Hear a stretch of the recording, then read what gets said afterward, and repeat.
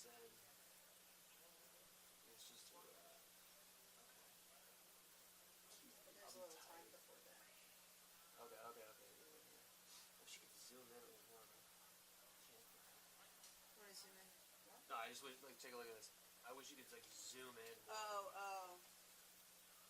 Yeah, that's why I like it on the phone. Yeah, does this help too? Okay. No, yeah, I mean, I have it on the phone too, but I mean, But just I have it up right now. No, perfect. Yeah, no, that's great. Yeah, thank you. And then I'm looking at noon here, and then that looks like Rick Klein is Yeah. Is coming here He's off of that. He's blocked off of our calendar, so Okay. he must be coming to our spot. I'll wait to get word once people are awake. But don't forget we do have that WABC One at 9:05 local.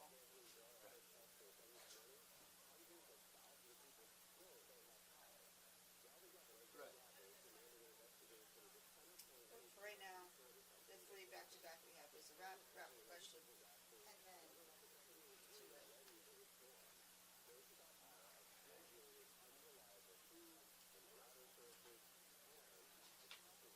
So, on 1 we have TGO, Yes. and then on 2 we have KCRK.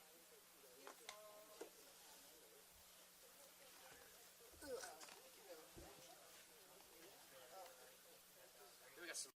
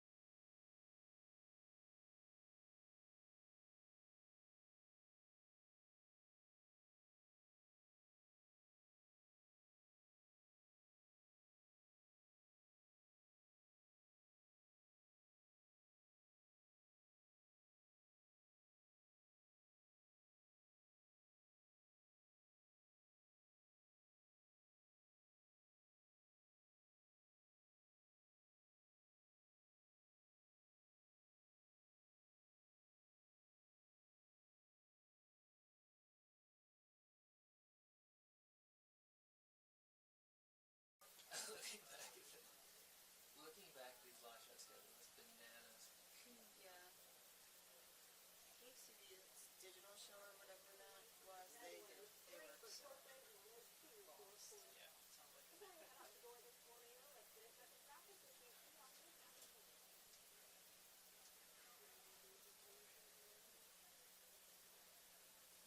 Oh no. What about these?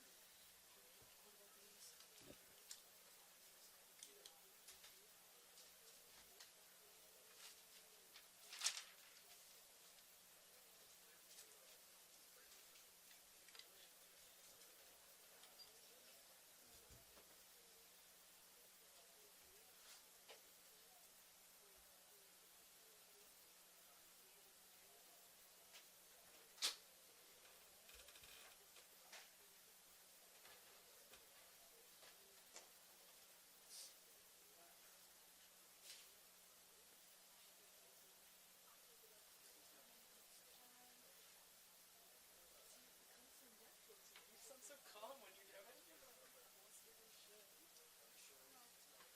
Because I've done it a lot of times. Yeah. And practice helps. Yes, ultimately. And Fun because I hate doing new things. yeah, I get that. I feel that.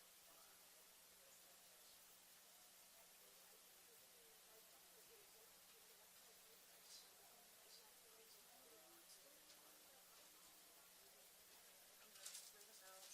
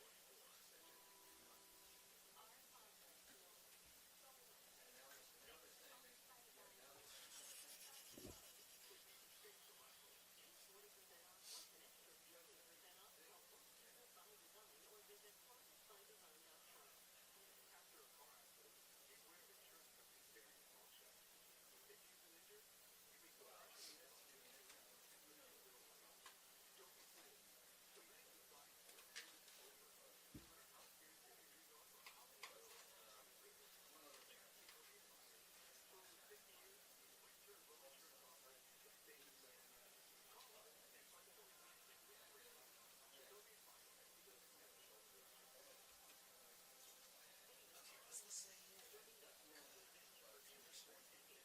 Press only entrance. That's where we went through, right? Sorry? Just reading this email from Christine. Access. Okay, now we're good. Sorry. She forwarded an email from yesterday. Yellow lanyard, which we have. Program. We're shifting the program off of which makes sense.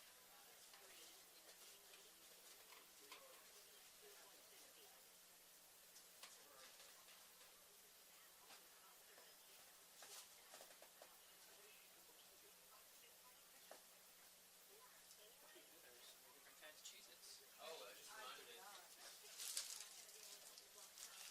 We hit at 30. Yeah, but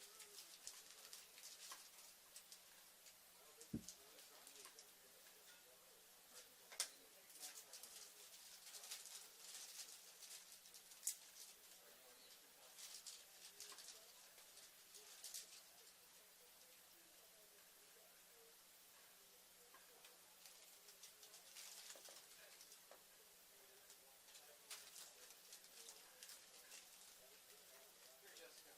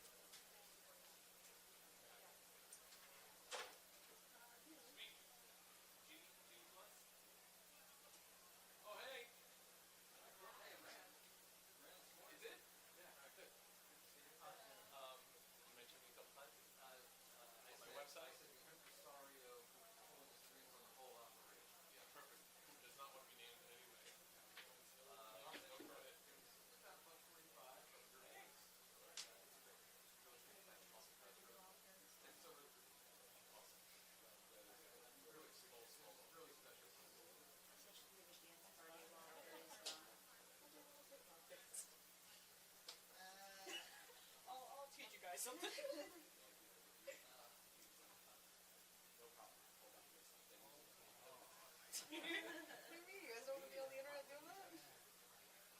Do the Apple thing. Charlie XCX at all? Don't Know even who try she to. is? She came out with an album. It's the song that everyone's doing. It's all over there. Literally, we don't know.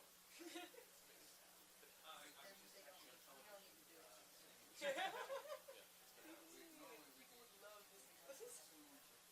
What?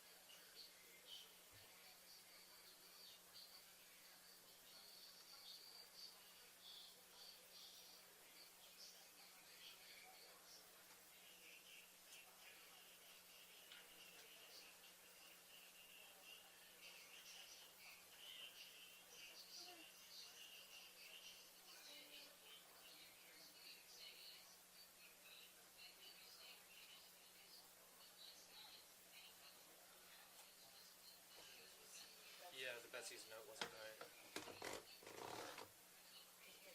No, I appreciate it, yeah. It's always like once we track, they're like, oh.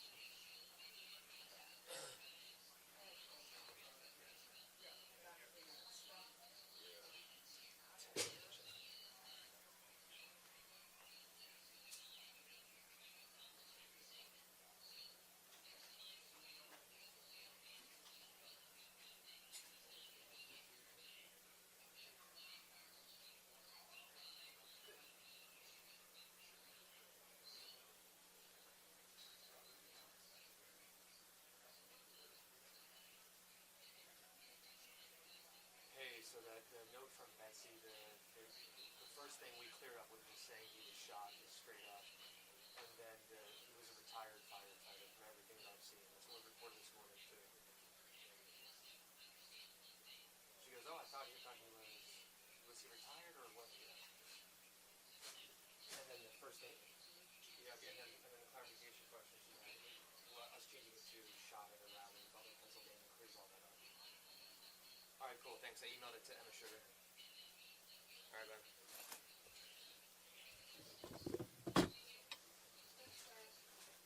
All good.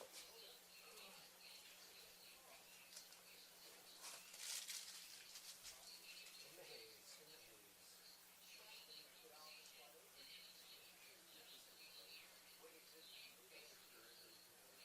It's like always good stuff first because like when the new stuff ends and then Turnover? like I still have to do a whole nother package and Just a follow on that.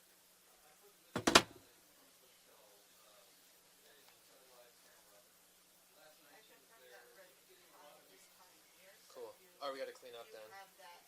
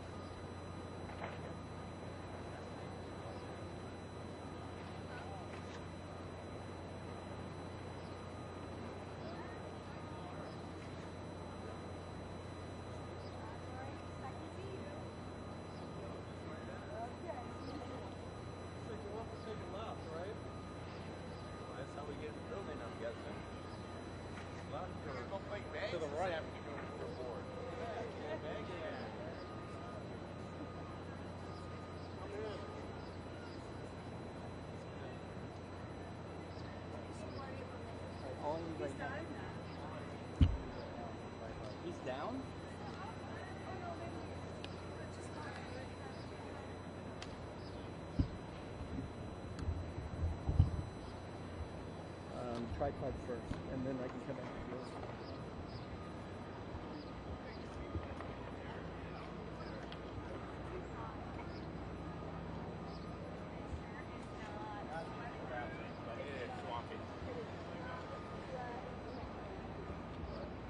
That's not too bad.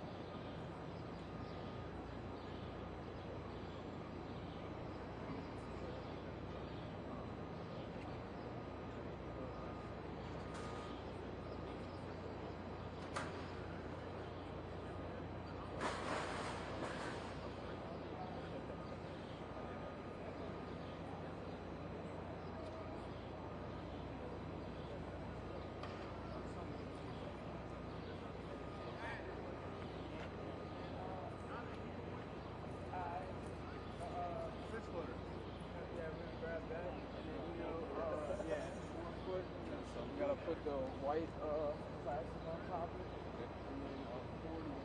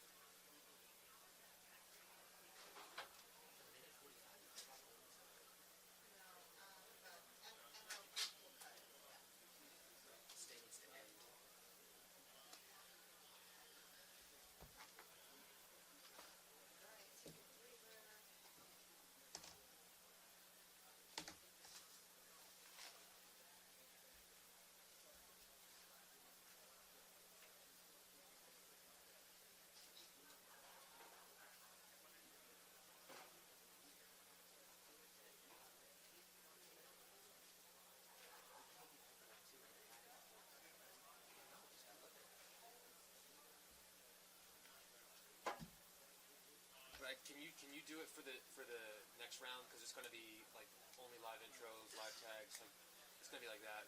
With how long this We only is. have one back-to-back currently. Okay.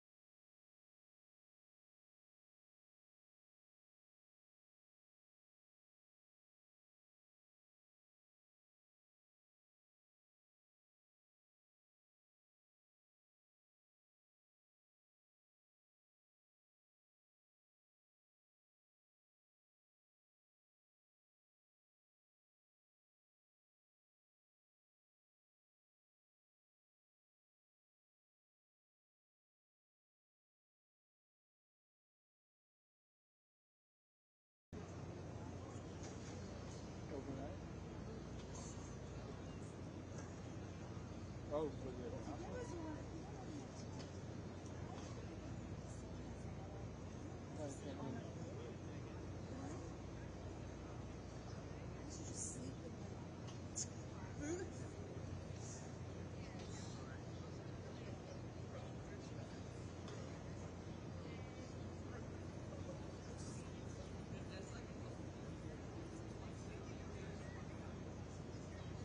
Who else has that? Just New York Times? You would think Nathan Lane.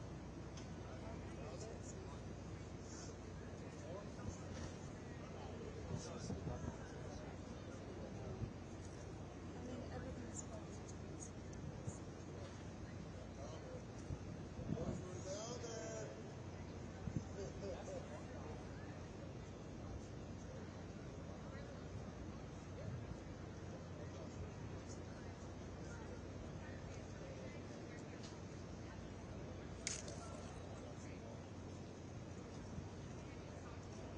So when you said live, talking about the actual duration of the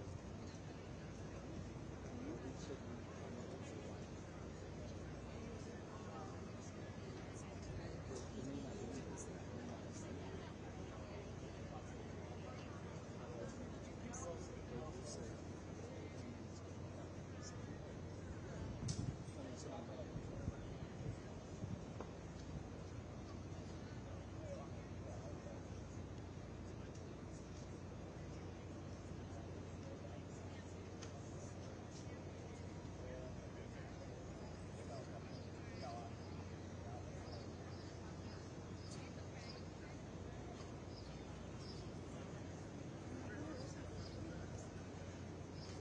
what the national that's what I'm saying.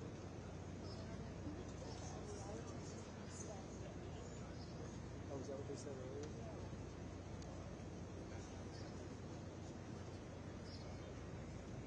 I am gonna burn it. Alright. Battery is good. At some point, no, I'm still good. I'll frame it up better. Right.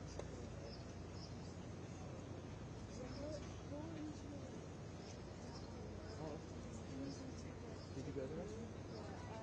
no, I didn't know about what cost it was.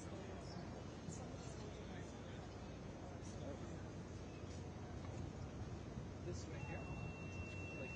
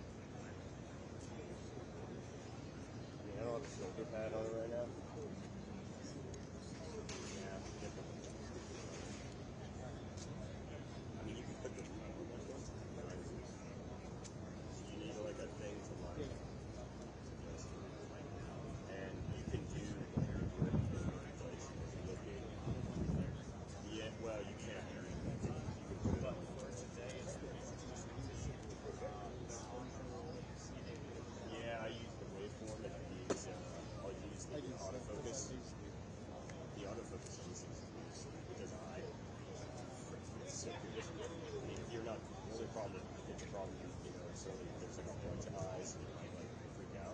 Open the iris or just the It depends on how I'm shooting. Today, for news, I tend to use the iris. But for normal, like, work, I've got Oka, and I just use it like that, so. Yep. And this is, like, not ideal, so.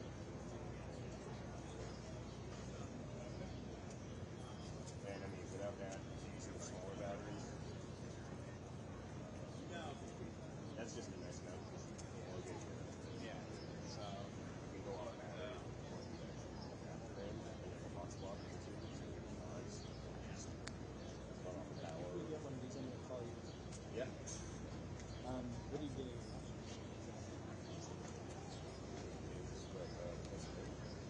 Oh, still? We're in negotiation. Yeah, getting a position that's I was getting down. yeah. Are you with mom?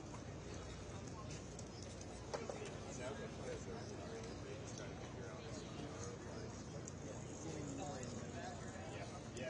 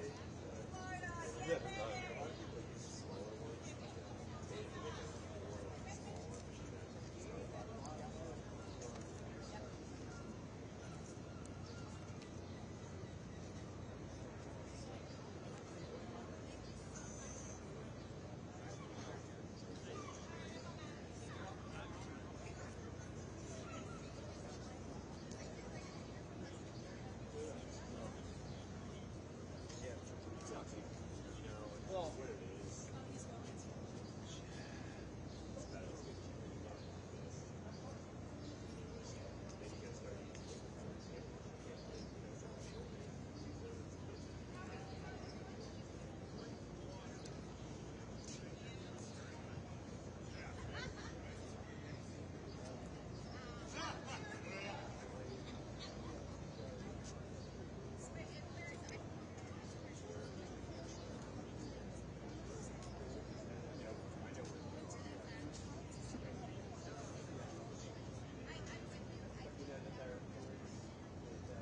that's apparently really the topic of discussion in their car ride this morning.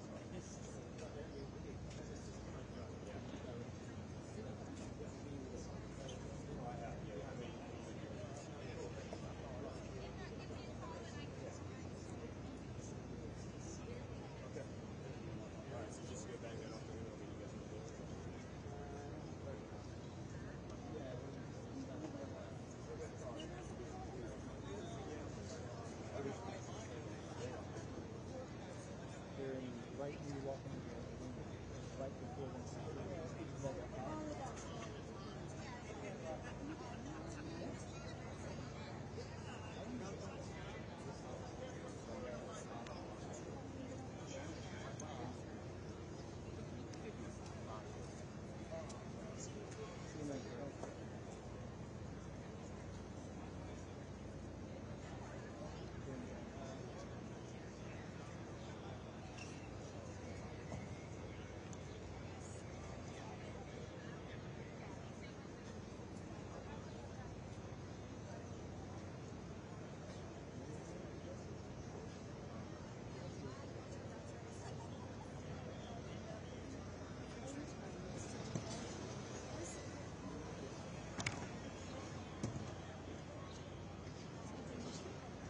It's almost too close. So decided to, so otherwise I'm gonna. That's the same. There you go.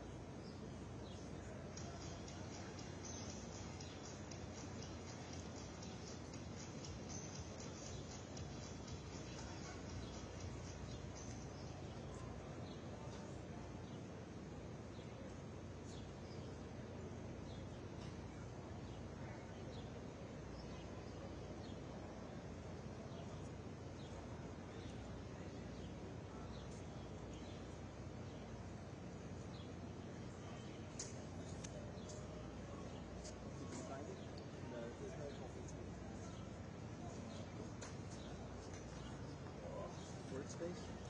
Have you been to the workspace yet? No.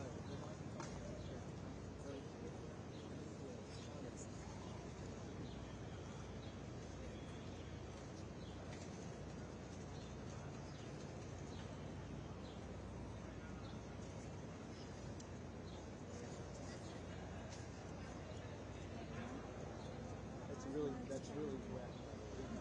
Oh, did you? I just It's actually so wet that it's like the moisture of it is coming off. It's evaporating onto it.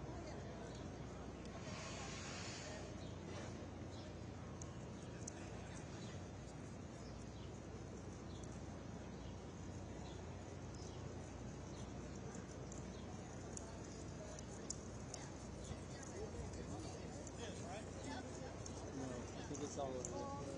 Oh wait, this is medium. Oh, is it an arrow? What is that? Is that an arrow? Or is that...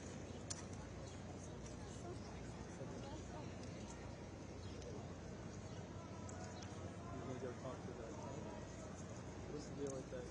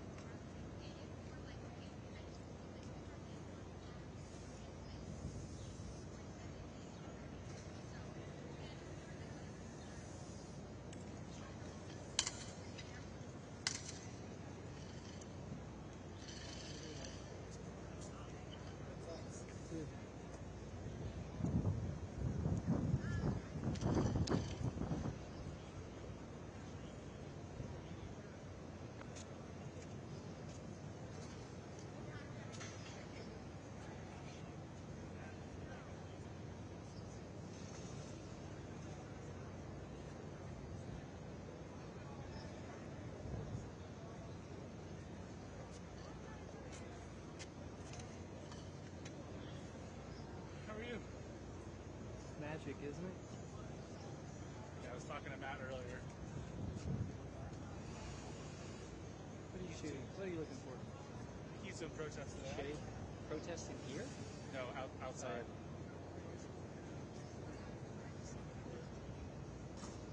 I saw a local Milwaukee photographer fully fitted with bulletproof vest right here. I was told that you weren't allowed to do that.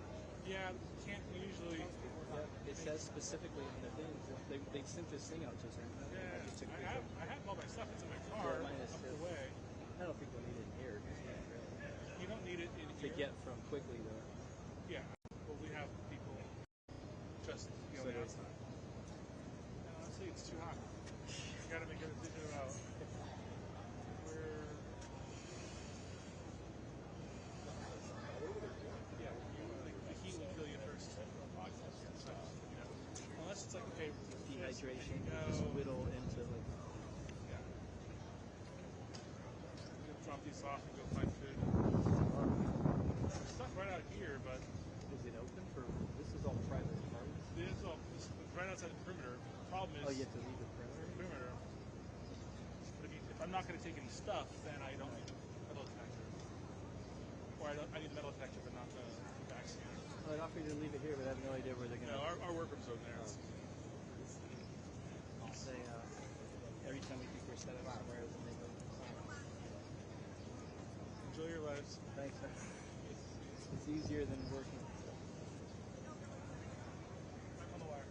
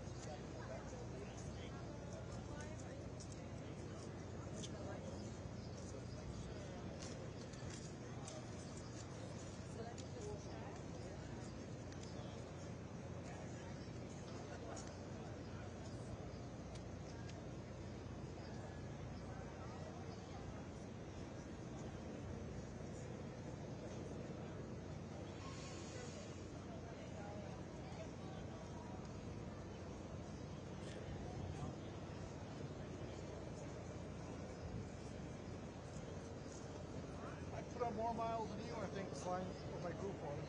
Yeah?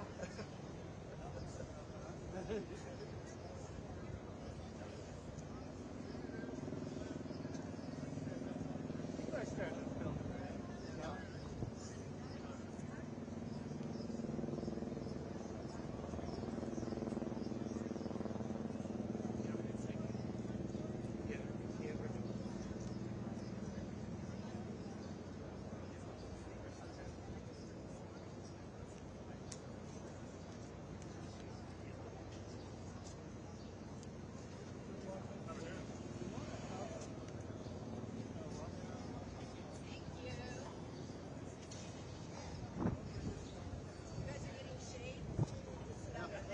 That was the idea. Oh, Rob.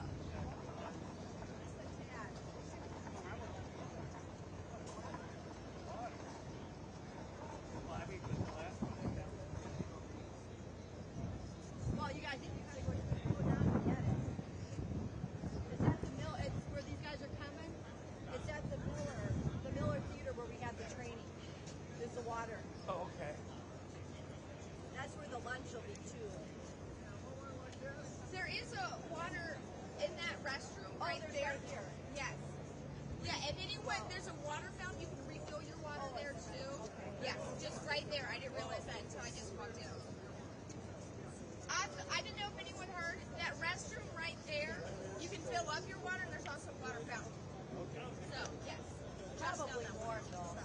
Did you hear your water? Look at you.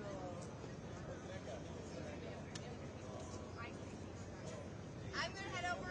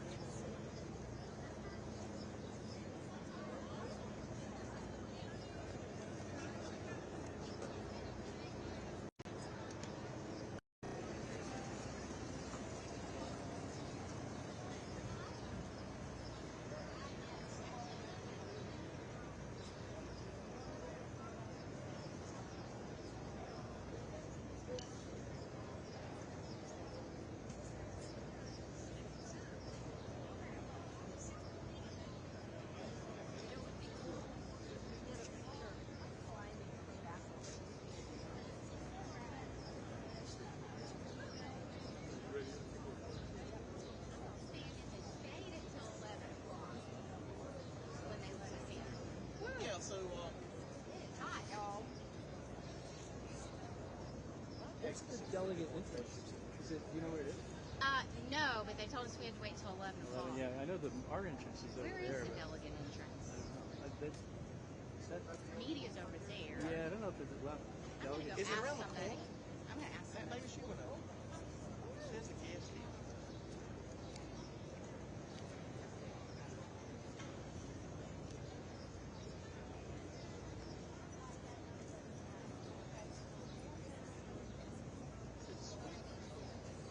What she say, Julie? Everybody's under gas, Everybody's under so they're gas. not gonna split delegate on Yes, we all go this way. The Charlie Kirk Show begins in 3 minutes.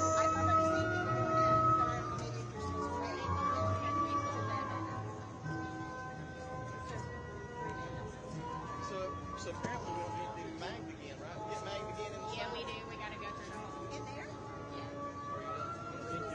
I think you're clean, as they call it. It changes every day, It's but like I the think you're airport. clean. You're not Well, gonna they get- probably, when Trump gets there, they probably mag again, right?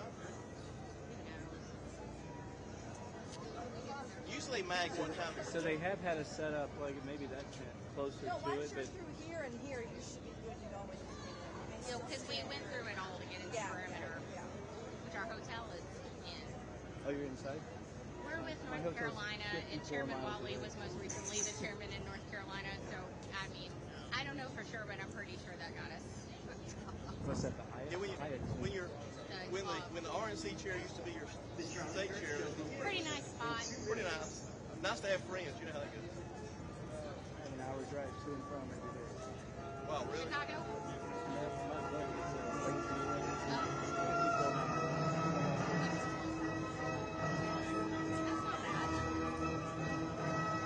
Sorry. Go Vols, man. hey man, good time to be one, right? Absolutely. You are. Baseball season is awesome.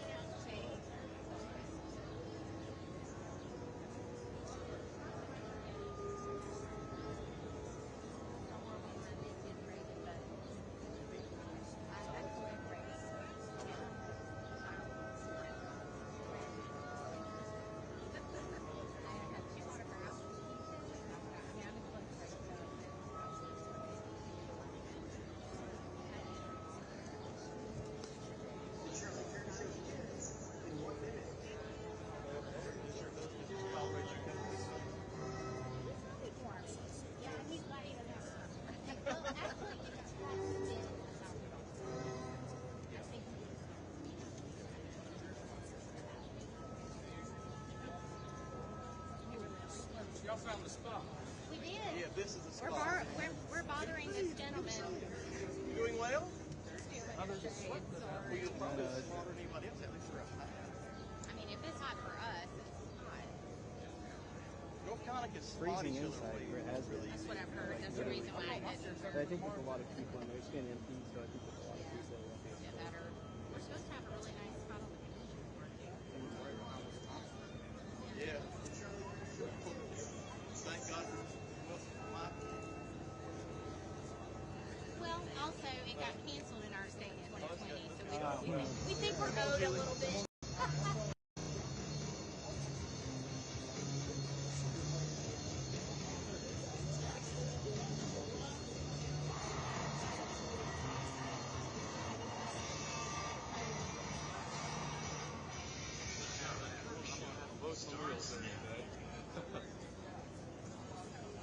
Temperature of politics. And remember, while we may disagree, we are not enemies. We're neighbors, we're friends, co-workers, citizens, and most importantly, we're fellow Americans. We must stand together. So tonight, let's be together.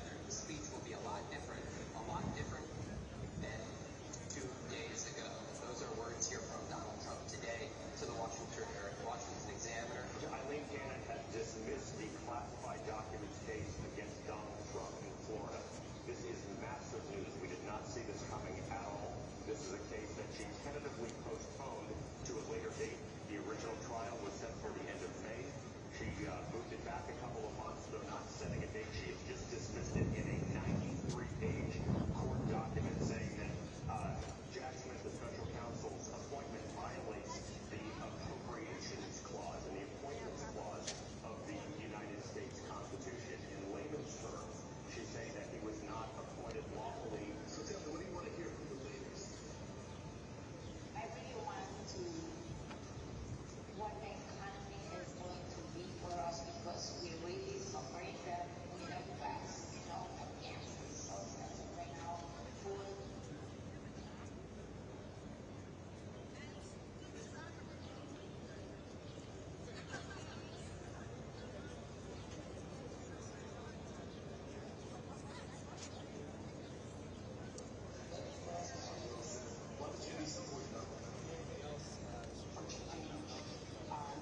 We've had an Democratic control in Milwaukee the last 65 years, and we haven't gotten anything. And so it's like, we can't keep doing the same thing and expecting different results. We have to do something different.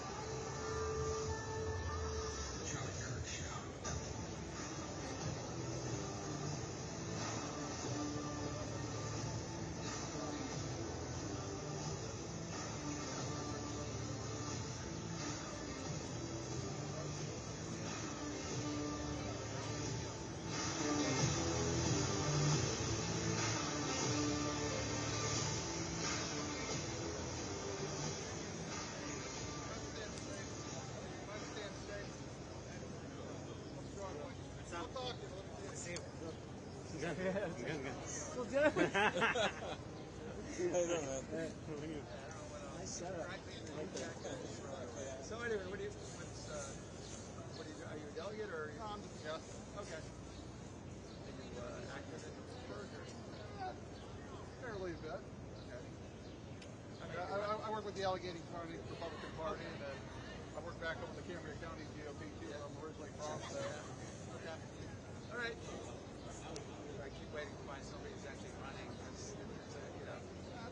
It's a good. No. I'm interested.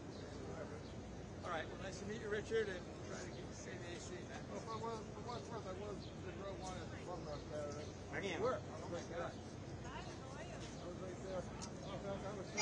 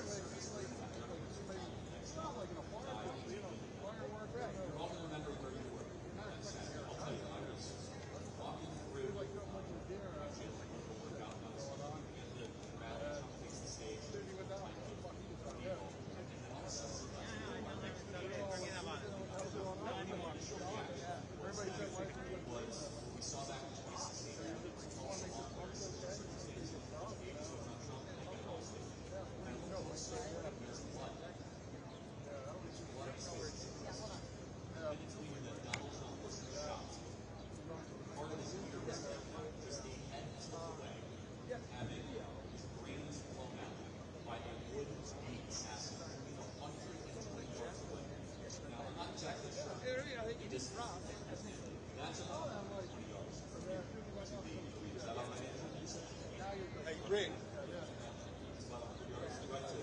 How the Secret Service did not pull that out is inexcusable, and we are going to have hearings, and we are going to have investigations immediately for exactly who was responsible and how this debacle happened. But first, we press pause and reiterate our gratitude to the Almighty. There is no other reason why it's a reason where Trump's head tilt just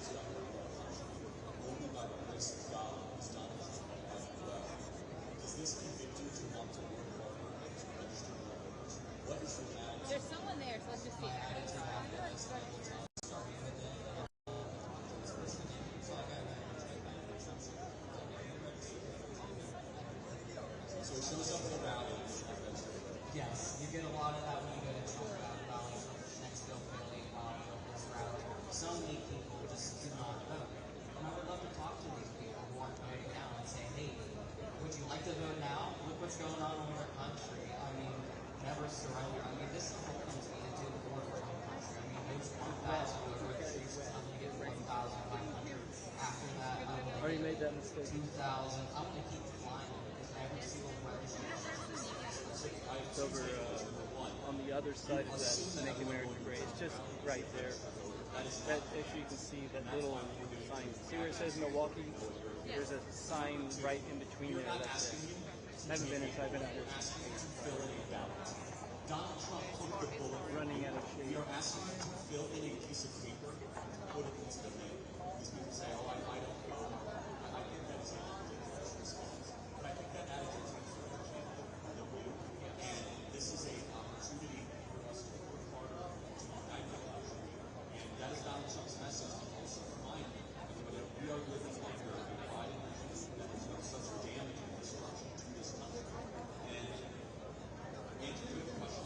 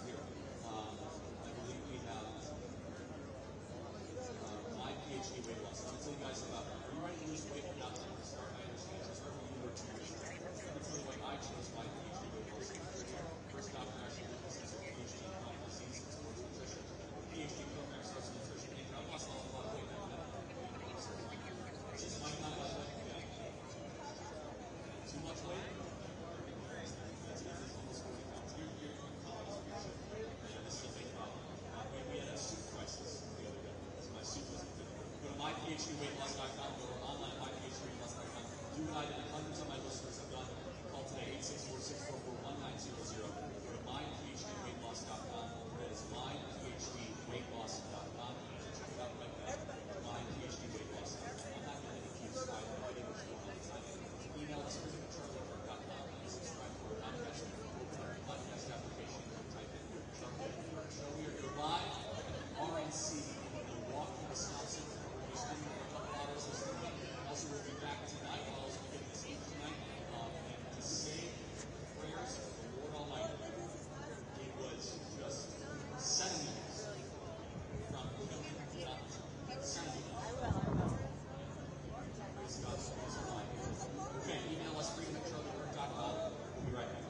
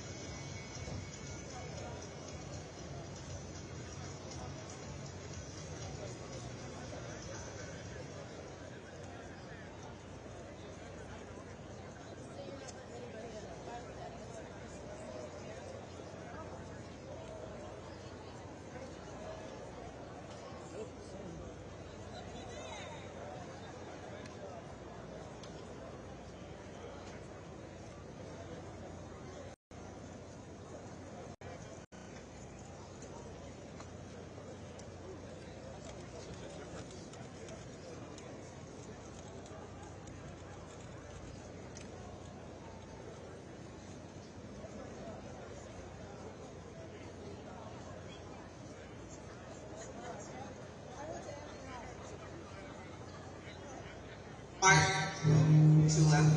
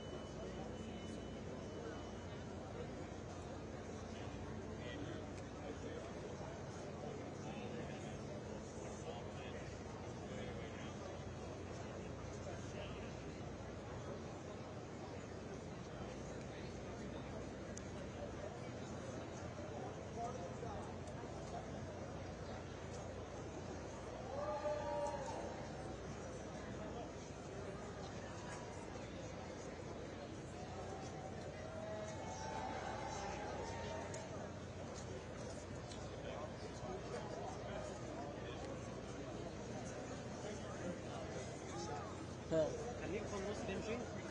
Yeah, but ها؟ لا بص مش انا عايز ابقى مطلق وانت تبقى تجيب حتى انا مثلا على الازدحام الشديد اقول مش هتقدر تقف. الشمس قوية. ما انت كده هتسيحني خالص عشان ما عندكش اضاءه يعني صح؟ لا هو القصد كده حتى الإضاءة مكان واسع والشمس قوية. طيب انا كده مش هعرف ان انا اسيح انا من هناك مش صعب قوي كل الناس هتبقى تبص حتى لو You want to try to? You can try it. عايز روح من هناك تصلي معانا كله؟ ماشي كده؟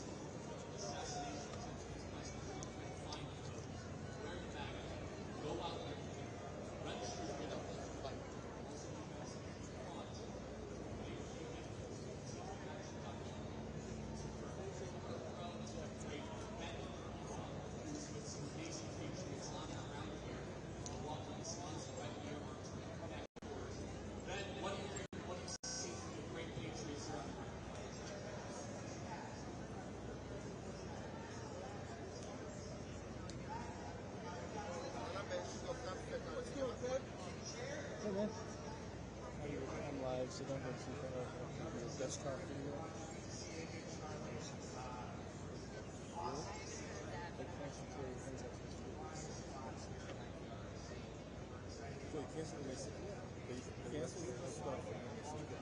No, so I was supposed to come in, but they were going to do it.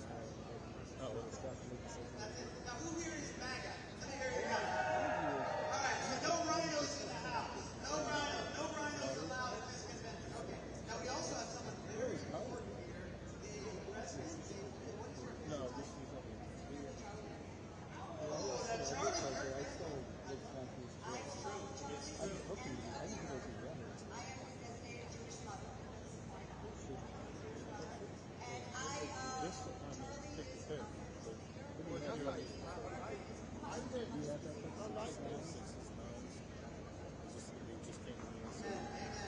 They love you. And by the way, Charlie, everywhere I went in Europe,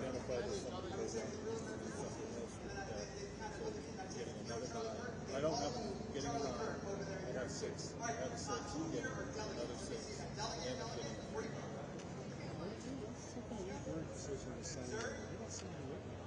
The only reason I'm getting the 3 is time.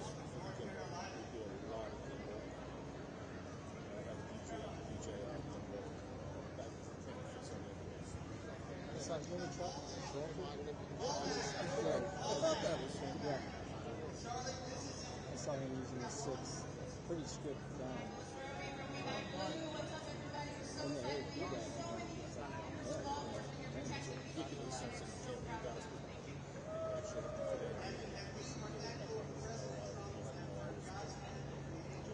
I just got an A7 the day I got the I have one personally.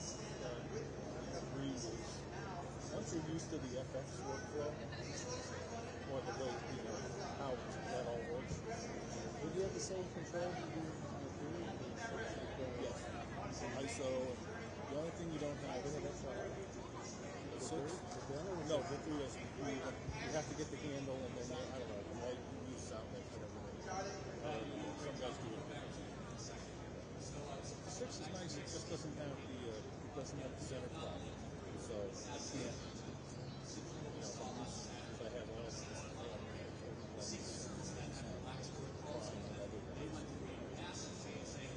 They're trying to figure out what to do. I want one.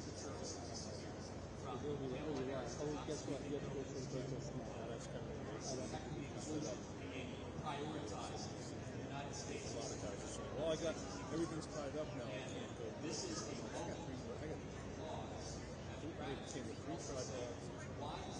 that's cameras, and I've got, that's 3 more than one of our people came. That guy's shooting protest, and there's a pressure.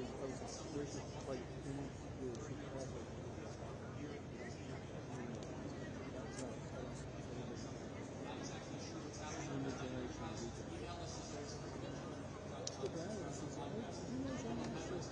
Who?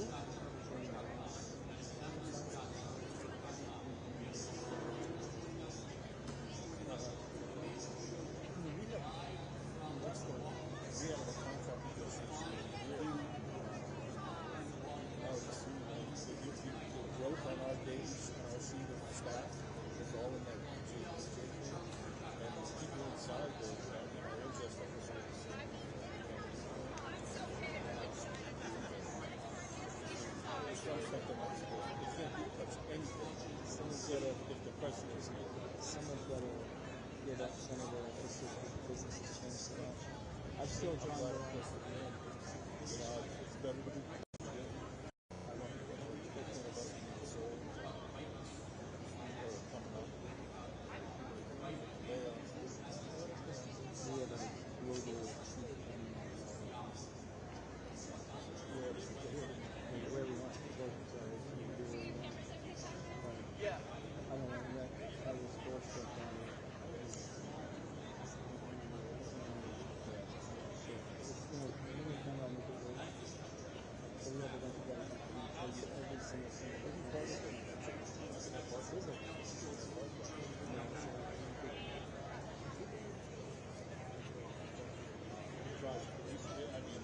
I'm not saying how to get them on the shoe. Start with why it's wrong, why whatever you set up is wrong, why this is wrong.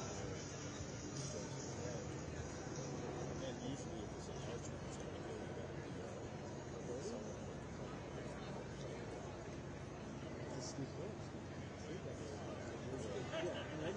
Yeah, the sound guy who gave us a prop shot, he has to they work together. Yeah, who knows? I think his job. This is insane. We're 54 miles away. Really? Yeah, every day. I was supposed to come on Saturday, chill, get a little work on Sunday. 6 a.m. So I left my DC. I was on a 7. Yep, weird. A little bit of a delay, not too bad. Immediately. And then, that nice. So, both days, 6 a.m. to midnight, which included a break.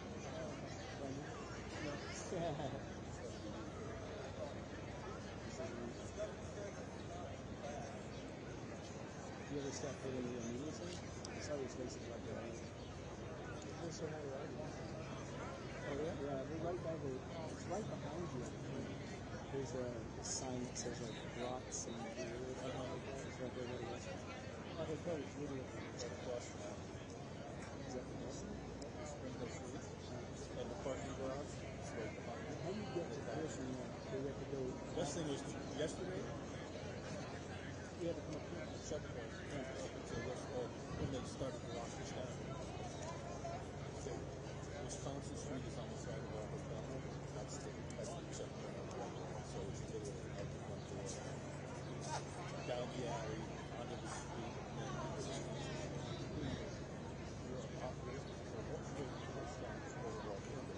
Yeah, we got trapped. They changed their parameters on us yesterday. We were trapped. We almost couldn't go. Really? And then driving. They just changed it. And then we got our way and we couldn't walk the road. And then driving, it took us his ways were just saying it's the same. And we tried to get around this thing, it just seems we got better. The only way to get out is you got to get on the other side of the yeah. So that we just picked it out. It was easy this morning. A little bit of a rock. I don't think we got stuck in 60 feet. This was park.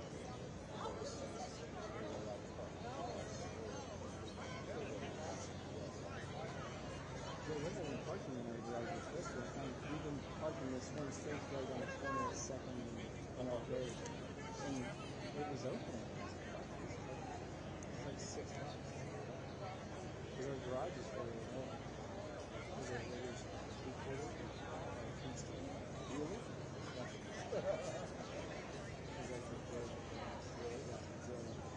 This is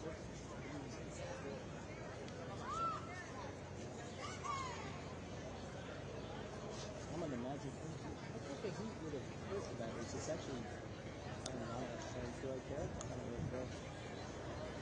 Should I care? This is a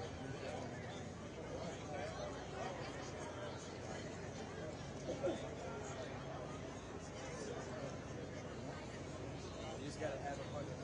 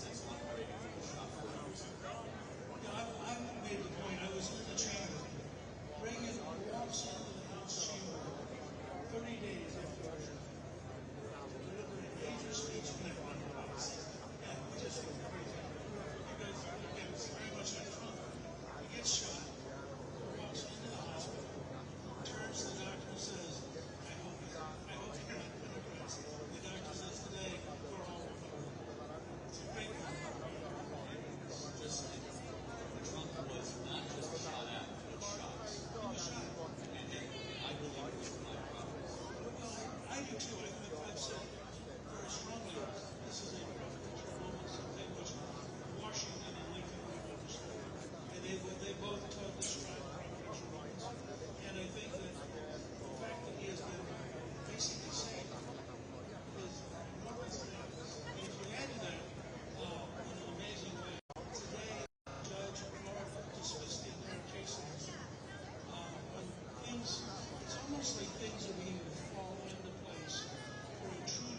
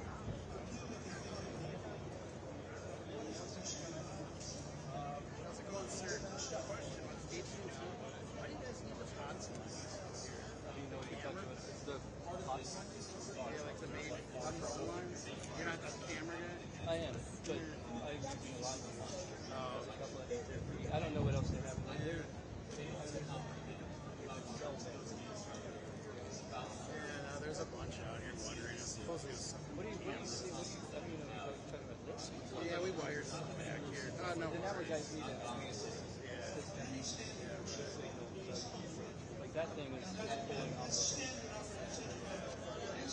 Great right now. Thanks.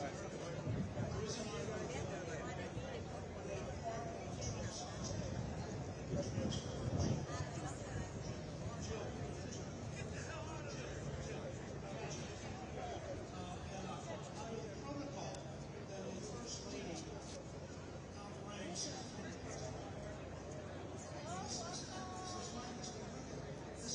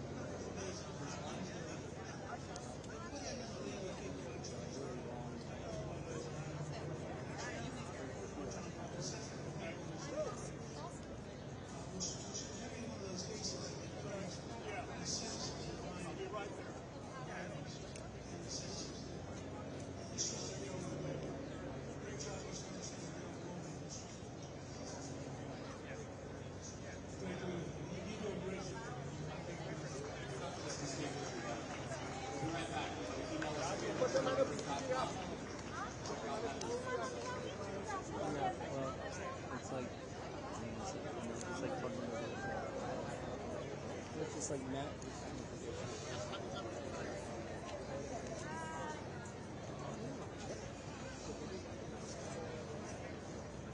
I don't know if he meant just today or if he's down here.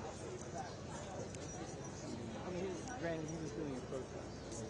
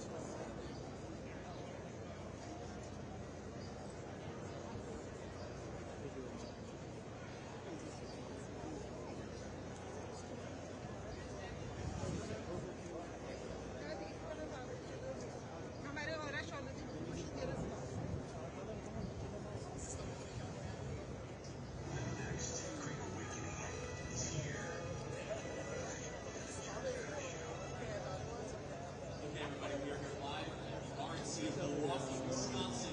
We are rallying behind President Trump, who survived an assassination attempt this last weekend. The energy here is incredible. We have a special members of Charlie.com. It is a limited edition. Sure, you got to show that picture. Donald Trump is sending out the shot of the year. Members of Charlie.com. Thank you so much for sharing.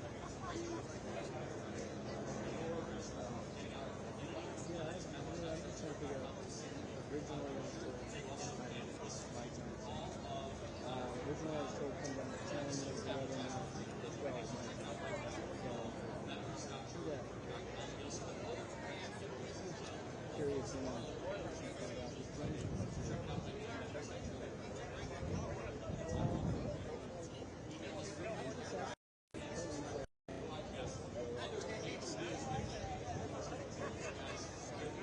More than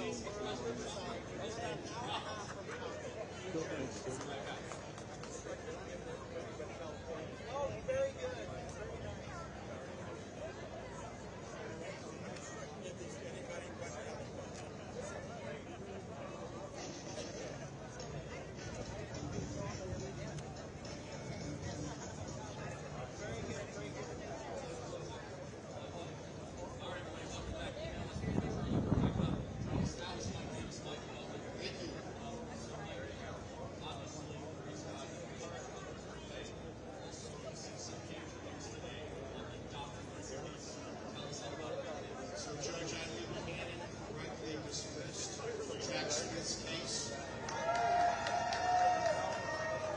down to the Southern District of Florida because Jack Smith's appointment violates the batteries, but I'm not having the batteries. It's not 10 minutes to 2 o'clock. It's 1 o'clock. an office created. Yeah, I don't know. I can probably go 10 or 15 on this single camera battery. I haven't had to switch it. But even the live view's getting better. That, I think it's fine.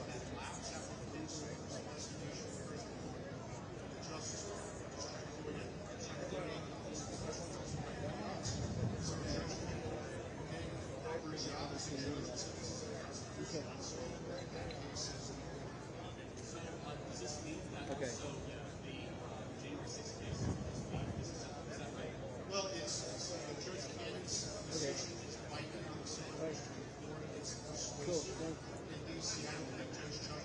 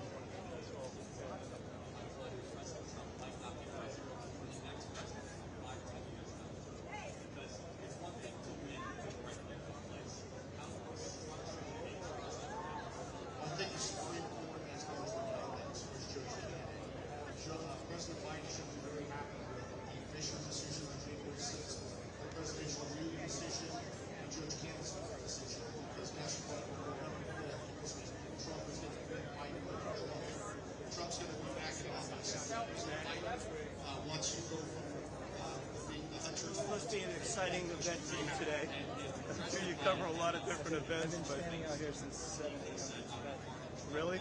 7 a.m. My God. So you probably had to get up at 5 just to get here by 7. Oh my God! Wow. I'm from Los Angeles. Yeah, my colleague that worked here. Yeah, I might as well be staying in the base. Is that where you're from? Well,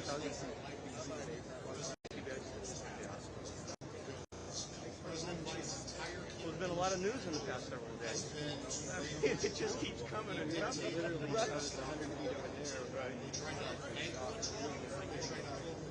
Now thinking, this is done. I was at the airport, LAX airport in Los Angeles. My plane had been delayed for 10 hours. I'm stuck there. And all of a sudden, I get this email from one of my employees at work. And it said, Richard, are you okay? You're early. I thought, why would he be writing to me on a Saturday afternoon asking me if I'm okay? So I thought something must be up. Your LA accent sounds like a lot like Boston. Yeah, LAX and, White House 3 and my originally from Boston. Yeah.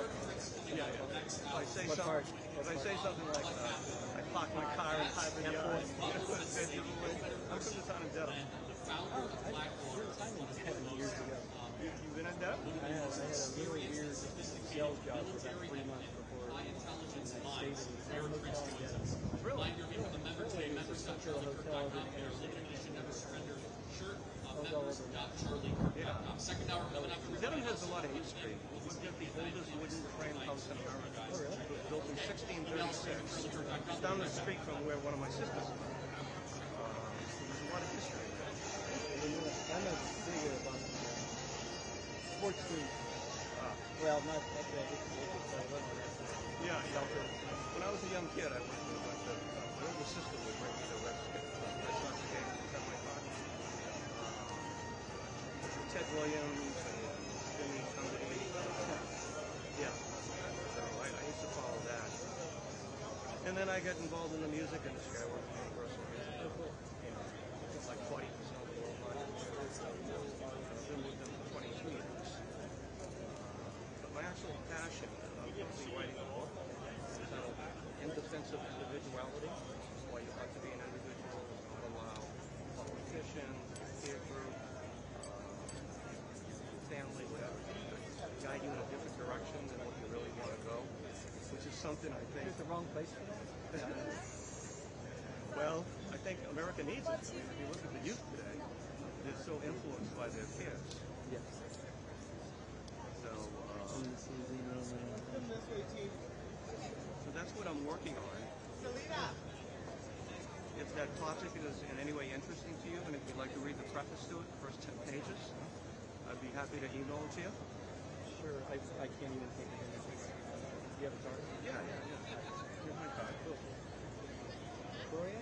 Poirier. Royalty audits. Yeah, we give audit rights to artists and songwriters and the unions. So I negotiate audit settlements with the unions. Do that.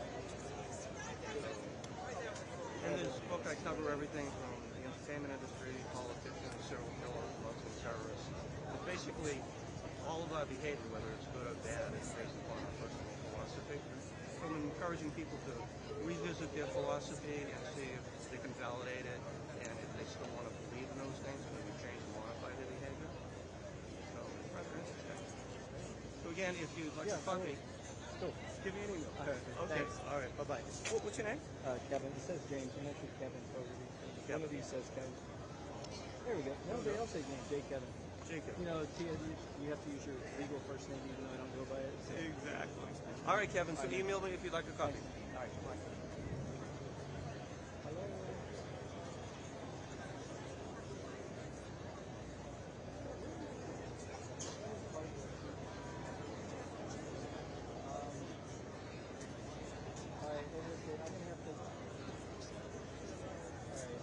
I just called him because I have I don't know if I might lie you it down to 30%.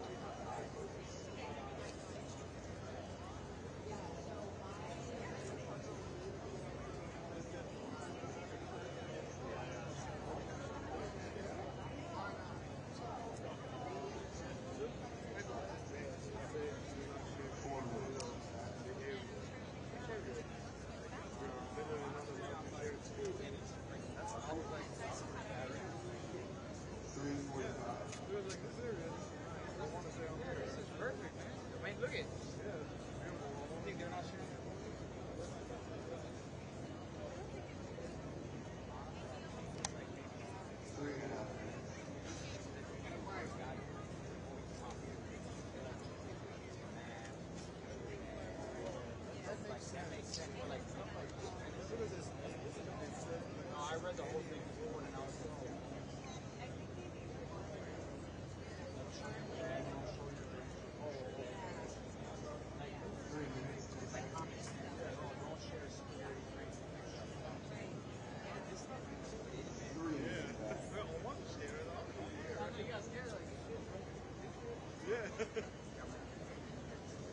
yeah, we're taking it into, man.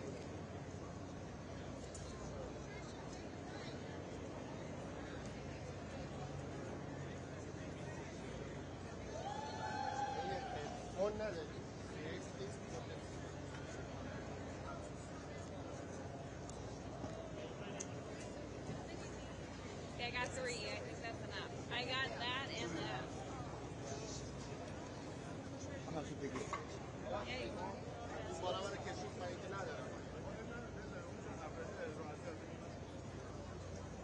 دو تا هدفون دارن اینجا.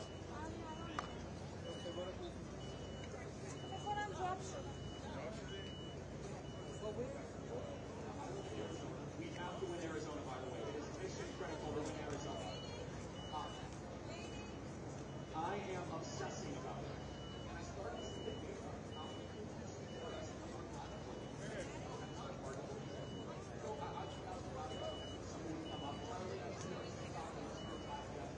Like right here with this. Yeah. Like, you want it? Kind of like this one. You want it vertical?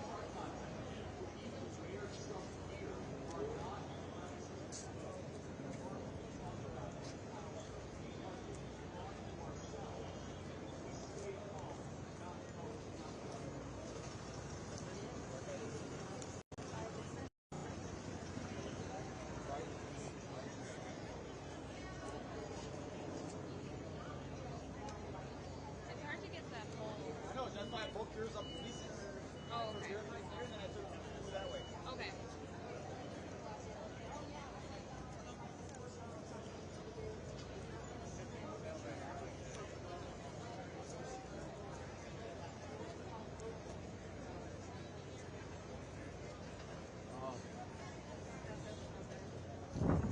Yeah, I broke yours up like that, yeah. Okay. So when I did yours, oh my God, here, this up. You have to do the height.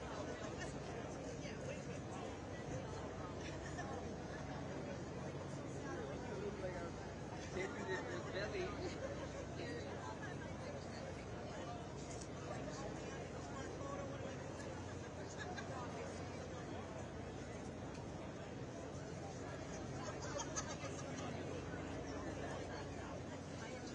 We're pretty much done.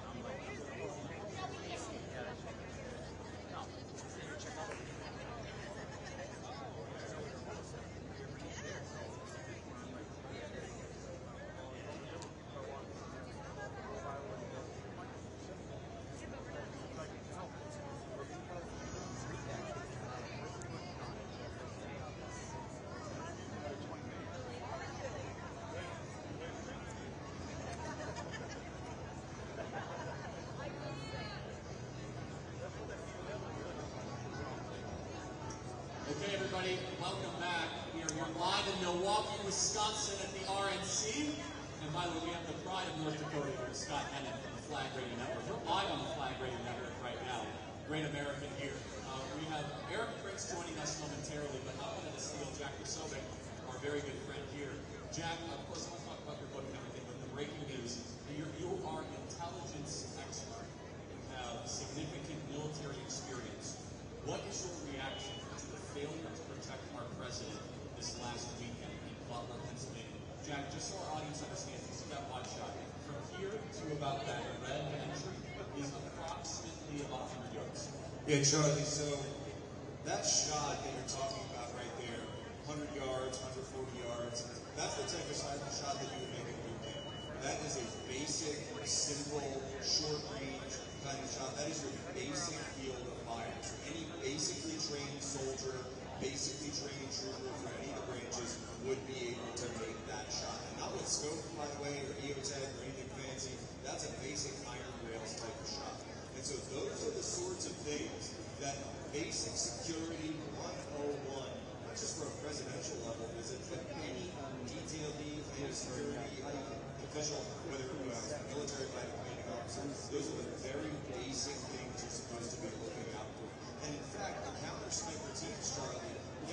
supposed to be legitimate. It's not that close because it's not that close. It's supposed to be secure. To any facility, any rooftop, any ladder well, any seam between buildings, that's all supposed to be secured on the ground. Those counter-sniper teams, those are set up for 500 yards, 1,000 yards, 1,500 yards.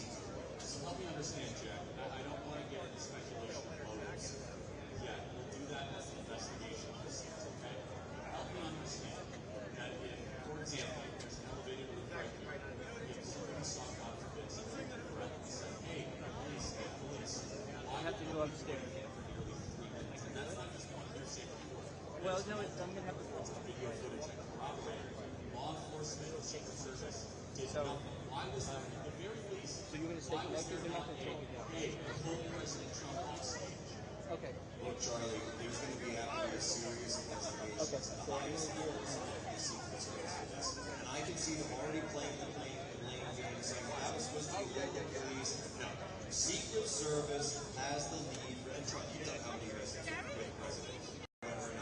Secret Service always has the lead. Secret Service runs the task force. That goes directly to Secret Service. The idea that direct lines of fire from a direct building immediately adjacent to where a presidential nominee, and let's not play this game of that he's not officially the nominee yet, because we've been hearing as well that they were saying, right, president, Secret yes. Service protection. Right. We were told, I've been told in some of my reporting, we've been doing it at human events, and we're breaking more today when we get on, that one of the reasons that he was not given a full presidential detail is that he is not yet the official nominee. So there is some truth to that in the sense, and by the way, it's ridiculous, where when we were in Detroit, we hosted in Phoenix and Detroit, and we were talking a little bit about Secret Service issues. They said, well, we're not the nominee yet, so we are at the quote that has the Biden Secret Service. Right. Jack, I'm going to tap you out and bring in Eric Prince here. See somebody here. He outranks you a little bit here. Just a little bit. So, Eric, good to see you, man. Give it up for Eric Prince, everybody, the legendary Eric Prince. See, it's been a while. So, Eric, it's hot out. Yes, it is. You are an expert in all things protection, military intelligence. Give us your initial reaction to what happened on Saturday. It's a miserable failure. I think it's important for people to remember that world wars started because of failed executive protection. Think of the Francis Ferdinand killed at the beginning of and started World War I. Imagine what America would be if the assassin was successful on Saturday. Yeah, I mean 2 inches at most. That anyone with any brain, with any training at all, would go to that site and say, that's the spot. It's called a sniper's hotel. It's the logical place where a sniper's going to set up and hang out from. That much, the elevated position, overlooking the spot, with dead space, able to sneak in and get himself positioned. That it wasn't covered is beyond grotesque incompetence. And if people are not fired from this, then you know that then they're actually trying to be this bad. Well, we can get into the consequences, but I don't think anyone will be fired. There might be some resignations where they keep their pension and all that. But no one was fired after Afghanistan. No one was fired after the Hunter Biden laptop. No one was fired after our handling of COVID. So why should we believe all of a sudden that mass firing is going to occur here? Eric, have we seen in the recent era, not just, let me ask it this way, since Ronald Reagan was shot in the 1980s, has there even been a firearm discharge at a president, former or current, let alone one being actively shot? No, the last one that blood drawn was John F. Kennedy. Think of that. Reagan was You're right. You're right. Oh, definitely right. You're right. And that was a ricochet. It wasn't even a direct impact. It was the 6th round. He served out 7 more years of his term. Correct. But that was, and you witness how quickly that team got him off the X. It was the 6th round fired of a 6-round revolver by Hinckley that ricocheted off that hit Reagan in the lungs. They drew blood on Donald Trump. They killed someone standing right behind him. It was a serious round, obviously able to pop someone's head. Maximum sympathy to the family that lost their loved one. And totally unnecessary. It's worth also asking, do they have a do not shoot rule or don't shoot first rule? Because there was lots of evidence that they saw something they were looking at, they were not comfortable with it, but no one engaged with the shooter. So I am the furthest thing an expert can be from this world is me, but I have common sense and logic and reason, and I live in this world a lot. why was there not an immediate get Trump off stage order given when there was even chatter, commotion? This is where I'm very confused. Or at least suspend the rally, put him in a position of cover until the situation is addressed. Again, it's grotesque incompetence. So I guess that's the answer. We're going to find it's incompetence after incompetence, I suppose. Because they can say, well, we didn't have enough manning. Okay, there was a team around the president, and even after the shots were fired, how long did it take him to get him off the X? The X is where the enemy has decided to attack you that day. You want to get your protectors as far away from that as quickly as possible, and they took almost a minute. And they didn't take, it was leadership and decision making. There's no excuse. It's not a money issue. It's not a manning issue. It's a competency issue. So, secondly, according to reports, regular civilians were pointing out the shooter in real time, and police officers, law enforcement, and Secret Service didn't act. Is that incompetence? There's always going to be friction around that, right? If someone's bringing you new information and there's not a way to get it, maybe they're on the wrong frequency, all the rest. But if you look at the decision made to not secure that perimeter, the obvious sniper hotel, right? It's what the term of art is for someone that has had training to say that's the logical place someone's going to set up. That's not a money issue. That's a competency issue. Getting the president off the X, competency issue, not a money or a manning issue. When you look at the level of fear and befuddlement in the agents, it's like they hadn't drilled that before. It should be autonomic. If X, then Y, then Y, then Z. It's machine-like, and they were anything but a machine-like. The word autonomic is operative. It should be as if you are breathing, as if you're digesting. You don't think about it. It's built into the being. Autonomic nervous system. It's trained into being. And they're all standing close as the shade. So that is what I want to discuss now. Eric, I think you have enough time to keep up for a little bit. And I want to tease this out. I'm thrilled that some of the agents put their life on the line and jumped on him immediately. And, however, again, I'm far from an expert. I just want a quick answer. Did you see the high level of expertise and professionalism from those people that you would say that's the type of people I would use to protect the president or former? No, because some of them obviously were trying to execute a plan, and a lot of others were standing around not knowing what to do. And I don't care if they were temporary detailees, etc. Then drill that morning. Then drill the night before. Drill, and practice, and dirt dive it so that you know what to do, so that the whole thing could have ended so much worse. And that's what's unacceptable. We cannot have that again. Hang on that thought really quick, Eric. I want to go through the breaks here, guys, in Phoenix, if you can make that happen. I want you guys to check out roughgreens.com. That is ruffgreens.com. Rough Greens is amazing. Rough Greens is a supplement for your dog's food. You got to check it out right now. You got a couple dogs, don't you, Eric? You got 3 German Shepherds I met. How did I know you had German Shepherds? He doesn't seem like a poodle guy. Not so much. Eric Prince is not a poodle guy. It's hi, Heidi, how are you? Check out roughgreens.com/Kirk. It is a supplement to your dog's food. Go to ruffgreens.com/KIRK. That is roughgreens.com/Kirk. Founded by naturopathic Dr. Dennis Black. Helps your dog get antioxidants, the nutrients that your dog needs. That is roughgreens.com/KIRK. Roughgreens.com/Kirk. Eric Prince is going to continue through the break here. If you guys want to listen to that entire episode, you go to the Charlie Kirk Show podcast page, or also become a member, members.charliekirk.com. We're doing a member, we call it a drive all week, where you guys get our Never Surrender shirt. Members.charliekirk.com. Eric Prince continues in just a second.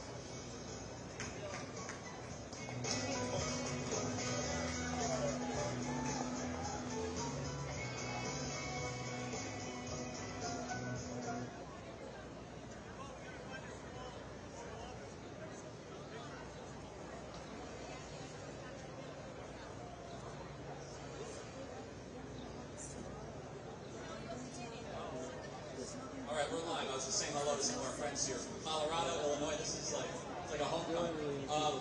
It's like a big class reunion for years here at the RNC. So we continue with Eric Prince here. So Eric, let me ask this more crisply. One of the agents put pulse for a weapon. Is that something that is a typical response? It's not an ideal response, and it's something that you want to get through those nerves, that adrenaline rush, while you're so that it is Yeah, we're not doing you also go through exactly where that is, and other things at the time. That is just evidence of wrong people, wrong circumstance, and overwhelmed. It's all conditioned life. So let me ask it this differently. What should that have looked like? Let's say that they didn't respond to the threat and Donald Trump's ear gets flipped. From that point forward, what should that have looked like? They should have had it off that stage in less than 5 seconds. And they should have created a protective barrier around him and then immediately moved him, whether he wanted to or not, off that X into a hard car and get him to a position of defense. Here's where I'm going to ask something that I think is important. Some of those agents were not strong enough to be able to put Donald Trump back. I'm sorry, Eric, it's just the truth. Yes. Donald Trump is a big man. He's almost, about as tall as he is. He's 6 foot. He's very broad-shouldered, and he was emphatically. There should be no circumstance where the protecting. I applaud him for his Teddy Roosevelt. I want to get into that because I think it was awesome. It was one of the greatest moments in American history of Donald Trump saying fight, fight, fight after being shot. I think he was saying another F word too. I'm not going to say that. By the way, CNN attacked him for saying he's got to tone down the rhetoric after he gets shot. But Eric, there should be no circumstance ever where a protectee is able to overwhelm the agents. And am I wrong in thinking that? Again, it was clearly that team had not trained that drill, and they should. That's not competence. That's a body mass issue, isn't it? It's a body mass issue, but it's also if the right people, the right holds, whatever, and if the president had the confidence that of his agent in charge to say, "We're leaving right now."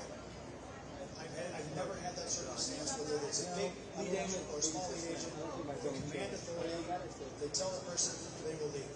Yeah, and it was clear that, Trump was defiant. So even if President Trump is shot, the protocol, which he was, is you don't administer first aid right there, you evacuate, then there is that clear. Situation dependent if it's a sort of spine issue, whatever. But the fact is, they gave Trump a long time to select themselves. They should have been over before Trump even had a chance to realize what was going on. Let alone be carried off.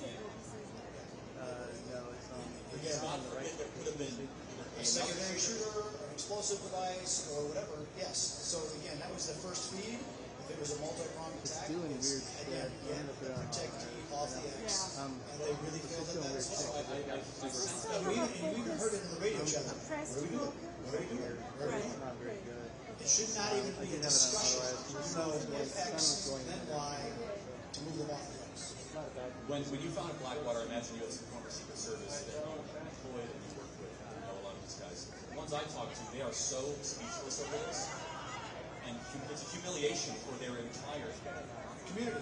Sure, it's a black mark. It's the greatest humiliation in modern protectee. Because their role had really nothing to do with Trump being saved. It was pure luck of bad marksmanship, they made it wind, worse. and Trump turning his head and avoiding just his ear getting clipped inside his responsibility. Exactly. The flutter of an eagle's wings. Eric Prince continues in just a second here. Email us at charliekirk.com. Become a member, members.charliekirk.com. Jay, this is yours. This is it was sitting here. Okay, everybody, welcome back. We're here with Eric Prince. We're working him. Look, he's chugging water here. So those of you that do not know, Eric Prince, how do I best summarize your bio here? Blackwater. I was a SEAL for a few years. I started Blackwater, and we were the largest private weapons training facility in the world. We did about 800 people per day. We shot around 1.2 million rounds a month. We trained hundreds of thousands of military, hundreds of thousands of law enforcement, from protective details from some of the most dangerous countries in the world. And we employed some very capable people. And we did 100,000 missions, protective missions, in Iraq and Afghanistan, ambassadors, diplomats, visiting presidents, all without anyone being injured, under our care. Has, in all the protection that you've done, have you ever had a protectee be shot? No. And that's private security in active theaters of war. Correct. Yeah. Not Butler, Pennsylvania. No, the only, right, yeah, correct. And the fact that if we had not secured, so what's 140 yards? Yeah, you tell me. Maybe I was estimating. about where the A of the trade hotel is, okay? That's about what my estimate was. So if we had not secured that, and we were going to have a public air event with our guy standing here, we didn't know what the hell was in that building. Prime Minister or President. Exactly. We would expect to be fired because it's professionally, it's an absolute and complete failure. So it's ludicrous. It's unacceptable that the lead agent of that detail that day absolutely should be fired, and especially the advance agent, whoever set that thing up. And they're blaming local police. Do you take that excuse? That's a cop-out. Look, is the Secret Service responsible or are they not? Who is responsible? The Secret Service is supposed to be responsible for protecting John J. Trump, and they totally failed. So I now want to get into, there's so much to unpack here. So President Trump was defiant in his response. Magnificently. He really mirrored Teddy Roosevelt, because Teddy Roosevelt was stopped at a campaign stop on a train. He was shot by an anarchist in the chest with a small caliber bullet. Right down the street, by the way. Really? Okay. They happen lots of And the speech, the bullet went through his chest, and he sat there bleeding, but he gave his speech for the next hour and a half, and he said it takes more than a bullet to stop a bull moose. And God bless Donald Trump for having the same level of spirit and resolve. I will remember that, and I think every American should as well. In your professional opinion, should Donald Trump continue to allow Secret Service to protect him? Well, that's the option he has right now. He can hire people like you. And there's a lot of complexities that go with that, because the left and big government hates competitors, and they hate to be shown up. I got to interrupt. I get in the ideal. Could you guys do a better job? There's a lot of very talented people that could protect Donald Trump, or could supplement Secret Service to make sure that those gaps are filled, and that the questions are being asked, and to call bullshit when things like missing a guy. Sorry. To call nonsense when they miss the blatantly obvious place where the snipers are hanging out. Sorry, this president called the FCC. Another regulator. Who sends us an invoice. We got it. We're good.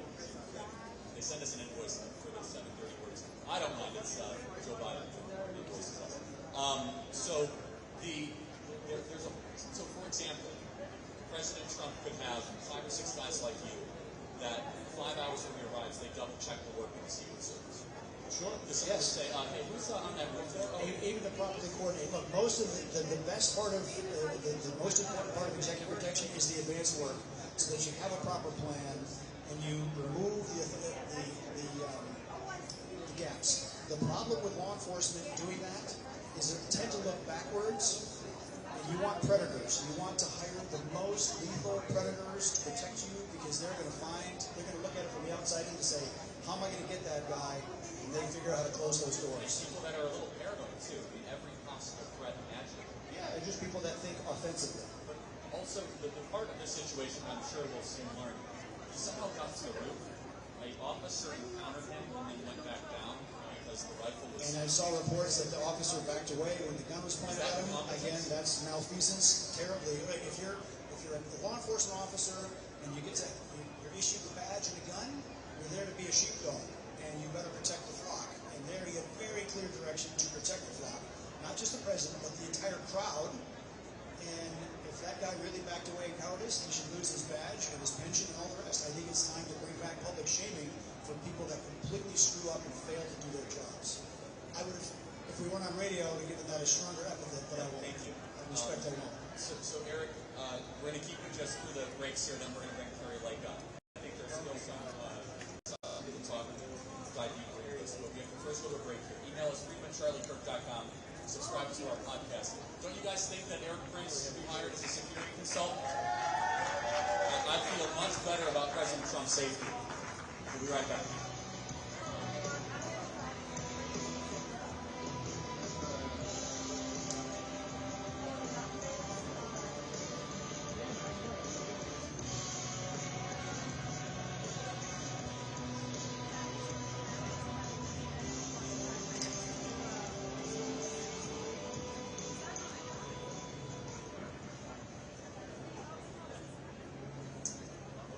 Eric, this is one of the reasons why they hate you, is because you talk about better and more efficient ways of doing this. Let me ask this in a politically correct way, which is not my reputation. Has DEI infused with personal protection and military potentially put President Trump's life at risk? As I said in the Twitter post that has certainly gotten some attention, anything that detracts away from merit and mission execution is an unnecessary distraction. And clearly, the Secret Service is not the level they should be performing right now. That was blindingly obvious on Saturday. Let's fix these issues before it becomes blindingly obvious and people die unnecessarily again. And again, being a protective agent is not for everyone. And there needs to be standards they need to be adhered to. And I don't care what color people are, or who they sleep with, or which bathroom they use.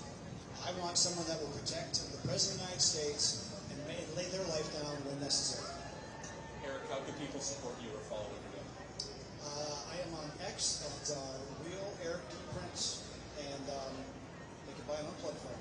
Because we're here to compete with big tech. Plug that. You were on the program before. Mention it, please. We've launched a new phone platform completely independent of Google and Apple. If you're sick of big data and big tech and Big Brother collecting all of your stuff and leaking it everywhere, you can buy a new phone at unplug.com. Most of your apps work. Works on T-Mobile, AT&T, and soon Verizon. And of course on Patriot Mobile as well. Eric Prince, God bless you. Thanks you. All right, we're going to take a short break here, and we'll be back in about 3 minutes live from the RNC in Milwaukee, Wisconsin, with Dr. Ronnie Jackson. Not Ronnie Johnson, right? Ronnie Jackson. And then Carrie Lake. Members.charliekirk.com. Get your Never Surrender shirt. Be right back.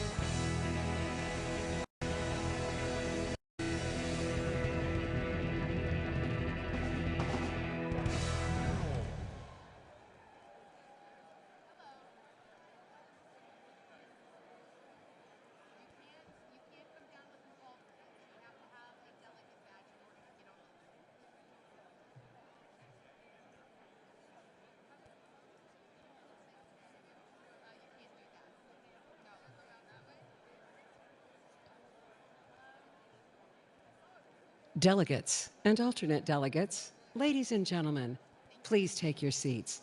The 2024 Republican National Convention will begin in a few moments.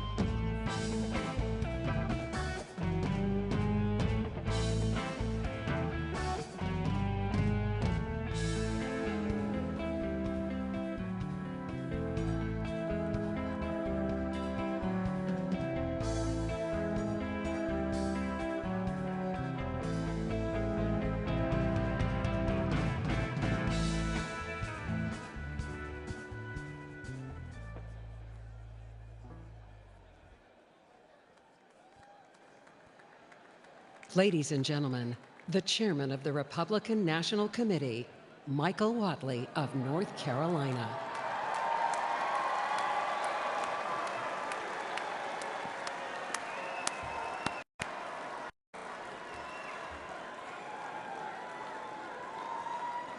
This convention will come to order.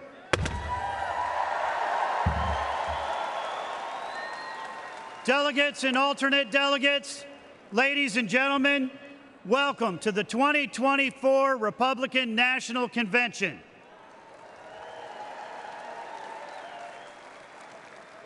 Before we begin the official business of this convention, let us please take a moment of silence to reflect on the terrible events that took place in Butler, Pennsylvania, and to pray for the victims and their families.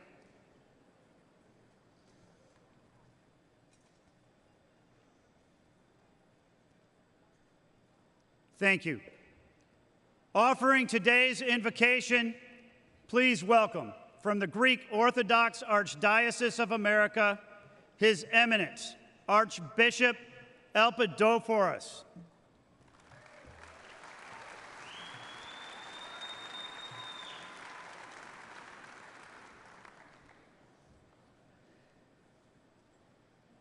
Let us pray to the Lord of all.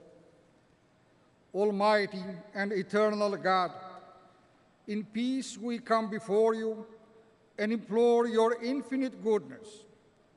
Look upon this gathering of our nation's political leaders and grant them illumined hearts and minds to serve their fellow citizens through this Republican National Convention.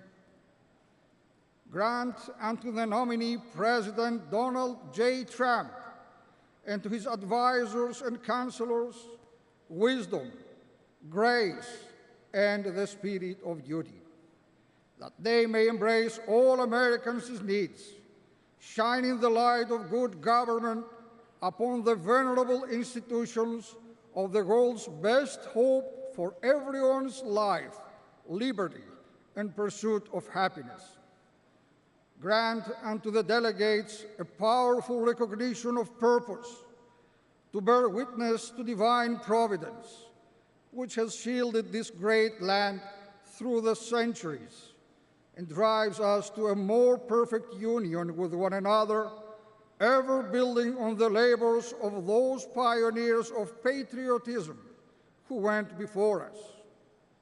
Preserve, protect, and defend the servicemen and women who daily safeguard our freedoms, so that in prosperity and tranquility we can worship you, the Creator, Redeemer, and Sanctifier of the universe, and be the blessed people whose God is the Lord. Amen.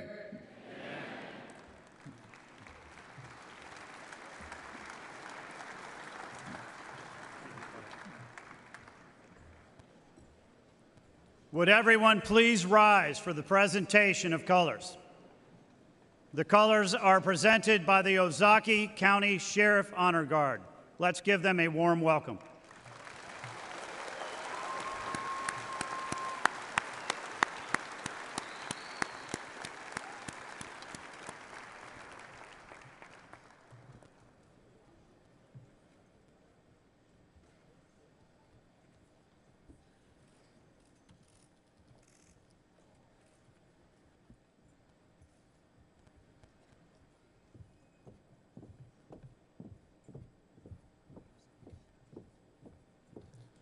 Detail.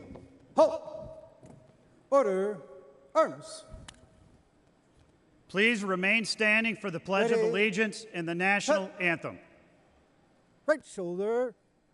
Arms. Ready. Cut. Present. Arms.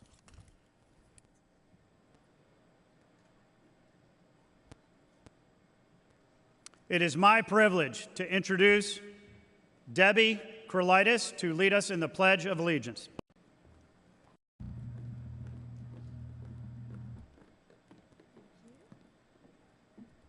Thank you so much.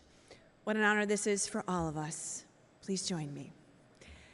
I pledge allegiance to the flag of the United States of America and to the republic for which it stands, one nation, under God, indivisible, with liberty and justice for all.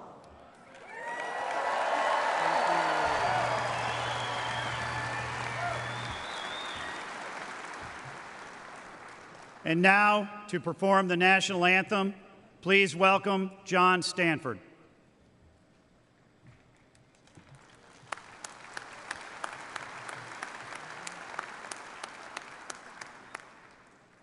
Oh, say, can you see by the dawn's early light what so proudly we held at the twilight's last gleaming, whose broad stripes and bright stars through the perilous fight o'er the ramparts we watched were so gallantly streaming,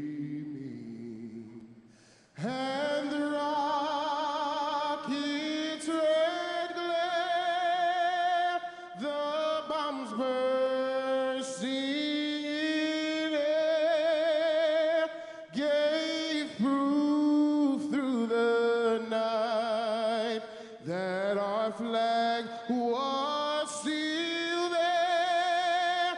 Oh, say does that star-spangled banner yet wave o'er the land of the free and the home of the brave?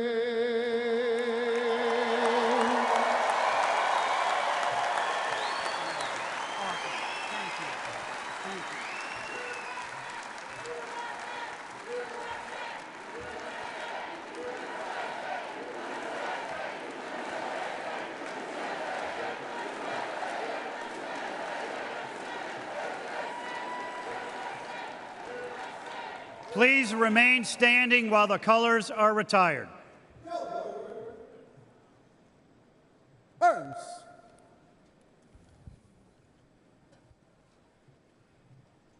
Order. Arms.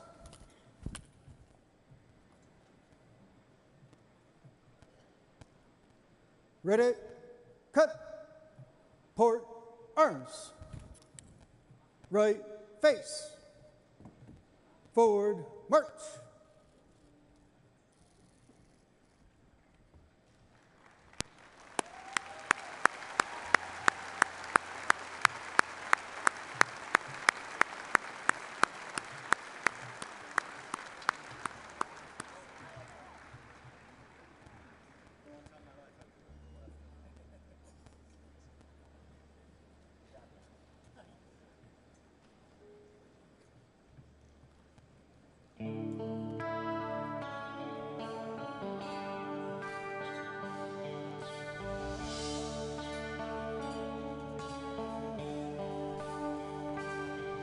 If tomorrow all the things were gone that I'd worked for all my life, we had to start again with just my children and my wife.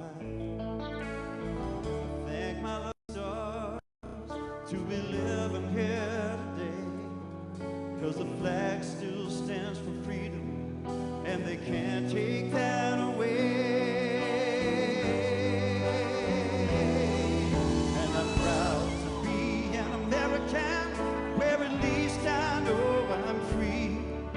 I won't forget the men who died, who gave that right to me, and I gladly stand up next to you and defend her still today, 'cause there ain't no doubt I love this land.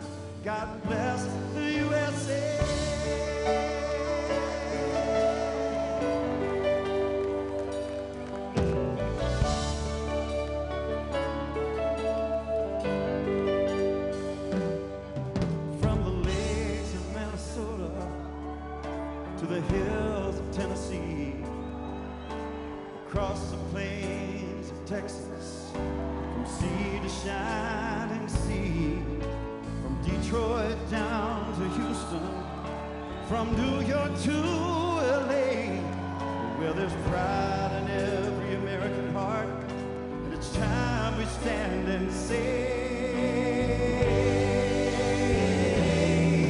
that I'm proud to be an American, where at least I know I'm free, and I won't forget the men who died, who gave that right to me, and I gladly stand up next to you and defend her still today, 'cause there ain't no doubt I love this land.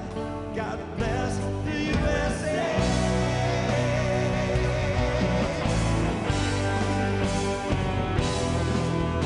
And I'm proud to be an American, where at least I know I'm free, and I won't forget the men who died, who gave that right to me, and I gladly stand up next to you and defend her still today, 'cause there ain't no doubt I love this land. God bless the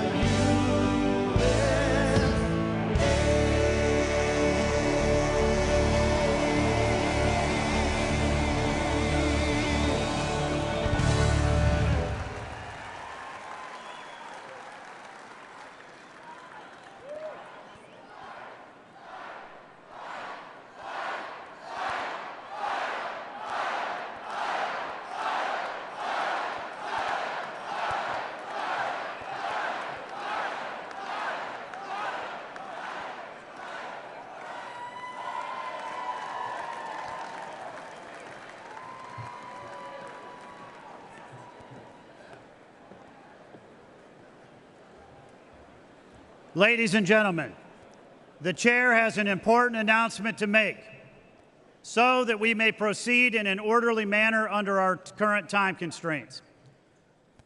As described in our rules and the order of business, to enable the chair to be certain that any motion offered has met the necessary requirements of our rules, the chair would like to put the delegates on notice that the chair, through the Secretary of the Convention, must be provided in advance with satisfactory written evidence of support of a majority of delegates from each of the necessary number of states required by our rules. This written confirmation is consistent with our modern practice and precedent during previous conventions with similar announcements, as well as the use of written certificates for the presentation of the names of our candidates for nomination. Also, the chair would like to remind all delegates that the rules require that the notification of evidence of written support necessary to present a name of a candidate for the nomination of the office of President and Vice President of the United States must be submitted to the Secretary of the Convention prior to the placing of the names of candidates for nomination. I also wish to remind our guests and alternates that participation in convention business is limited to the delegates on the floor. In particular, it is important that guests and alternates in the gallery remain silent during voice votes to ensure that the chair can hear the accurate results. In other words, if you are not on the floor, you are not speaking during votes. The chair now recognizes the Secretary of the Republican National Convention, Vicki Drummond from Alabama, for the purpose of reading the call of the convention. Please give her a warm welcome.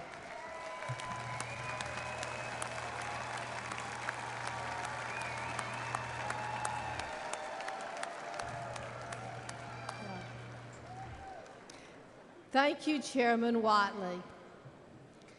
To the Republican voters of the United States of America, in accordance with the rules of the Republican Party adopted by the 2020 Republican National Convention on August 24, 2020, in Charlotte, North Carolina, and as amended by the Republican National Committee on April 14, 2022, in Memphis, Tennessee, The Republican National Committee hereby directs that a national convention of delegated representatives of the Republican Party be convened in Milwaukee, Wisconsin, no earlier than 8:00 a.m. and no later than 9:00 p.m. Central Daylight Time on Monday, July 15, 2024, except in the case of an emergency as set forth herein, and to continue thereafter from day to day for as long as the purpose of nominating candidates for the President and Vice President to be voted for at the presidential election on Tuesday, November 5, 2024, and for transaction of other such business as may properly come before it. Said convention membership and the allocation and binding of convention delegates with respect to the nomination of the Republican candidate for President of the United States will be governed by the rules of the Republican Party and set forth therein.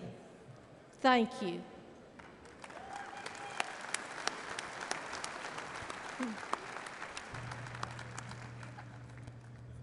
Thank you very much, Secretary Drummond.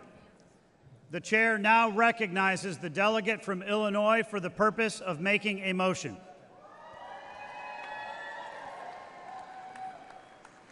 Mr. Chairman, I'm Mark Shaw from Illinois, and I move that further reading of the call be dispensed with, and that the Secretary be instructed to incorporate the call at this point in the convention proceedings with the same force and effect as though read in full. Without objection, the previous question is ordered. The question is on agreeing to the motion to dispense with the reading of the entire call for the convention and that the call be made part of the permanent record of the convention. All those in favor signify by saying aye. Aye. All those opposed signify by saying no. In the opinion of the chair, the ayes have it and the motion is adopted. Without objection, the motion to reconsider is laid on the table. The chair states that pursuant to the call and Rule 42 of the Rules of the Republican Party, as adopted by the 2020 Republican National Convention and as incorporated by the call for this convention, Rules 26 through 42 shall be the temporary rules of the convention. Vicki Drummond, Secretary of the Republican National Committee, has presented to the chair the temporary roll of delegates and alternates to the convention. Ladies and gentlemen, it is now time for the convention to elect its temporary chairman. Pursuant to the authority granted to me by the Republican National Committee, I nominate as the temporary chairman of the convention the Honorable Henry McMaster, Governor of South Carolina, the Honorable Brenna Byrd, Attorney General of Iowa,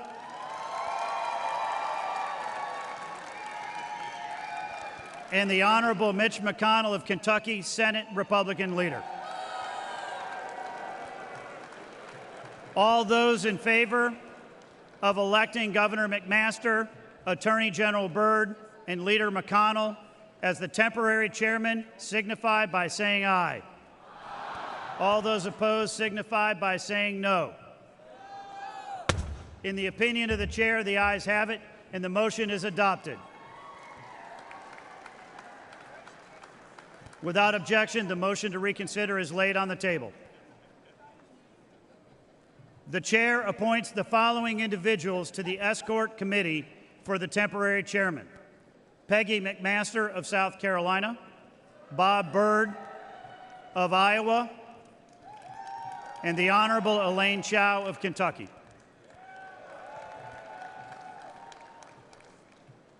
The chair has been presented with the names of the temporary officers of the convention as prepared by the Republican National Committee. The chair now recognizes the delegate from Oklahoma for the purposes of offering a resolution. Mr. Chairman, I am Pam Pollard from Oklahoma, and I offer the following resolution for immediate consideration.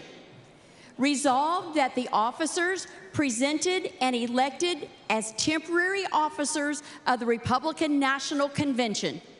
Mr. Chairman, I yield the balance of my time and move for the previous question of the resolution. Without objection, the previous question is ordered. The question is on the adoption of the resolution. All those in favor signify by saying aye. Aye. All those opposed signify by saying no. In the opinion of the chair, the ayes have it, and the resolution is adopted. Without objection, the motion to reconsider is laid on the table. Ladies and gentlemen, we are about to begin a very important part of our program. I would like to ask that the aisles be cleared and the delegates please take their seats. Thank you.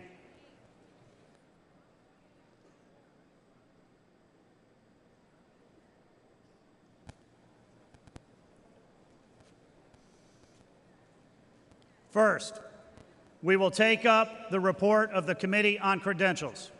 And to do so, I am pleased to introduce Joe Gruters, delegate from Florida and chairman of the Committee on Credentials, to present the committee's report. Joining him is Jeannie Lucky, delegate from Mississippi and co-chair of the Committee on Credentials.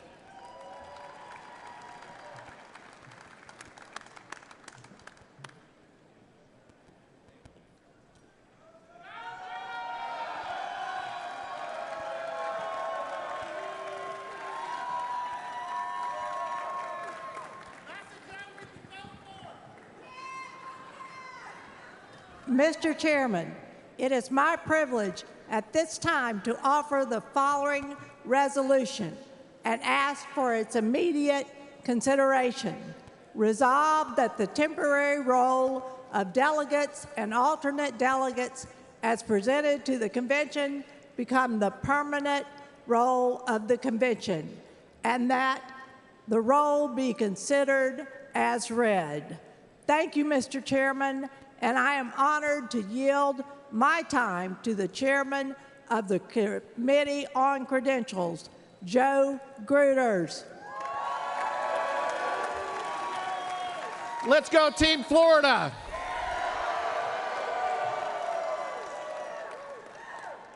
Thank you, Madam Co-Chair. Mr. Chairman, it has been my privilege to serve as chairman of the Committee on Credentials. Alongside my co-chair, Jeannie Lucky, the Republican National Committee's contest met to consider contests properly filed with the Secretary of the Republican National Committee. The committee issued recommendations which were submitted to the Republican National Committee on July the 10th, 2024.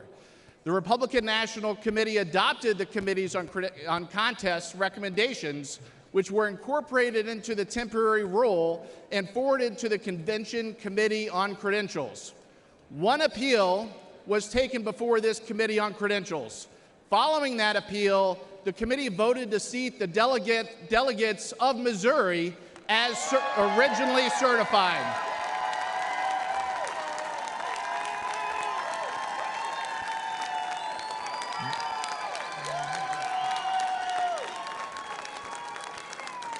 These changes were incorporated into the temporary rule. On behalf of all of us who have the privilege of serving as members of the Convention Committee on Credentials, it is my honor to certify the delegates and alternates to this convention who will serve to nominate the next president in the United States, President Donald J. Trump.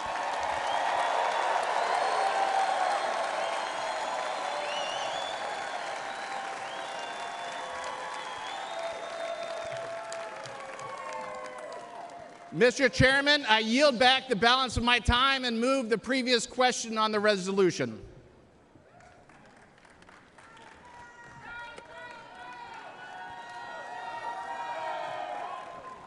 Without objection, the previous question is ordered. The question is on the adoption of the resolution. All those in favor signify by saying aye. Aye. All those opposed signify by saying no. In the opinion of the chair, the ayes have it, and the resolution is adopted. Without objection, the motion to reconsider is laid on the table. Congratulations to all of our delegates and alternates.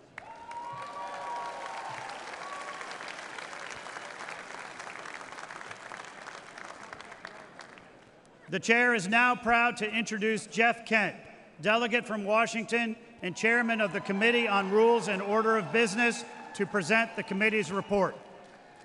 Joining Mr. Kent are the co-chairs of the Committee on Rules and Order of Business, Brian Jack from Georgia, and Julianne Murray, delegate from Delaware and chairwoman of the Delaware Republican Party.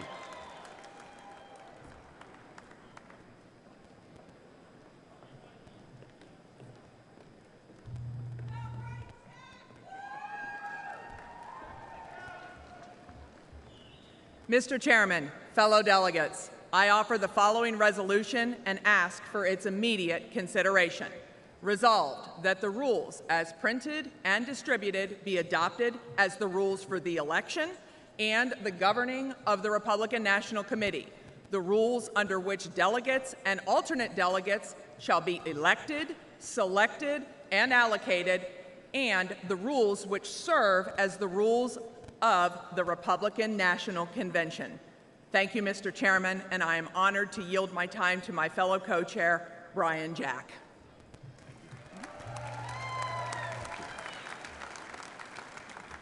Well, thank you, Co-Chair Murray. My name is Brian Jack. I'm from Fayette County, Georgia, and I've had the privilege of spending the last 8 years of my life working for the greatest president of our lifetime, President Donald J. Trump.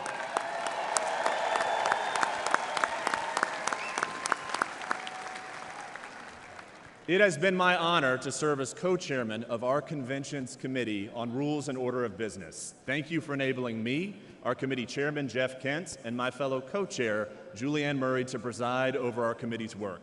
And thank you to the 112 members of the Rules Committee for your tireless commitment to the rules that govern our Republican Party. Each of you were first elected by your Republican Party constituents to serve as delegates to this committee. Then you were elected by your peers to spend an additional week in Milwaukee with us. The rules package you overwhelmingly passed out of committee streamlines the way our party functions. It incentivizes greater Republican participation in our primaries, caucuses, and conventions going forward, and it enables us to nominate the 45th and 47th President of the United States of America, President Donald J. Trump.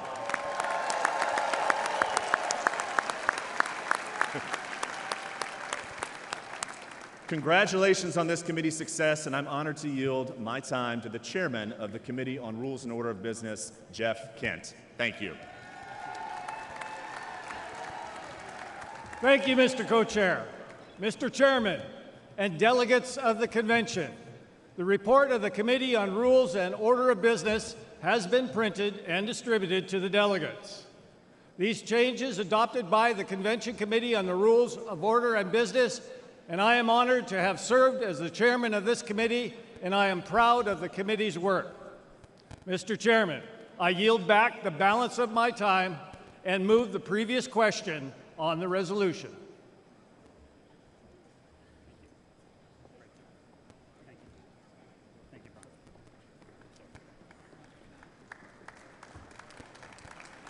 Without objection, the previous question is ordered. The question is on the adoption of the resolution. All those in favor signify by saying aye. Aye. All those opposed signify by saying no. In the opinion of the chair, the ayes have it, and the resolution is adopted. Without objection, the motion to reconsider is laid on the table. The chair now recognizes the delegate from Michigan and the chairman of the Michigan Republican Party, Ambassador Pete Hoekstra, for the purpose of offering a resolution. Mr. Chairman, I'm Pete Hoekstra from Michigan.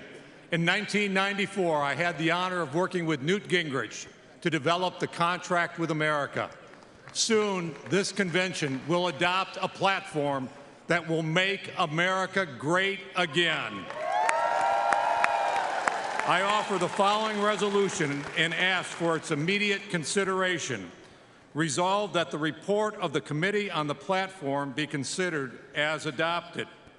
Mr. Chairman, for purposes of explaining the report only, I am honored to yield to the committee chairman and co-chair, Senator Marsha Blackburn and Congressman Mike Waltz.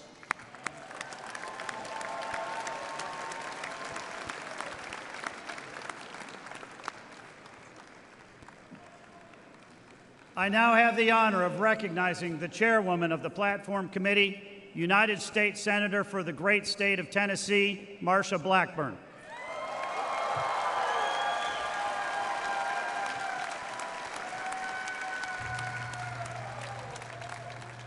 Delegates, I'm Marsha Blackburn from the great state of Tennessee.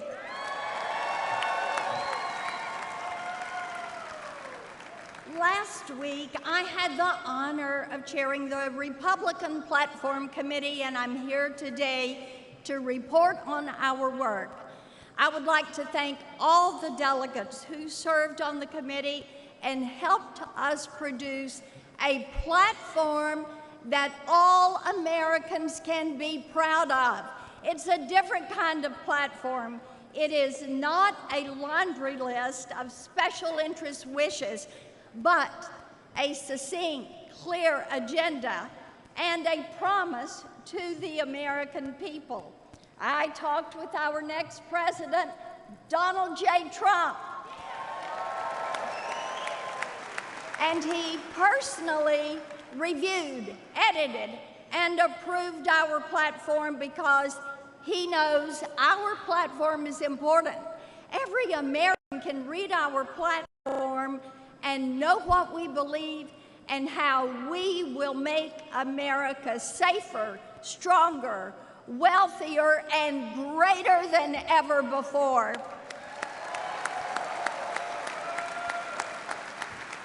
This platform is built on the values of our founders and great Republicans, from Lincoln and Reagan to Trump, who are committed to freedom, restrained government, and peace through strength. The platform contains 20 promises, including securing our border, getting inflation under control, restoring our energy dominance, defending our Constitution, protecting our Second Amendment rights, securing our country, restoring our military strength, and keeping boys out of girls' sports.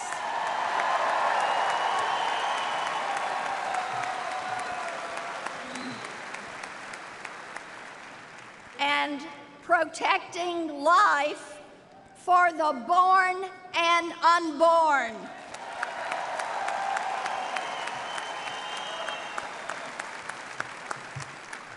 Our nation is in serious decline, taken there by the Biden-Harris policies that have put government first and the people last. The Democrats have forgotten who they serve. We are here this week to remind them and America that we Republicans serve the people and we will not forget them.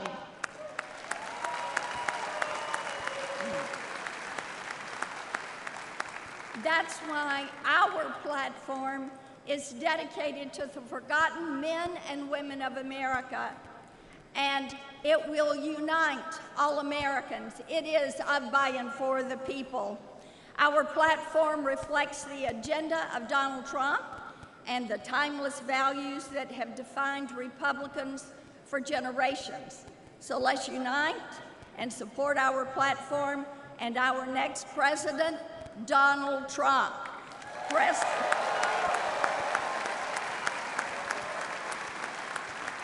We all know President Trump will keep his promises as he did in his first term as president and restore American greatness.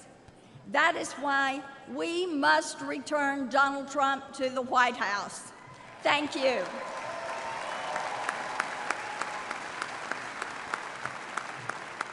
And now join me in welcoming the co-chair of the Platform Committee, the fantastic Congressman from Florida, Michael Waltz.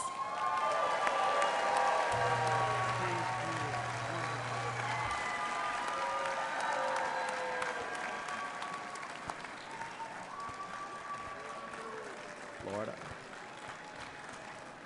Hey, thank you, Senator Blackburn. It was such an honor to serve with you as the co-chair of the Platform Committee. This platform is historic because it was written with one group of people in mind: the forgotten men and women of America, you. That means something to me. Many of you know, and I'm proud to say, I am the first Green Beret ever elected to Congress. And I'm also the son of a single mother raised on the wrong side of Jacksonville who worked 3 jobs just to get us by. Me and my family were the forgotten men and women of America. And now I stand as a testament to the American dream. And I tell you that under the leadership of the Republican Party, no American will be forgotten anymore. It's over. On the strong foundation of this platform and with President Trump and the Republicans at the helm at every level of government, we will overcome every threat facing this nation. We will close our disastrously open border. We will defend our justice system. We will restore our economy. We will unleash American energy and flood the world with clean, cheap American oil and gas. Drill, baby, drill. We will.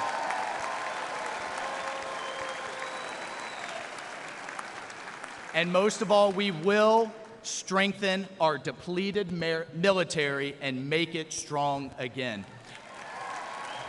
Folks, this platform, the leadership of President Trump, we will destroy inflation. We're going to send a cruise missile right into the heart of it, and we will bring back the American dream. Only in America can someone like me stand up on a stage like this.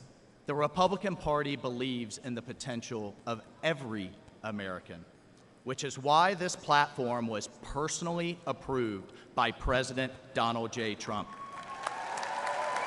So I hope you will join me to support this platform, that we will propel our party and America to victory this November and get Donald J. Trump back in the White House. I thank you. And please join me in welcoming back our awesome RNC chairman, Mike Whatley.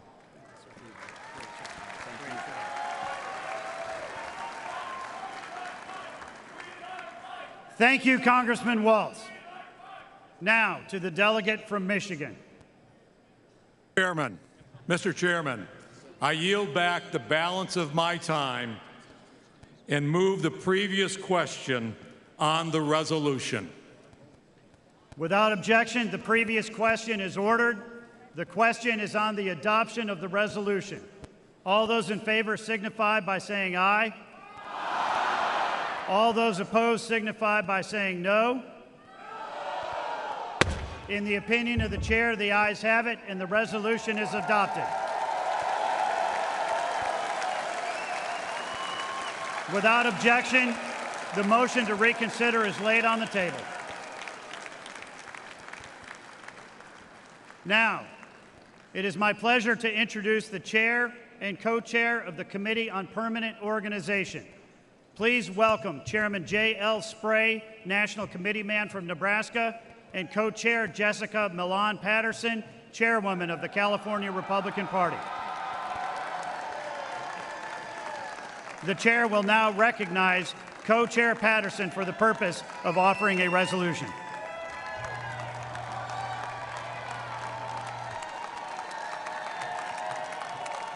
Thank you, Mr. Chairman. I'm Jessica Milan Patterson, the chairwoman of the California Republican Party, and I offer the following resolution and ask for its immediate consideration. Resolved that the report of the Committee on Permanent Organization shall be considered as adopted. Thank you, Mr. Chairman, and it is my honor to yield my time to the chairman of the Committee on Permanent Organization, J.L. Spray from Nebraska.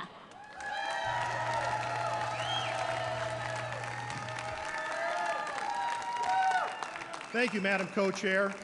Mr. Chairman Whatley, delegates, and distinguished guests, as the chairman of your Committee on Permanent Organization, I have the distinct honor to present to you the report of the Committee on Permanent Organization. I'd like to begin by thanking the members of the Committee on Permanent Organization, the staff and volunteers. The committee met last week to recommend to the convention the slate of permanent officers 2024 Republican National Convention. The committee unanimously adopted the slate as its committee report. Delegates, you can find a copy of that list in the order of business placed at your seats. You will see that the committee unanimously recommends that the permanent chairman of the convention will be Speaker of the House of Representatives, Mike Johnson of Louisiana.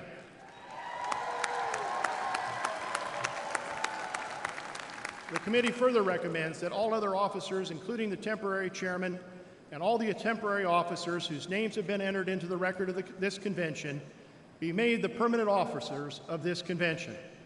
Mr. Chairman, I yield back the balance of my time and move the previous question on the resolution.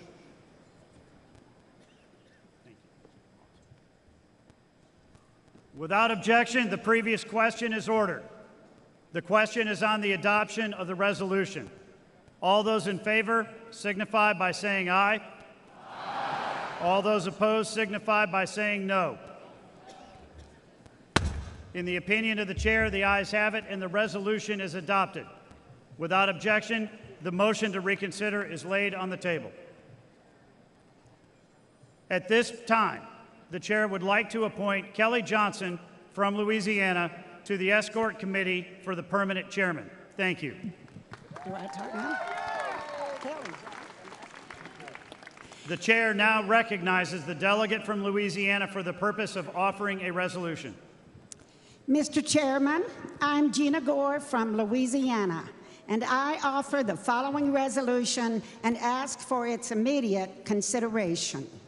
Resolved that those elected as the members of the Republican National Committee under the procedures of each state, American Samoa, the District of Columbia, Guam, Puerto Rico, the Northern Mariana Islands, and the Virgin Islands, and whose names have been submitted to the Secretary of the Convention, are hereby declared ratified to serve as members of the Republican National Committee from the adjournment of this Republican National Committee until the successor committee has been ratified by the next Republican National Convention.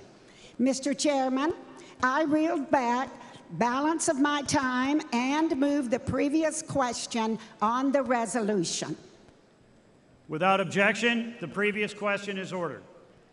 The question is on the adoption of the resolution. All those in favor signify by saying aye. Aye. All those opposed signify by saying no. In the opinion of the chair, the ayes have it, and the resolution is adopted. Without objection, the motion to reconsider is laid on the table.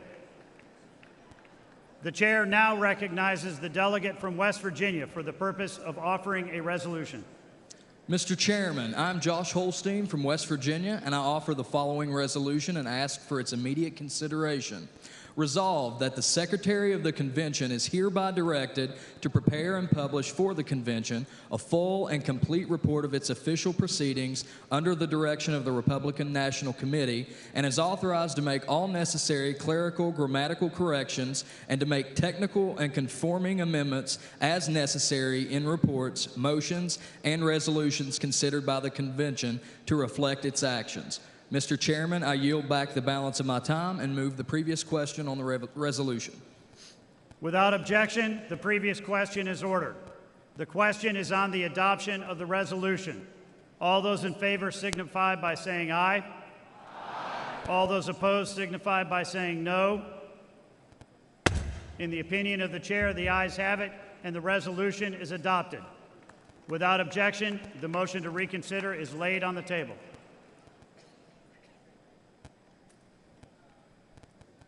Delegates and alternates, ladies and gentlemen, I now have the distinct honor of introducing the Speaker of the United States House of Representatives and the permanent chairman of the convention, Speaker Mike Johnson of Louisiana.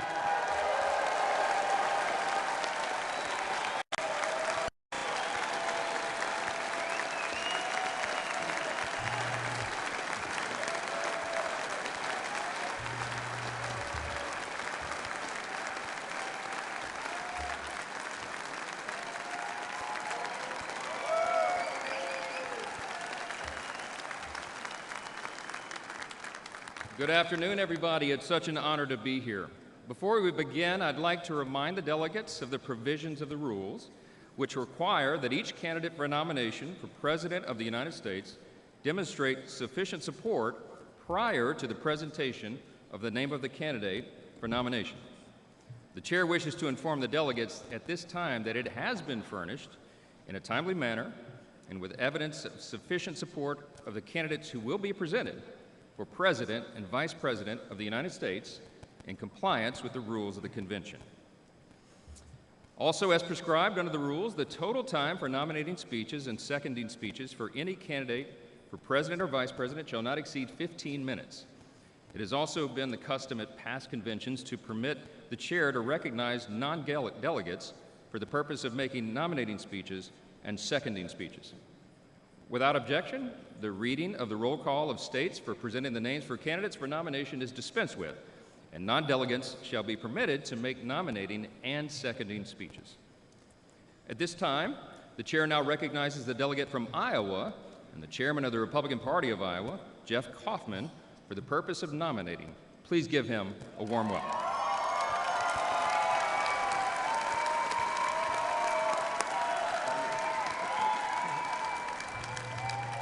Good afternoon. I'm Jeff Kaufman, and I'm humbled and honored to stand before all of you this afternoon. As you've just heard, I come from Iowa, home of the First in the Nation caucus, where our party's nomination process begins. Our caucus is a part of a lengthy democratic process, which everyday Americans listen to the candidates, consider what they have to say, and then make a profoundly important choice on who should lead the nation that we love. Earlier this year, Iowa Republicans overwhelmingly voted for Donald Trump.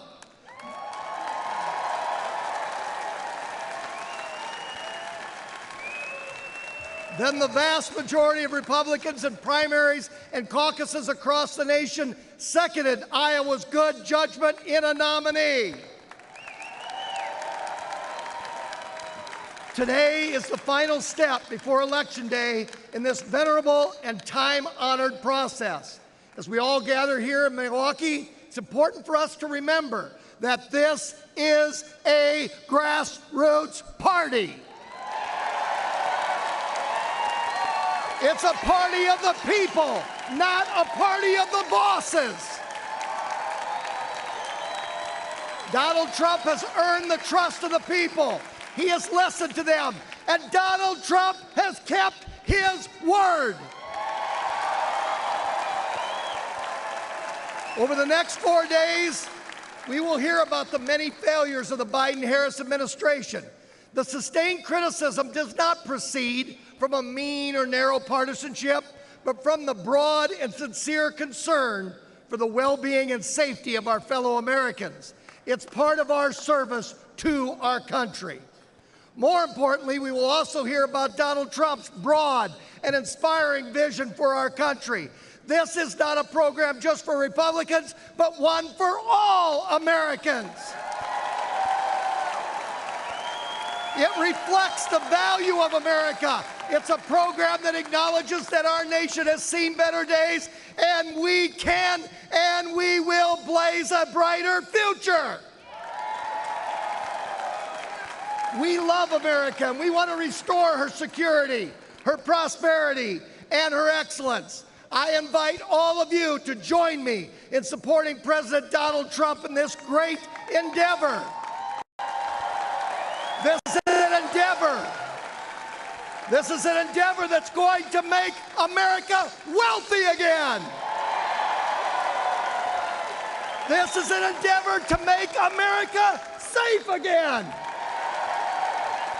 This is an endeavor to make America strong again. And say it with me, fellow Republicans, this is an endeavor to make America great again.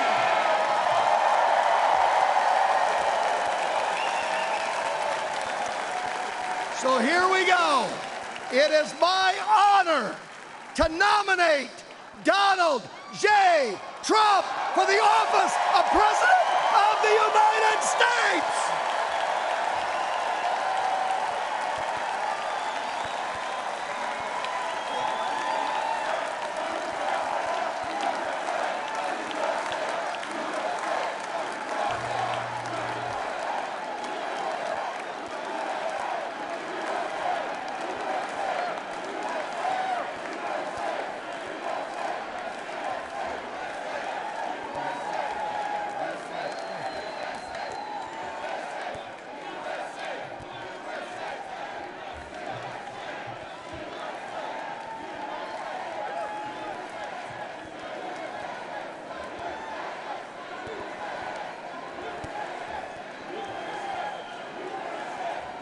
Amen to that. Amen to that.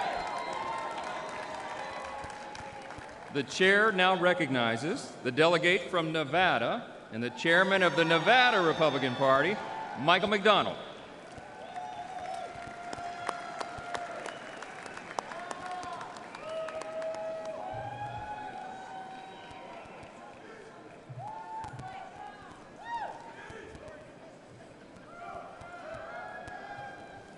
Good afternoon. I'm Chairman Michael J. McDonald from the state of Nevada. It has been an honor of a lifetime to stand by President Trump's side since 2015. In Nevada, we held the first in the West Caucus, where we blew the Democrats' narrative apart. That you cannot have voter ID, that you cannot have paper ballots, and that you cannot have results of an election on election night.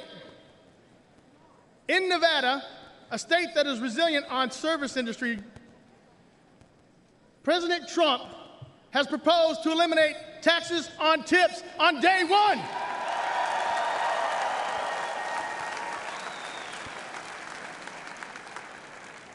Unlike the Biden-Harris administration and the Democrats that increased taxes on tips,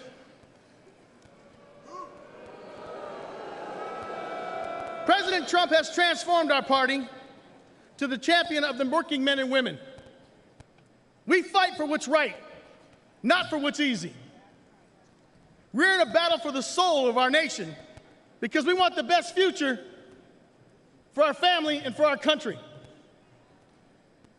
President Trump is our fearless leader who withstood the persecution of a weaponized lawfare, and who has fought even harder and stronger to represent and fight for all of us.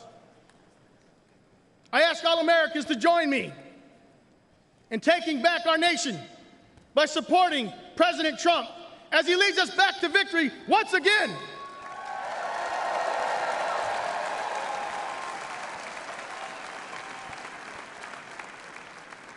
It is my honor to second the nomination of Donald J. Trump for the office of the President of the United States of America.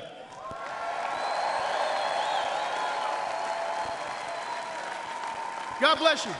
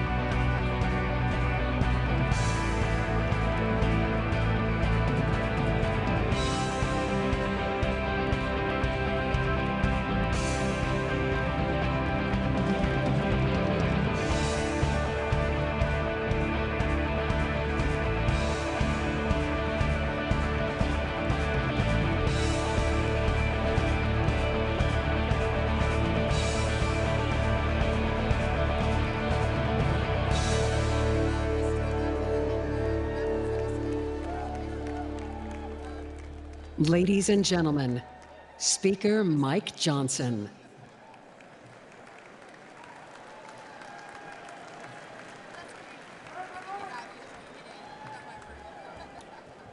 We will now proceed with the roll call of the states. As required by Rule 37 of the Convention Rules, during the roll call, the states will be called in the order determined by the Secretary of the Convention. During the roll call, the chairs of each respective delegation or their designee will announce the vote of each state. During the roll call of the states, the Secretary will announce each state and that state's total number of available votes. Additionally, the chair would like to remind all delegates that the Secretary will record delegates' votes in accordance with their obligations under Rule 16 of the Rules of the Republican Party, state law, or state party rules, regardless of the delegation's announcement. The official results from each state are those announced by the Secretary. Lastly, just one reminder. We want to remind all our delegates, our alternates, and guests that maintaining order during the roll call is extremely important. If the convention is not in order, it's difficult for the Secretary or presiding officer to hear the vote announcement. Now, without objection, the complete list of votes recorded for President shall be considered as announced. To conduct the roll call of the states, I'm pleased to announce and introduce at this time our distinguished Secretary of the Convention, Vicki Drummond.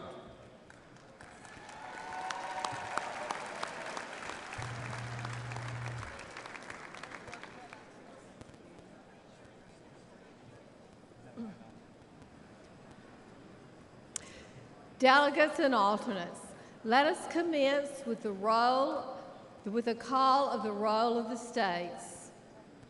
Iowa, 40 delegates. You gotta do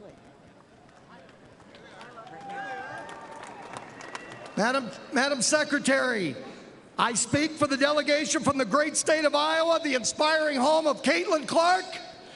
And Madam Secretary, the great state of Iowa proudly cast all of its 40 votes for President Donald J. Trump.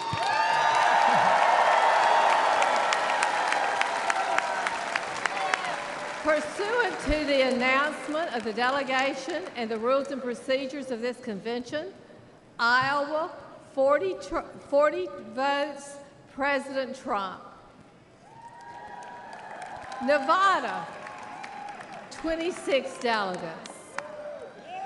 Madam Secretary, the great state of Nevada proudly casts all of its 26 votes for President Donald J. Trump.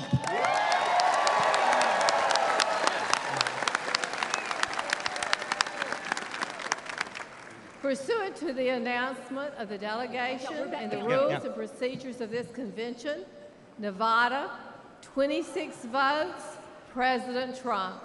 Yeah, there you go. Oklahoma, 43 delegates. Madam Secretary, I'm Nathan Dahm, Republican Party Chairman of the great state of Oklahoma, the crossroads of our country, and the first state to have a President Donald J. Trump highway, and the only state to have all 77 counties vote for President Trump 2 elections in a row, with a 3rd time coming up this November. Yeah! The state of Oklahoma proudly cast all of its 43 votes for President Donald J. Trump.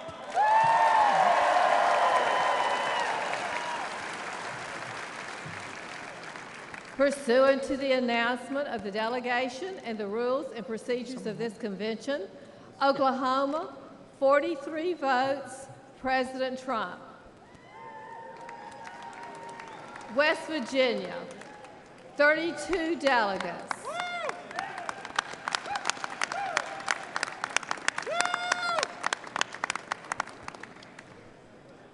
Madam Chairman, on behalf of the West Virginia delegation, my name is Patrick Morrissey, and I am very proud to cast all 32 votes for the Mountaineers, where we're always free, and to cast those 32 votes for our former and future President, Donald J. Trump.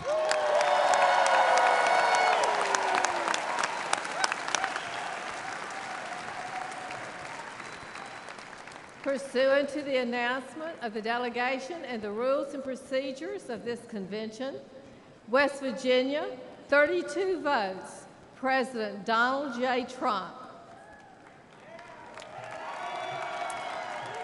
New Hampshire, 22 delegates.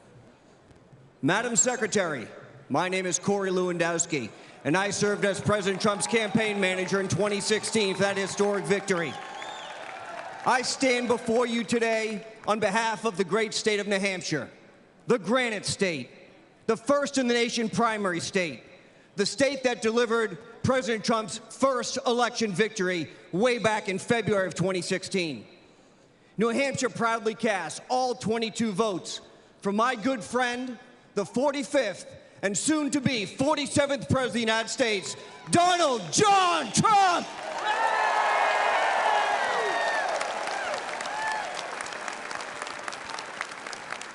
Pursuant to the announcement of the delegation and the rules and procedures of this convention, New Hampshire, 22 votes, President Trump. Nebraska, 36 delegates.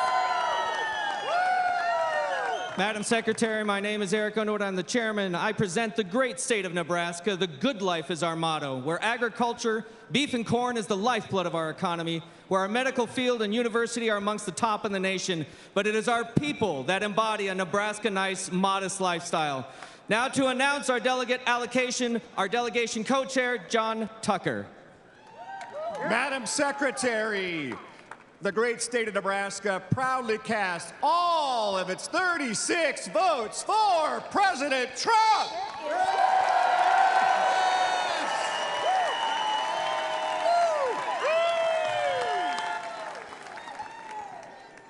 Pursuant to the announcement of the delegation and the rules and procedures of this convention, Nebraska, 36 votes, President Trump. California.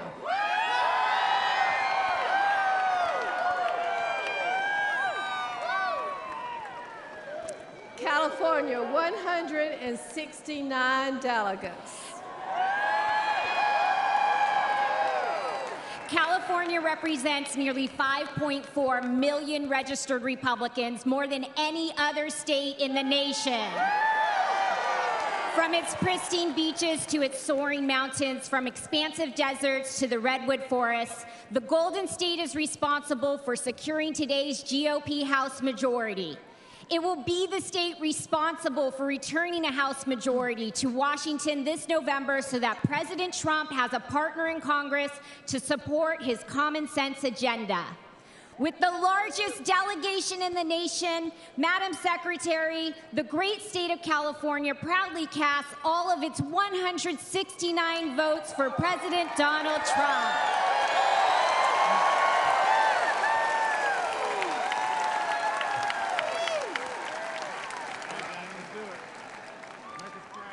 Pursuant to the announcement of the delegation and the rules and procedures of this convention, California, 169 votes, President Trump.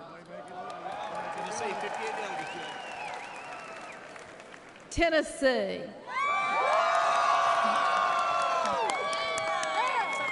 Tennessee, 58 delegates. Thank you, Madam Secretary. My name is Jack Johnson. I have the honor of serving as the Republican Majority Leader in the Tennessee State Senate. On behalf of our delegation chairman, the Honorable Bill Lee, the 50th governor of the great state of Tennessee, I am happy to report that from the mighty Mississippi, Graceland and Bill Street, to the Grand Ole Opry, to the Great Smoky Mountains, Rocky Top and Dollywood, to Rock City and Lookout Mountain and Bristol Motor Speedway and all points in between, we proudly cast all 58 of our votes for the next President of the United States, Donald J. Trump.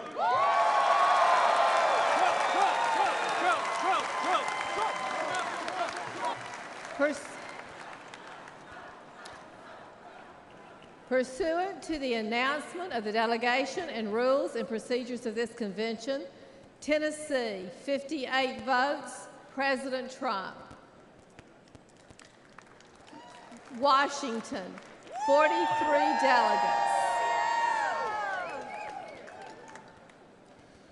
Madam Secretary, Washington State, the evergreen state, where the people support law enforcement by allowing them to pursue criminals, where the people support families and children by putting into law a Parents' Bill of Rights, where the people reform taxes so that families and young people and small businesses can thrive. Washington State casts all of its 43 votes for the next president, the past president, Donald J. Trump.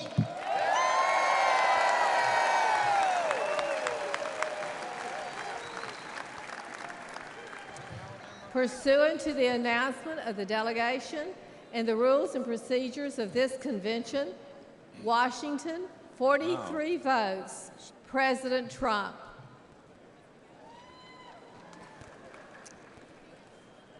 Alabama, 50 delegates. Madam Chair, I'm Coach Senator Tommy Tuberville and proud to represent the great state of Alabama, one of those pro-military and pro-veteran states in the country. Huntsville, Alabama has sent somebody to the moon for the United States in the past. We will do it again in the very near future. We stand for the flag and kneel for God. Madam Chair, we proudly cast our 50 delegates for the next President of the United States, Donald J. Trump.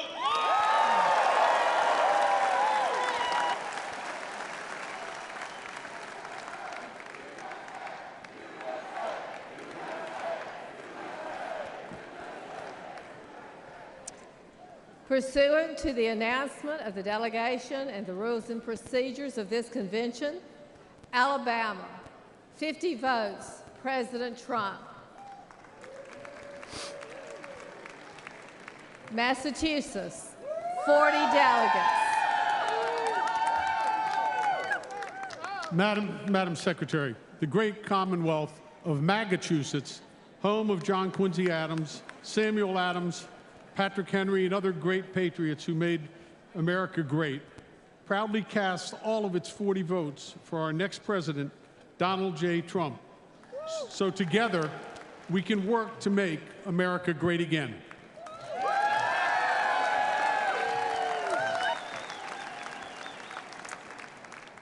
Pursuant to the announcement of the delegation and the rules and procedures of this convention, Massachusetts, 40 votes, President Trump. Indiana. Madam Chair, I'm Jim 58 Banks. delegates.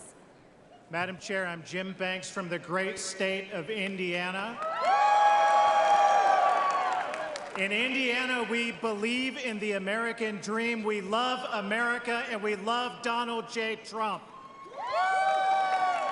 As the son of a factory worker born in a trailer park, a veteran of the United States Navy,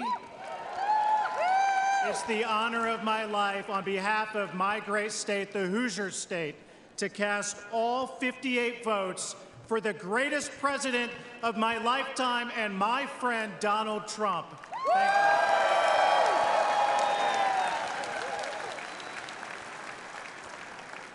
Pursuant to the announcement of the delegation and the rules and procedures of this convention, Indiana, 58 votes, President Trump. Georgia,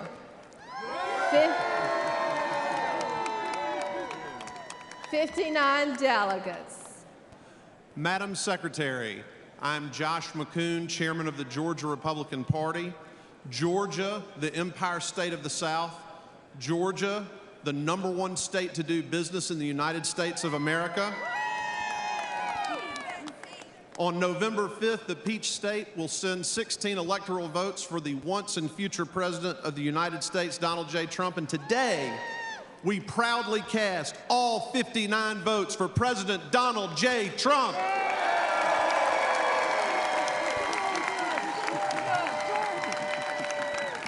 Pursuant to the announcement of the delegation and the rules and procedures of this convention, Georgia, 59 votes, President Trump. Utah, 40 delegates. Madam Secretary, my name is Mike Lee. I'm a U.S. Senator representing Utah.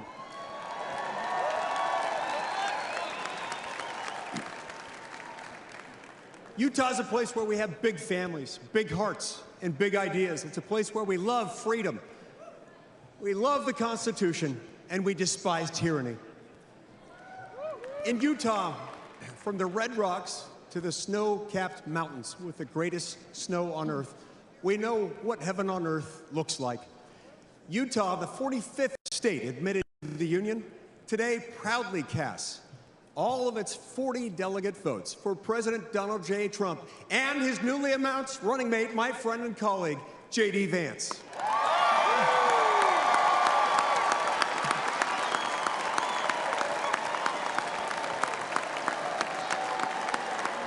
Well done.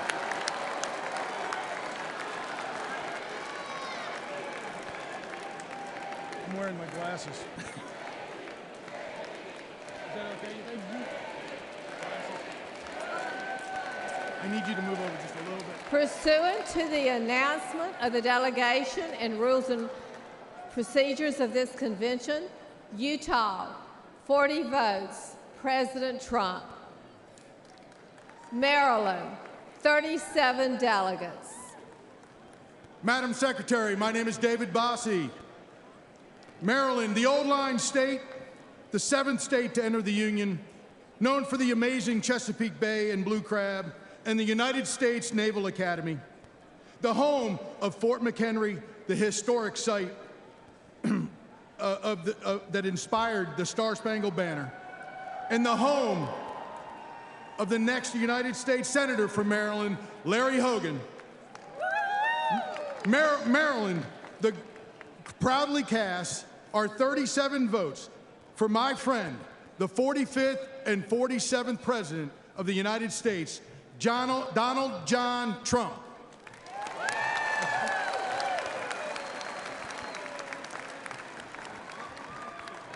Pursuant to the announcement of the delegation and the rules and procedures of this convention, Maryland, 37 votes, President Trump. Texas.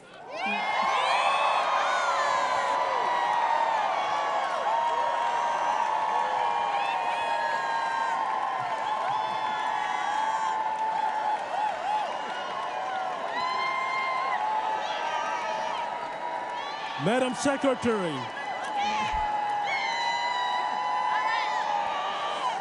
I'm Abraham George, Chairman of the Republican Party of Texas. Not only Texas is the economic powerhouse of America, where we back our police officers, back our oil and gas workers, and back our men and women in uniform. Not only Texas create more private jobs every month than Joe Biden could ever dream when he's sleeping at 8 o'clock. Not only we are the state where no Democrat has won a single statewide office since 1992. Behalf of our great Governor Greg Abbott, our Lieutenant Governor Dan Patrick, and our Attorney General Ken Paxton, and the Republican Party of Texas, and our entire delegation, we cast all 161 of our delegates for the 45th and the 47th President, Donald J. Trump. Thank you, and God bless you, and God bless Texas.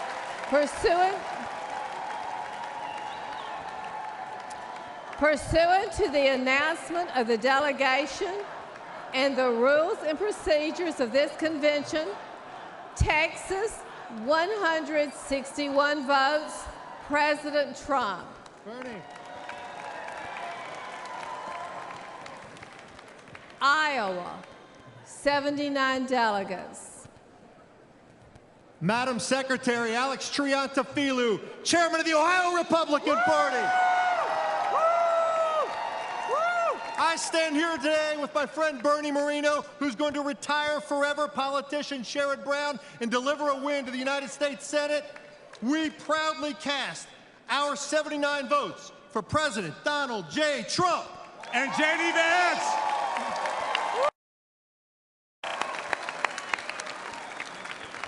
Pursuant to the announcement of the delegation and the rules and procedures of this convention, Iowa, 79 votes, President Trump.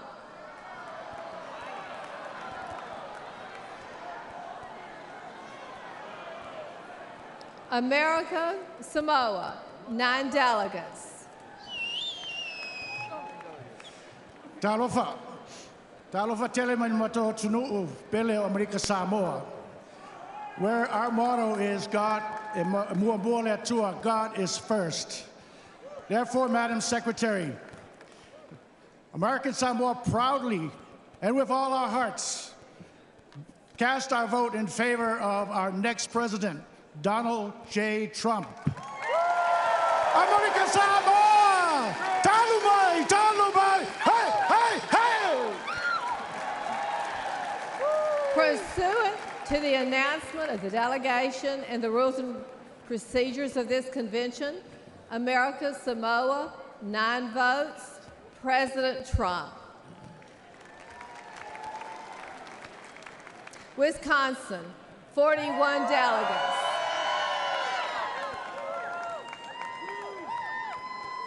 Madam Secretary, on behalf of the Wisconsin delegation, we welcome everyone here to this 23rd Psalm place we call home, where 170 years ago, this great party was founded down the road in Ripon, Wisconsin, in a little white schoolhouse.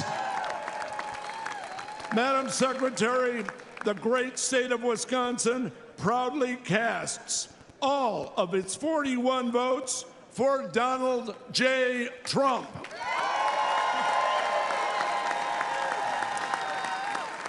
Pursuant to the announcement of the delegation and rules and procedures of this convention, Wisconsin, 41 votes, President Trump.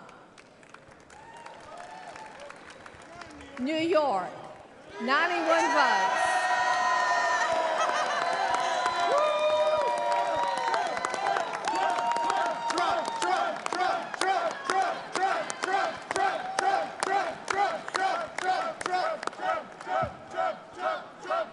President Donald J. Trump will always be a New Yorker, and New York will always love President Donald J. Trump.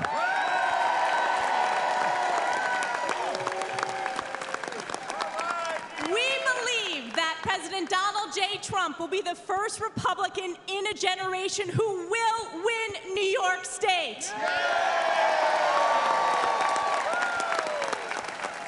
It is my honor, as representative for New York's 21st Congressional District, House Republican Conference Chair, on behalf of the 91 New York delegates to the Republican National Convention, we proudly cast all 91 votes for President Donald J. Trump.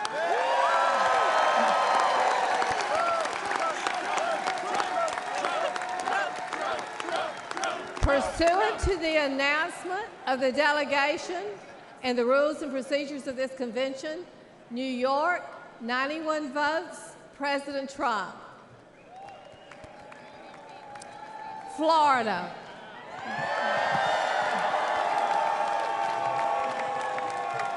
Florida, 125 delegates. Madam Secretary, and everybody in this great city,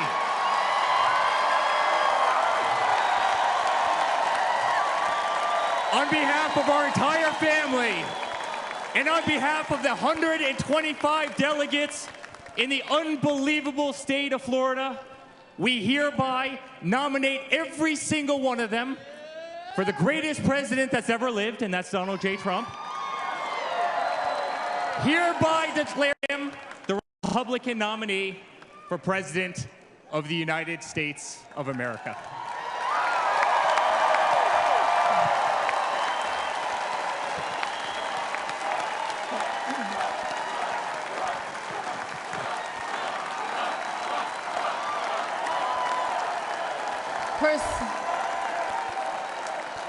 Pursuant to the announcement of the delegation and the rules and procedures of this convention, Florida, 125 votes, President Trump.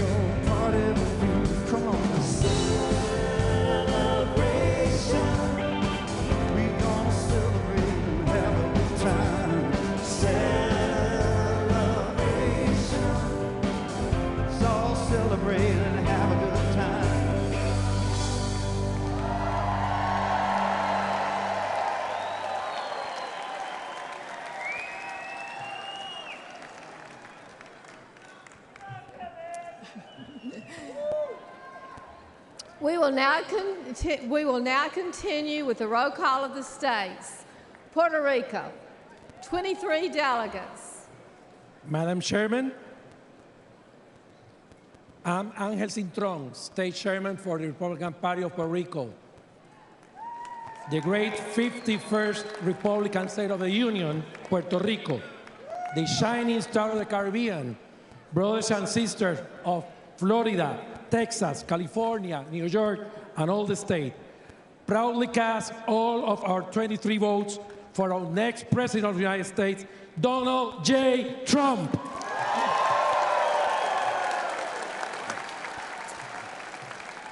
Pursuant to the announcement of the delegation and the rules and procedures of this convention, Puerto Rico,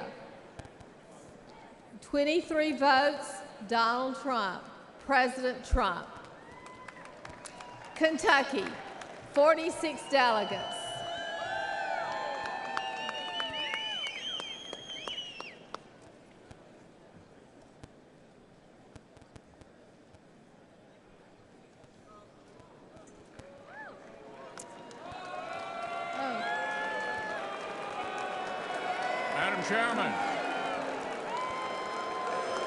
Madam Chairman, the Commonwealth of Kentucky proudly cast 46 votes for the next President, Donald J. Trump.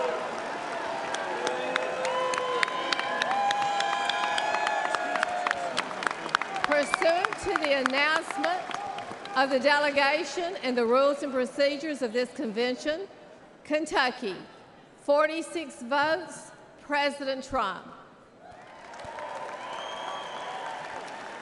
Hawaii, 19 delegates. Alumni Kako.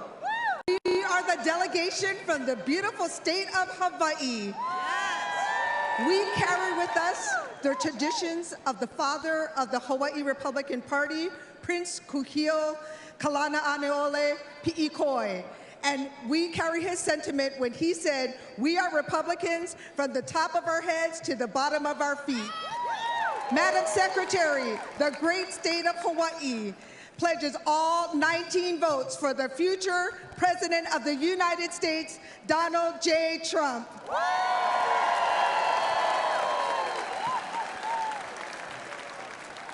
Pursuant to the announcement of the delegation and the rules and procedures of this convention, Hawaii, 19 votes, President Trump. Kansas, 39 delegates.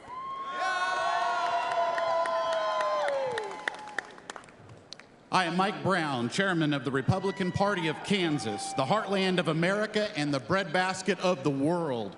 Also the aviation capital of the world and the home state of Bob Dole and Dwight D. Eisenhower. Madam Chair, the great state of Kansas proudly casts all 39 of its votes for the man, Donald J. Trump.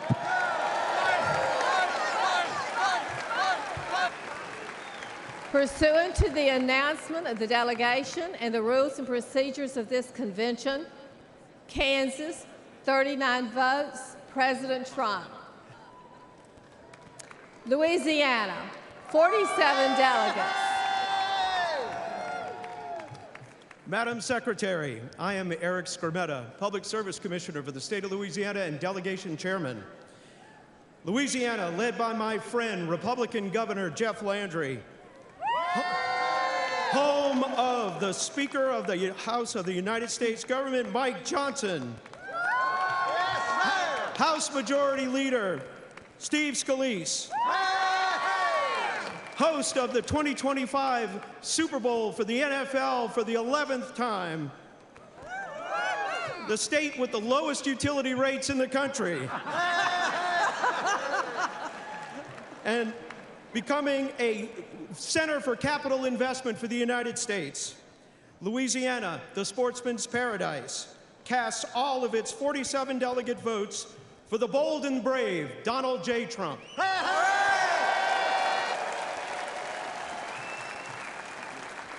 Pursuant to the announcement of the delegation and the rules and procedures of this convention, Louisiana, 47 votes, President Trump. Delaware, 16 delegates. Madam Secretary, my name is Julianne Murray, and I am the proud state chairman of the Delaware Republican Party. Delaware is a small and mighty state, but we are the first state. We are so proud of our nominee, and we are going to fight to deliver Delaware to Donald J. Trump.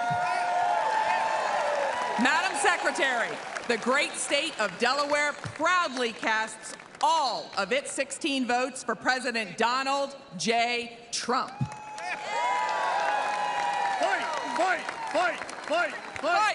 Pursuant to the announcement of the delegation and the rules and procedures of this convention, Delaware, 16 votes, President Trump. Guam, 9 delegates. Madam Chairman, half a day, I'm Felix Camacho, former governor of Guam. We send a warm half a day and Sejus Maasi from the great territory of Guam, where America's day begin, Itano Imansamoru. The home of the newest Marine Corps base, Camp Blas, and over 20,000 members of our armed forces, Army, Marine Corps, Coast Guard, and Space Force, and over 23,000 veterans. So, Madam Chair, the great territory of Guam proudly cast all 9 of its votes for President Donald J. Trump. Sejus Maasi. Pursuant to the announcement of the delegation and the rules and procedures of this convention, Guam, 9 votes, President Trump. Connecticut, 28 delegates. Madam Secretary, my name is Ben Proto, and I have the honor of serving as chairman of the great state of Connecticut's Republican Party. Connecticut, the Constitution state, the arsenal of democracy, and the home of the 2-time, soon-to-be 3-time NCAA men's basketball champion UConn Huskies, proudly cast 28 votes for the 45th president and soon-to-be 47th president of the United States, Donald J. Trump.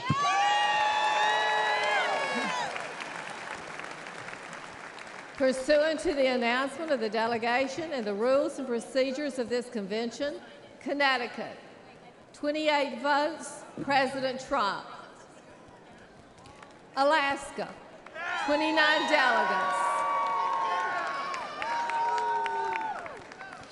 The great state of Alaska pledges all of its 29 delegate votes to Donald J. Trump. The state of Alaska, the largest state in the nation, 2.5 times the size of our fellow state, Texas. The furthest northern state, western state, and eastern state, the largest bears in the country, largest moose, biggest military, more retired veterans per capita. Once again, we pledge all of our votes, 29 delegates, to Donald Trump, the next president of the United States of America.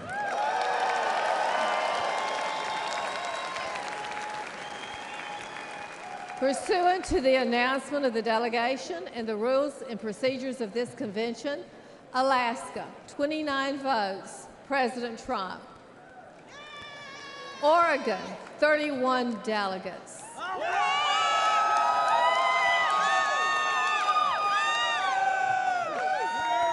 Madam Secretary, I'm Tracy Hunnell, National Committee Woman for Oregon, home of Congresswoman Lori Chavez DeRemer and Congressman Cliff Benz, home of the Beavers. Oregon is also home of the deepest lake in the country and the deepest canyon in the country. We have the 3rd most climbed mountain in the world, and we're the wind sailing capital of the world. Oregon is an outdoor lover's paradise with every geographical terrain on the planet within our border. Madam Secretary, the great state of Oregon proudly casts our 31 votes for President Donald J. Trump.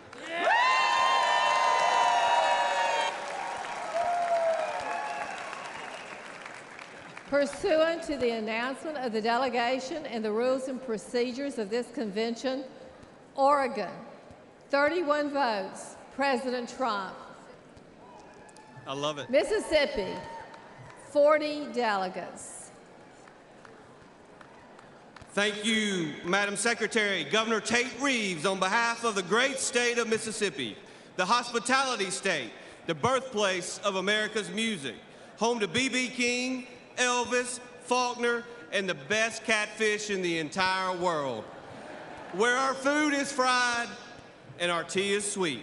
Where breaking economic development and employment records daily is as common as college baseball national championship teams. Woo!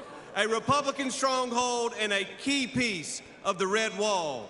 From the mighty Mississippi River to the sweet Gulf Coast and everywhere in between, I am incredibly excited, honored, and proud to cast all 40 of our votes for the next president of these great United States, Donald J. Trump.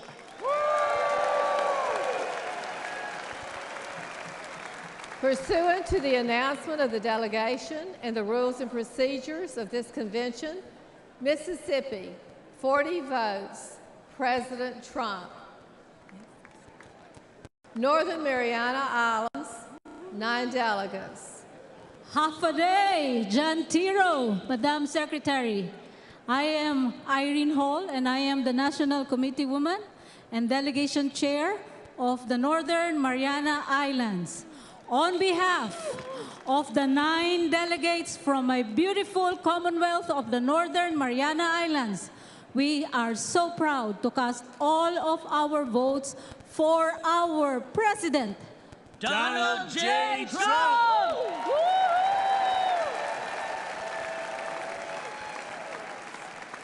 Pursuant to the announcement of the delegation and the rules and procedures of this convention, Northern Mariana Islands, 9 votes, President Trump. Wyoming, 29 delegates. Madam Chairman, I'm Wyoming Secretary of State and Wyoming Delegation Chairman Chuck Ray.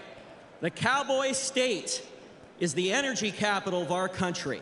We supply coal, oil and gas, soda ash, ag products for the entire world. And Wyoming, the Cowboy State, is Trump country. We've supplied the highest margin of victory for President Trump in both 2016 and 2020. And with that, Wyoming, the cowboy state, casts all of its 29 delegates for President Donald J. Trump.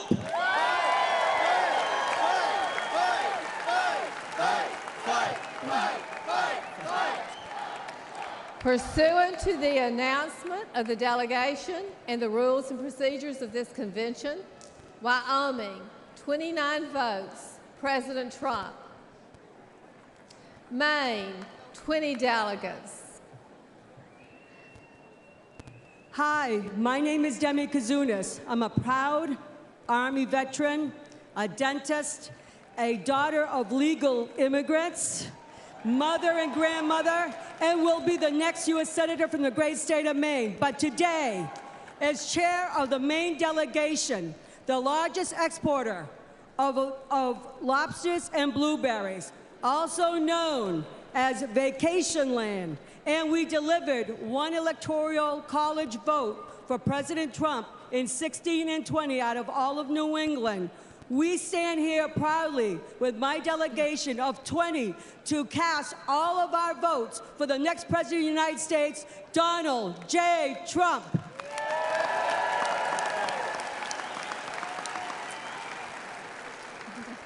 Pursuant to the announcement of the delegation and the rules and procedures of this convention, Maine, 20 votes, President Trump.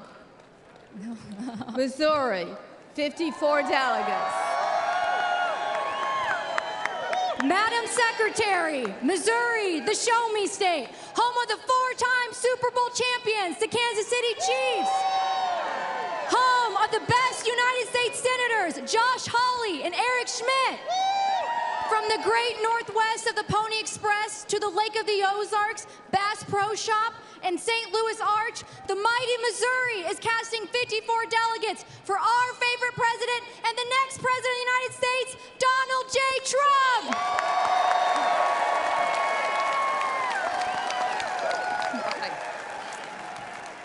Pursuant to the announcement of the delegation and the rules and procedures of this convention, Missouri, 54 votes, President Trump.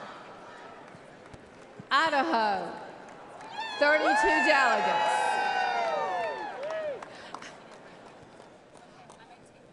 I'm Dorothy Moon, chairwoman of the Idaho Republican Party, and also the delegate sponsor. I'm excited to have all of the delegates behind us, all 32 votes, to go toward Donald J. Trump. We are the gem state. We are very rural. We have a lot of mountains and rivers, and we also love freedom and liberty.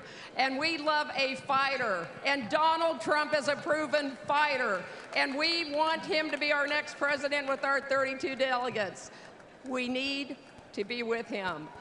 Fight, fight, fight, fight, fight, fight, fight, fight, fight, fight, fight, fight, fight. Pursuant to the announcement of the delegation and the rules and procedures of this convention, Idaho, 32 votes, President Trump. All right. Hey, you're up. Illinois, 64 delegates.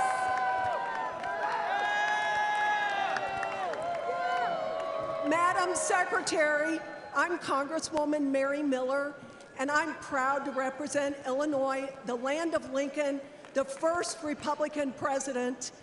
And on behalf of parents who are horrified by Joe Biden's attack on parental rights, on behalf of farmers who are being crushed by the Biden economy, on behalf of our daughters who Biden is forcing to compete against men in sports, and on behalf of the victims of the Kamala Harris border crisis, Madam Chairwoman, Illinois proudly casts all 64 votes for President Donald J. Trump.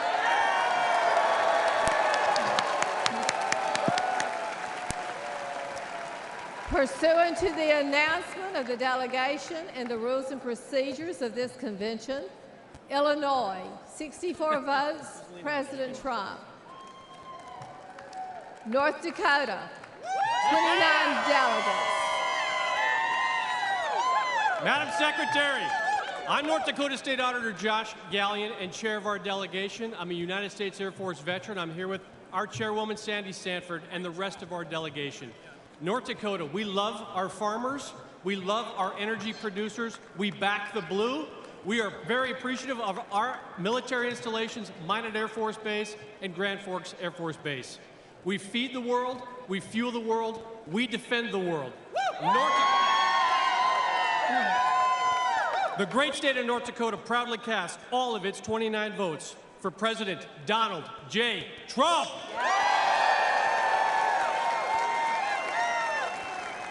Pursuant to the announcement of the delegation and the rules and procedures of this convention, North Dakota, 29 votes, President Trump.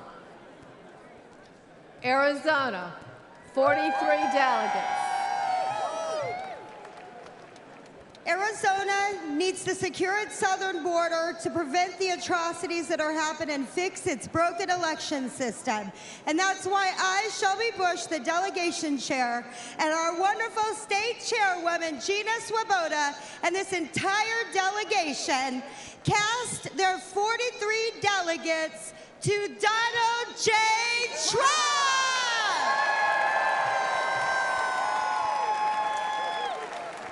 Pursuant to the announcement of the delegation and rules and procedures of this convention, Arizona, 43 votes, President Trump.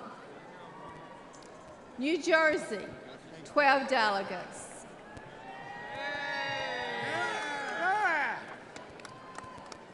Madam Secretary, I'm State Senator Michael Testa from the great state, the Garden State, the state of New Jersey, a state where President Donald J. Trump has invested heavily. And we think and we know that he can win New Jersey this year. Madam Secretary, we should all be thankful right now that we are able to cast our votes for President Donald J. Trump after what took place on Saturday. So the state of New Jersey is extremely proud to cast all of its delegate votes for the 45th and soon to be 47th President of these United States, President Donald J. Trump.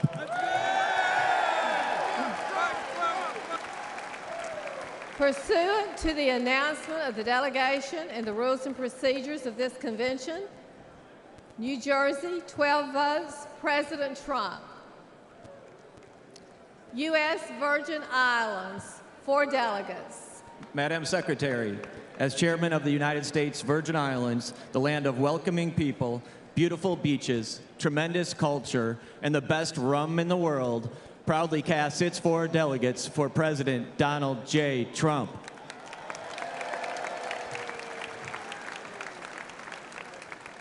Pursuant to the announcement of the delegation and the rules and procedures, the U.S. Virgin Islands, 4 votes, President Trump.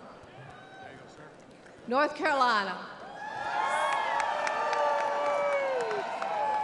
North Carolina, 74 delegates. Madam Secretary, I am Lieutenant Governor Mark Robinson, and God willing, I will be the next governor of North Carolina.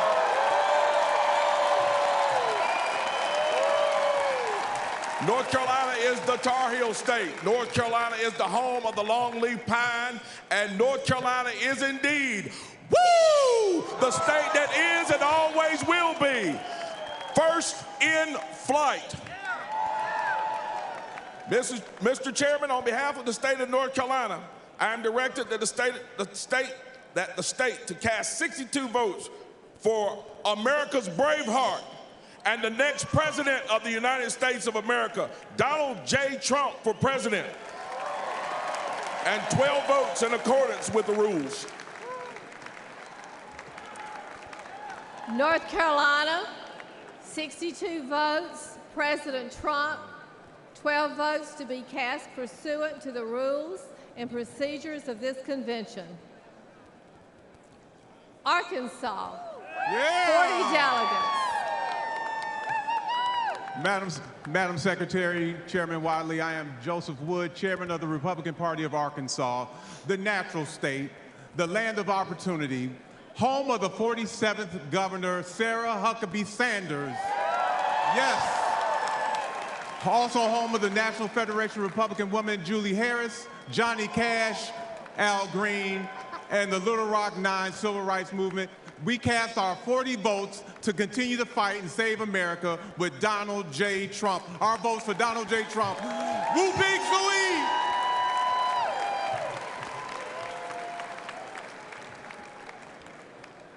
Arkansas, 40 votes, President Trump. Virginia, 48 delegates.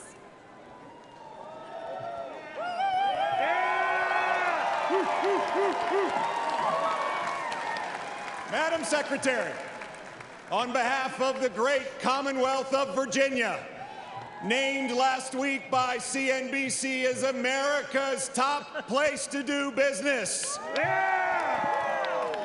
Home to 850,000 of the greatest Americans, our military and veteran heroes. Home to Washington, Madison, Monroe, the first governor of the Commonwealth of Virginia, the voice of liberty, Patrick Henry, and home to Thomas Jefferson, who penned the most immortal words that we hold these truths to be self-evident, that all men are created equal, that they're endowed by their Creator with certain unalienable rights, and among them are life, liberty, and the pursuit of happiness.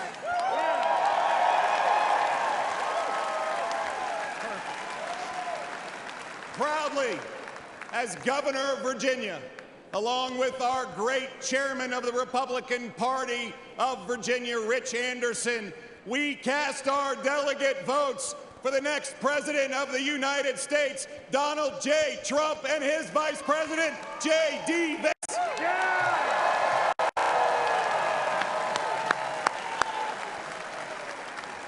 Virginia, 42 votes, President Trump. 6 votes to be cast pursuant to the rules and procedures of the convention.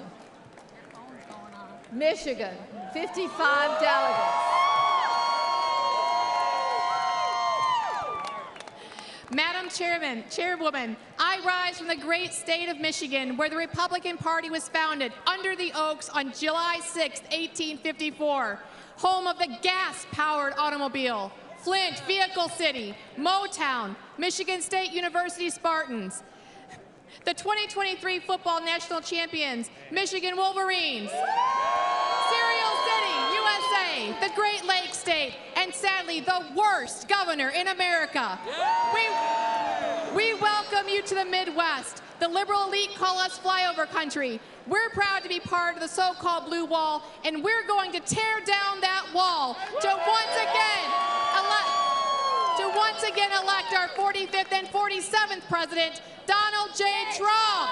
Michigan's cast our...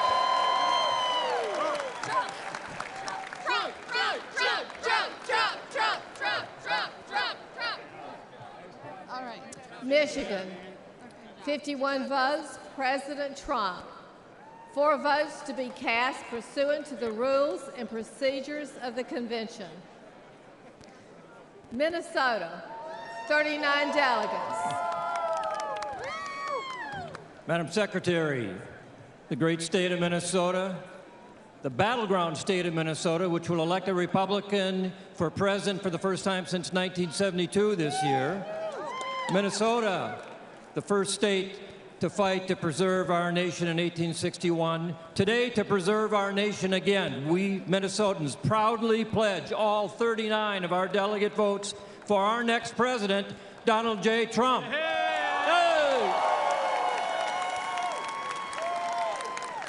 Pursuant to the announcement of the delegation and the rules and procedures of this convention, Minnesota, 39 votes, President Trump. Colorado, 37 delegates. Madam Secretary, on behalf of the Colorado Republican Party and the great state of Colorado, the Centennial State, home of the U.S. Air Force Academy and Space Command, along with the best Rocky Mountain peaks and powder skiing in the world, I have the honor of announcing that our delegation, with unity and purpose, while responding to our president's call to fight, fight, fight, unanimously votes for the 45th and soon-to-be 47th President of the United States, Donald J. Trump. Pursuant to the announcement of the delegation and rules and procedures of this convention, Colorado, 37 votes, President Trump. Rhode Island, 19 delegates.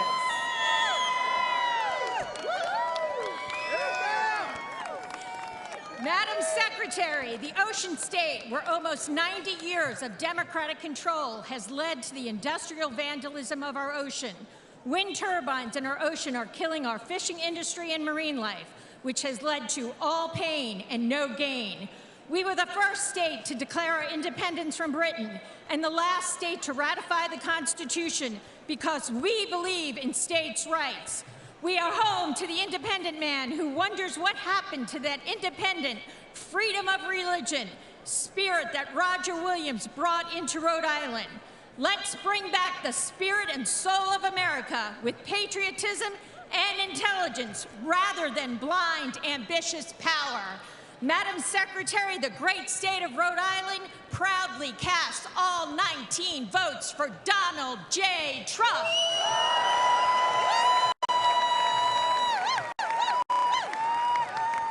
Pursuant to the announcement of the delegation and the rules and procedures of this convention, Rhode Island, 19 votes, President Trump. Pennsylvania, 67 delegates.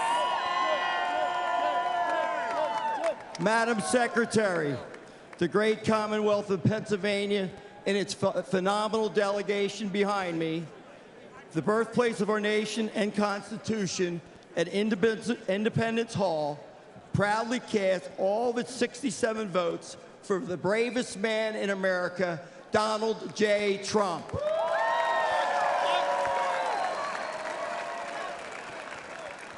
Pursuant to the announcement of the delegation and the rules and procedures of this convention, Pennsylvania, 67 votes, President Trump.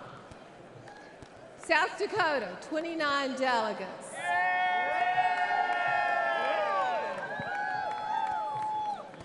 Madam Secretary, I'm Larry Roden, Lieutenant Governor of the great state of South Dakota. I'm proud to speak on behalf of myself and Governor Noem and our delegation. We represent the freest state in a nation built on the principles of freedom.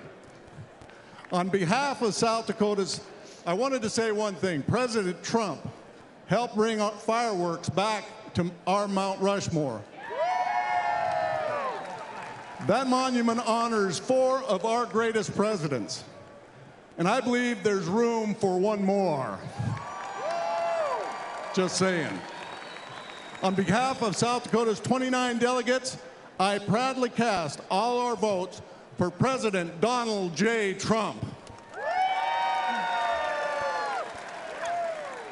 South Dakota, 28 votes, President Trump. New Mexico, 22 delegates. Madam Secretary, I'm Jim Townsend, National Committeeman from New Mexico, joined with Tina Zook, National Committeewoman from New Mexico, and the delegation from New Mexico. New Mexico is known as the land of enchantment. We remember well when our citizens flourished and jobs were always available. Madam Secretary, we remember when the courts in our country were known for being fair and our borders were secure.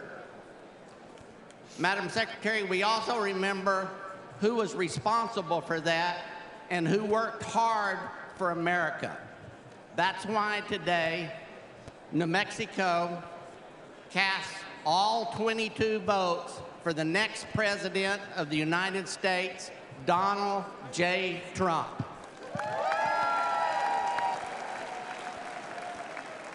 Pursuant to the announcement of the delegation and the rules and procedures of this convention, New Mexico, 22 votes, President Trump. Montana, 31 delegates. Madam Secretary, Montana is big sky country, abundant with God's blessings. Montana is the most patriotic state in the USA. Montana is debt-free and sanctuary city-free. As Secretary of State, along with all the delegates from Montana, we stand with a leader who has reshaped American politics and reinvigorated our spirit as a nation. He delivered on his promises: record job growth, historic tax cuts, securing our border, and protecting our Second Amendment. It is our honor to cast 31 votes for our next president, Donald J. Trump. Pursuant to the announcement of the delegation and the rules and procedures of this convention, Montana, 31 votes, President Trump. South Carolina, 50 delegates.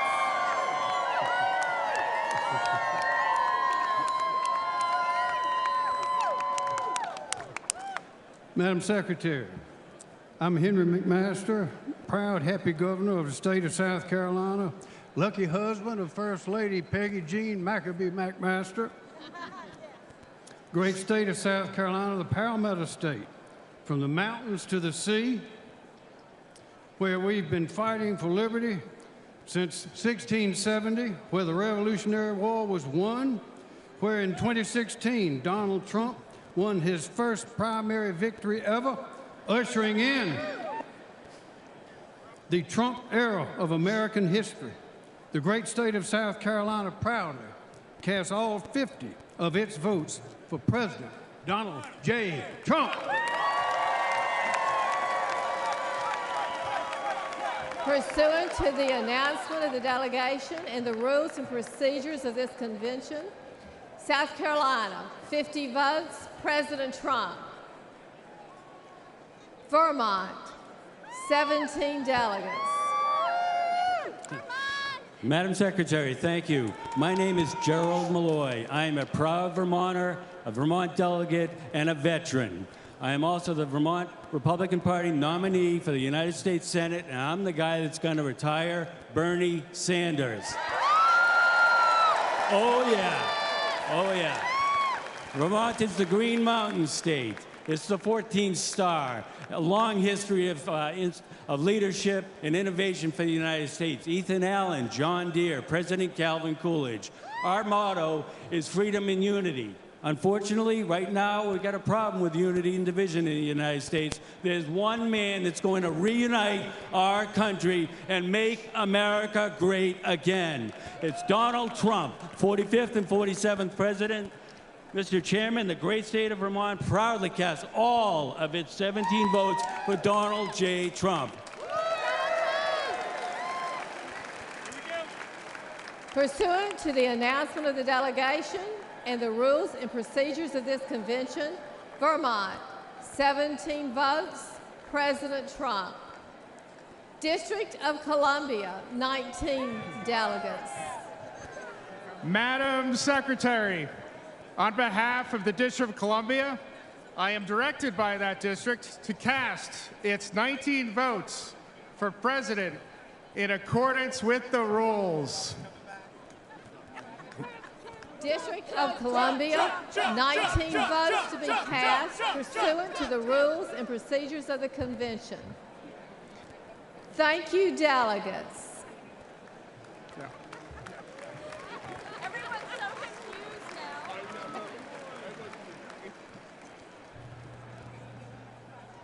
Ladies and gentlemen, Speaker Johnson.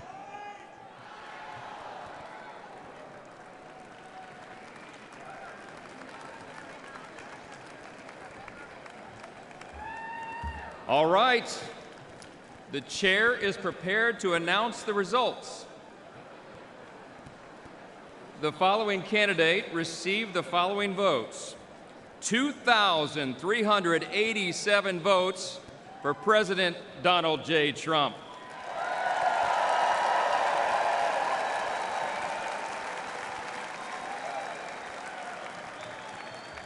Let's make it official.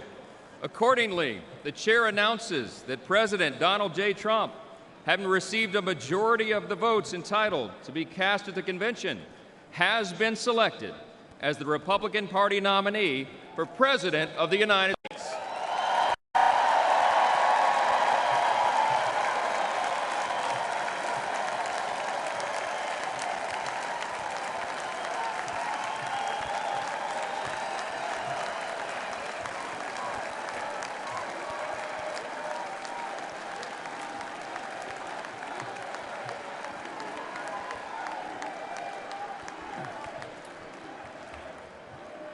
The chair is pleased to appoint the following to serve as the escort committee for President Donald J. Trump: Eric Trump, Donald Trump Jr., Tiffany Trump, Ivanka Trump, and Barron Trump. Thank you very much.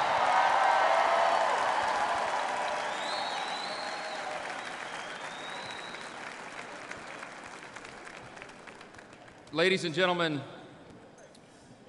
it is now my honor to introduce the Attorney General, and there goes the teleprompter.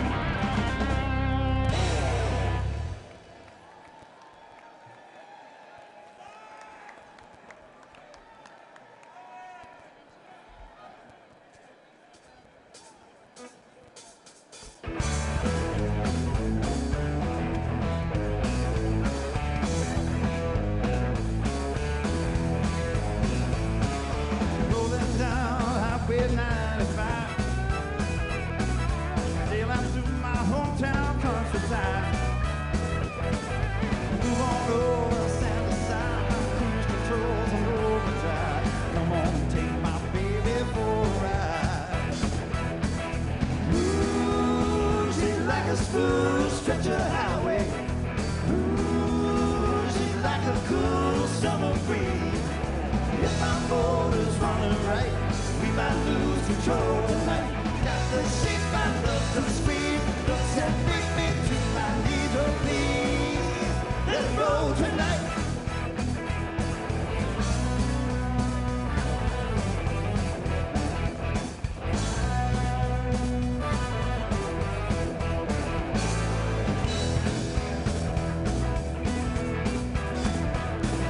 Might be doing more than 55 when I get my baby by my side.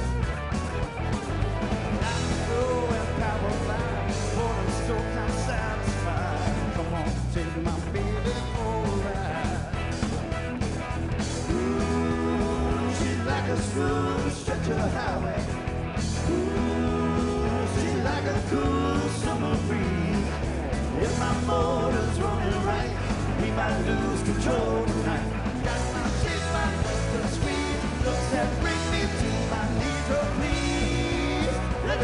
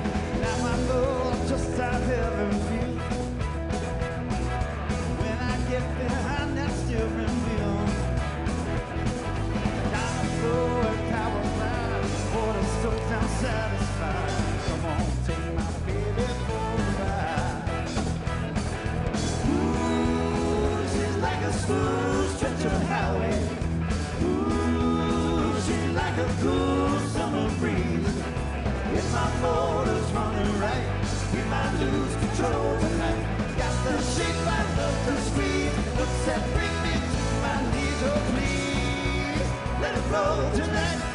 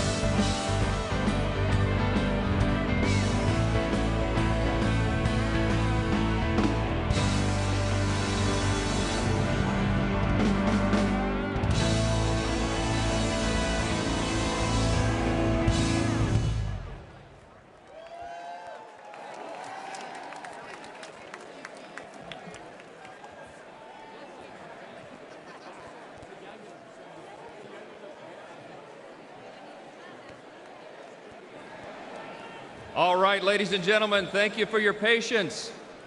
It is now my honor to introduce the Attorney General of Iowa, Brenna Bird. Please join me in giving her a warm welcome.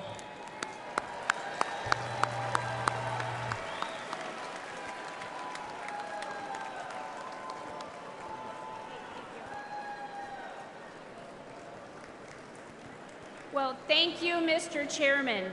Ladies and gentlemen, it is now time for us to determine our nominee for the office of Vice President of the United States, Senator JD Vance.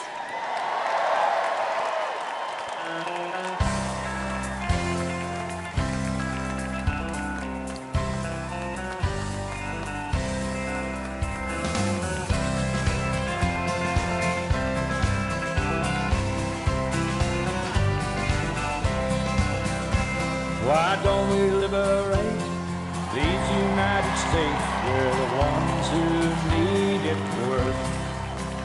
Let the rest of the world help us for change, and let's rebuild America first. Wow. Our highways and bridges are falling apart. Who's blessed? Who has been cursed? There's things to be done all over the world. Let's rebuild America first.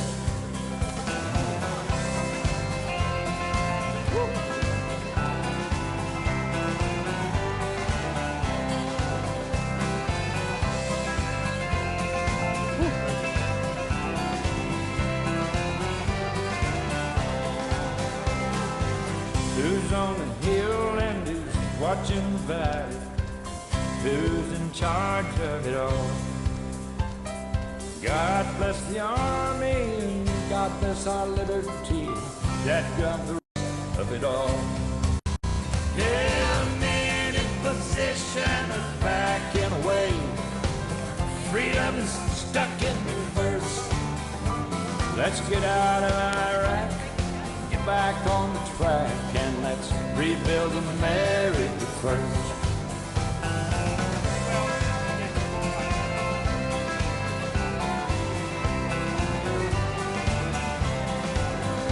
Once more.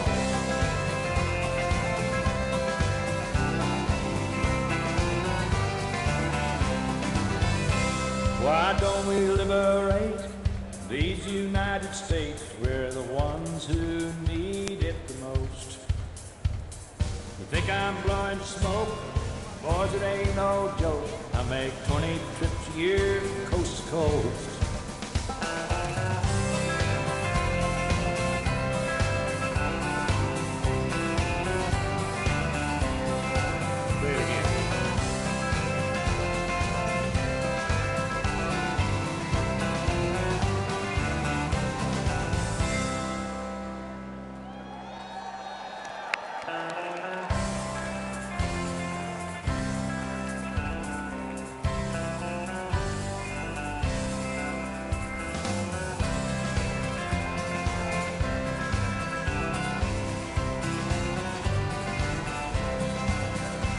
Why don't we liberate these United States? We're the ones who need it worst.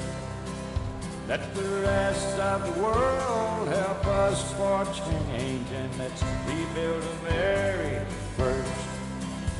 Our highways and bridges are falling apart. Who's blessed? Who has been cursed? There's things to be done all over the world, but let's rebuild America first.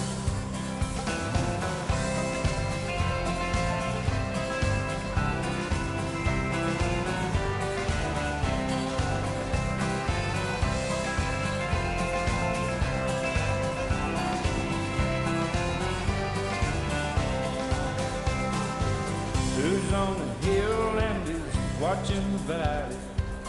Who's in charge of it all? God bless the Army and God bless our liberty. That got the rest of it all. Yeah, men in position are backing away. Freedom is stuck in reverse. Let's get out of Iraq, back on the track and let's rebuild America first.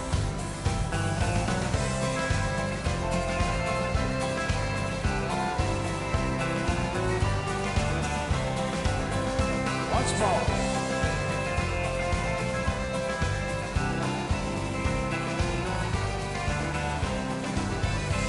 Why don't we liberate these United States? We're the ones who need it the most. You think I'm blowing smoke? Boys, it ain't no joke. I make 20 trips a year coast to coast.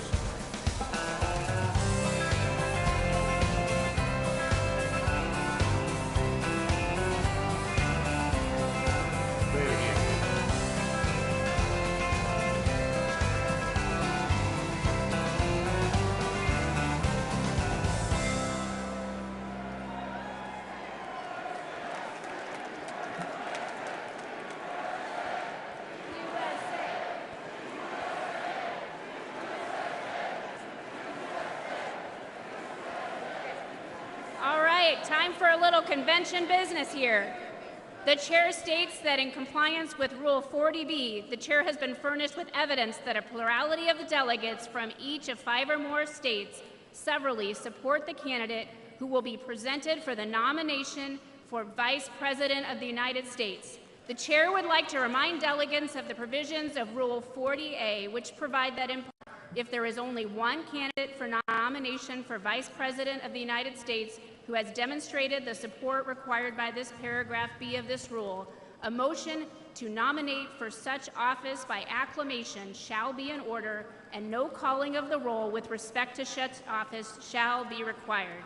At this time, the chair states that she has been furnished with evidence that there is only one candidate for nomination for the office of Vice President who has demonstrated the support required under Rule 40B of the Rules of the Convention.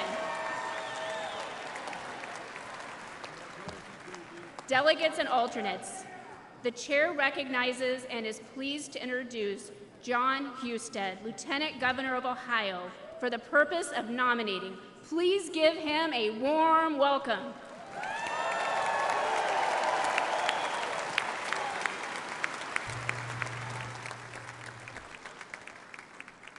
Are we ready?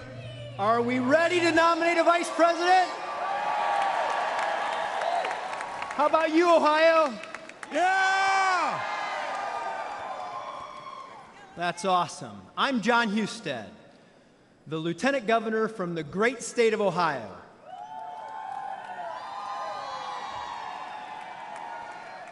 It is an honor to speak to you all this afternoon to formally nominate the Republican nominee for Vice President of the United States.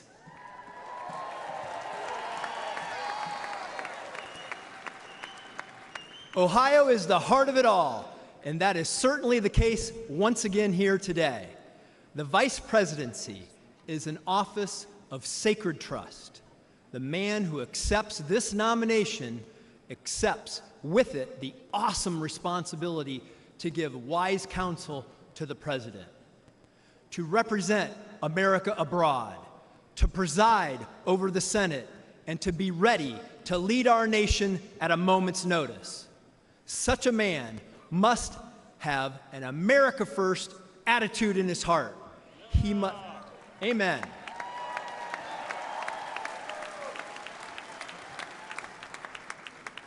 He must embrace his obligation to the American family, the American worker, and the American soldier. He must believe that America is exceptional.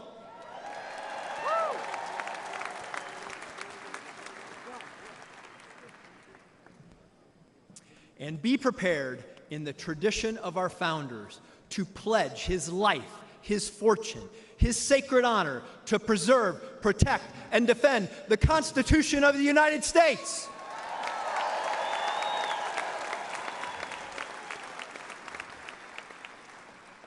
He must share the values and principles of our presidential nominee and be trusted to faithfully implement the will of the people. JD Vance is such a man.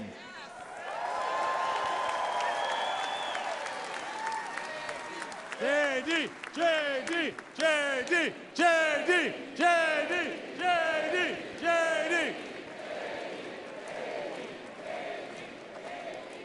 A man who loves America and will represent our people with moral courage, strength, and honor.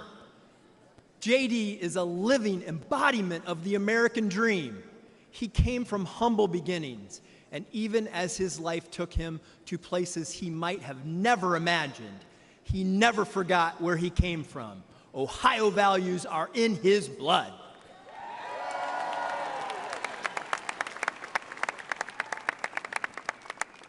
He served our nation in the United States Marine Corps.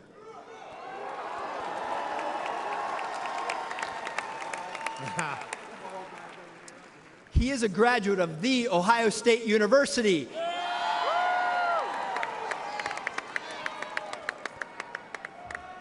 He graduated summa cum laude from Yale Law School and is the author of the best-selling book Hillbilly Elegy.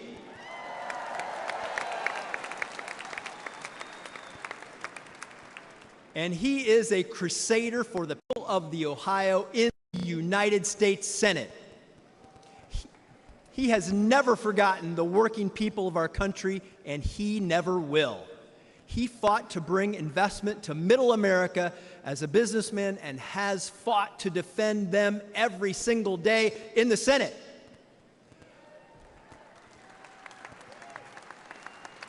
And this I know, he will faithfully stand by President Donald Trump's side as they win this election and change the course of our nation.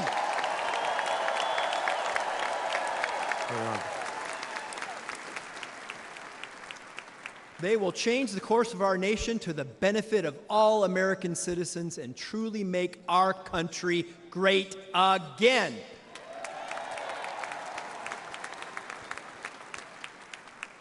It is therefore my honor to nominate Ohio Senator JD Vance for the office of Vice President of the United States of America.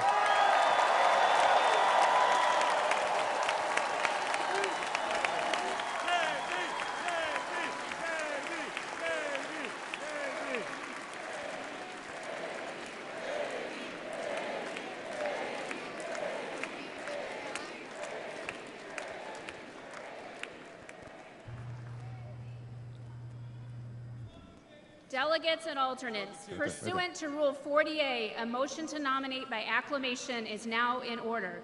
The chair now recognizes Delegate Bernie Moreno, Senate candidate from Ohio, for the purpose of making a motion. Thank you, Madam Chair. My name is Bernie Moreno. I'm honored to be the Republican nominee for the U.S. Senate from the great state of Ohio.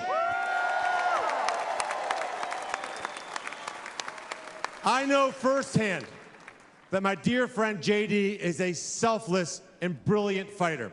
He is a patriot who loves America. He loves Ohio. He loves his family.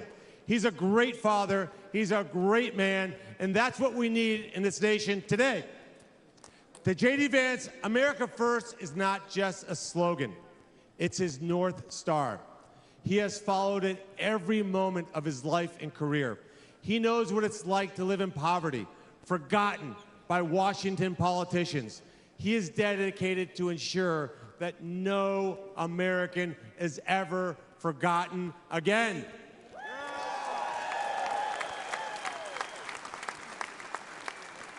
Madam Chair, it is a great honor to move that JD Vance be nominated by acclamation by this Republican National Convention as its candidate for the office of Vice President of the United States of America.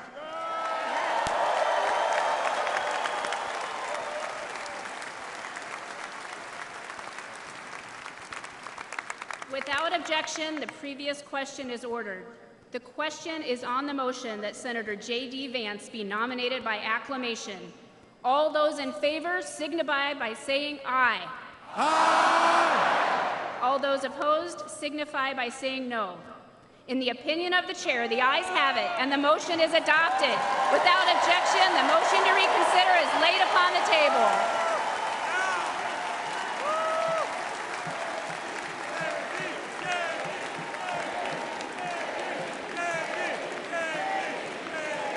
delegates and alternates, ladies and gentlemen, I am proud to announce that Senator JD Vance has the overwhelming support of this convention to be the next Vice President of the United States.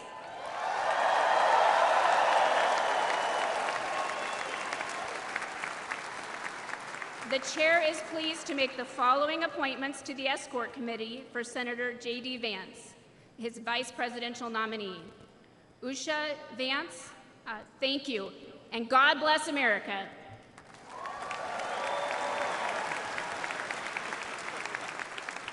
Ladies and gentlemen, please welcome back Speaker Johnson.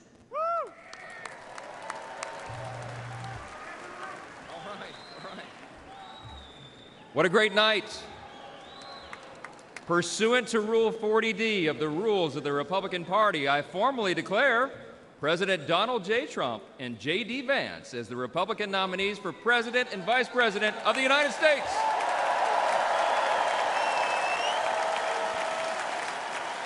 Ladies and gentlemen, please welcome back RNC Chairman Michael Whatley.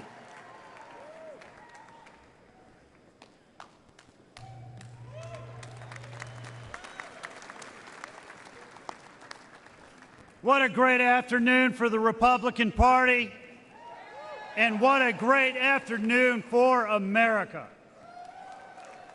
It is now time to take the official convention photograph. If all of the delegates would please stand and turn to the center camera directly opposite the stage, we will take the official photograph.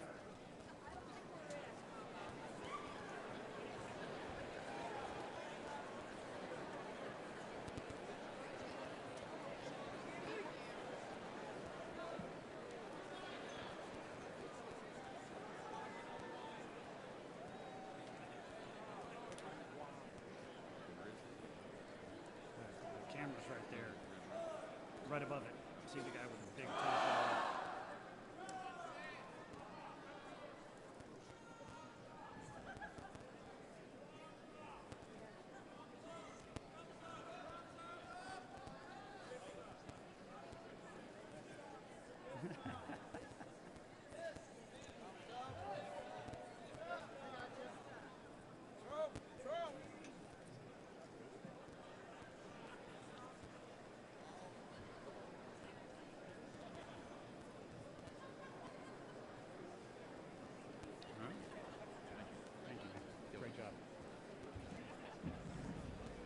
Thank you, delegates.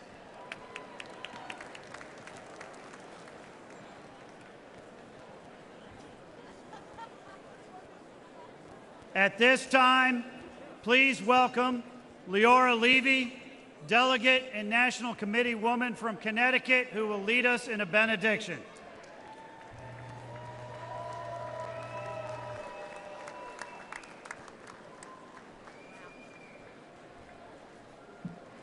Let us pray. That means be quiet. Bow your heads. Heavenly Father, we thank you for the life and the strength of President Donald Trump and pray that you continue to protect his family. We pray for Corey Comparatori and his family. May his memory always be a blessing. We pray for the 2 patriotic Americans who were wounded and for their speedy, complete recovery. King of the universe, who knows all, sees all, please watch over us as we embark on the work for which we have gathered here today.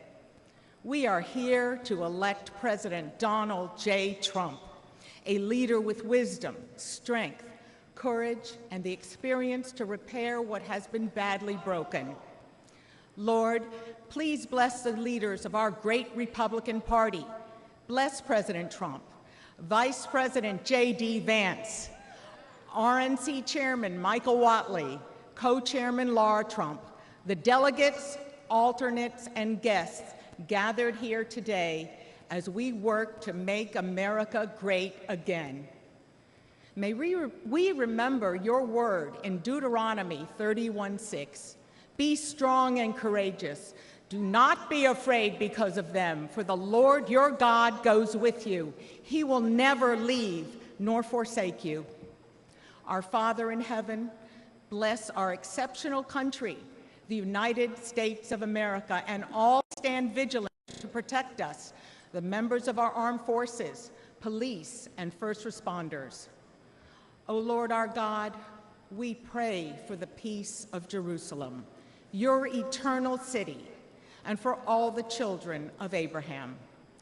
We remember and pray for freedom for the hostages kidnapped and held so cruelly against their will. Lord, please keep them in your sight and hasten the day of their freedom. Lord, we have gathered here from different communities, cities, states, and territories. Let us pray together, united for our nation, the United States of America. May our prayers unite the American people to work together for the betterment of our nation and of the entire world. May America be a light unto the nations and an emissary of clarity and leadership for the world. Grant peace, goodness, blessing, grace, loving kindness, and mercy to us. Bless us, our Father, all of us as one, with the light of your face. Amen.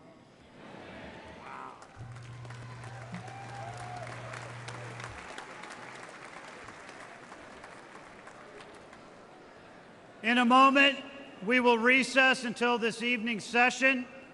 This evening's session will reconvene at approximately 5:45.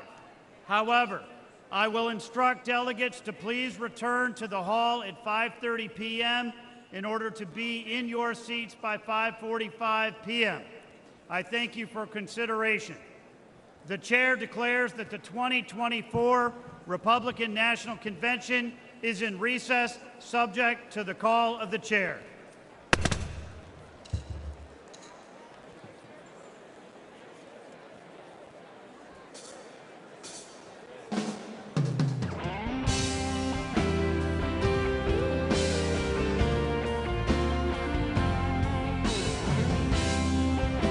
Thank you. I'll be back in my chair at 5:45.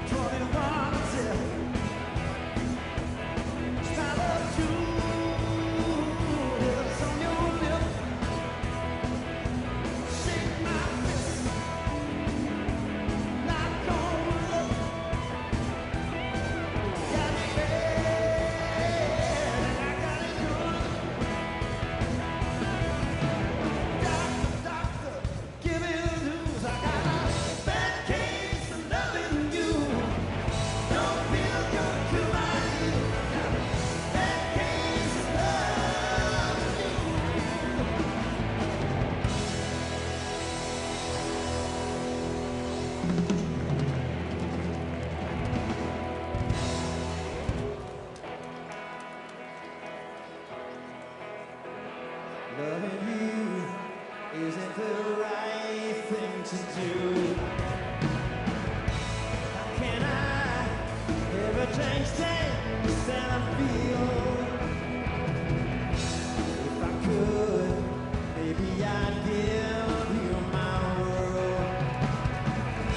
How can I, when you won't take it from me? You can go your own way.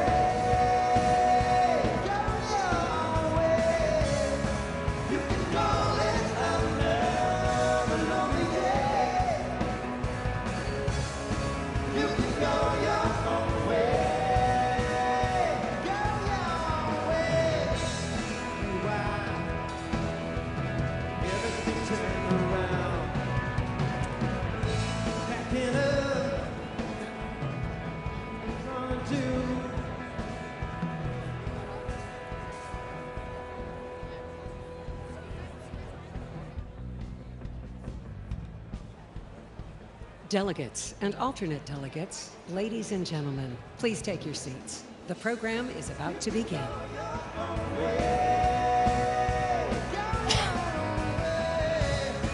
You can call it another lonely day.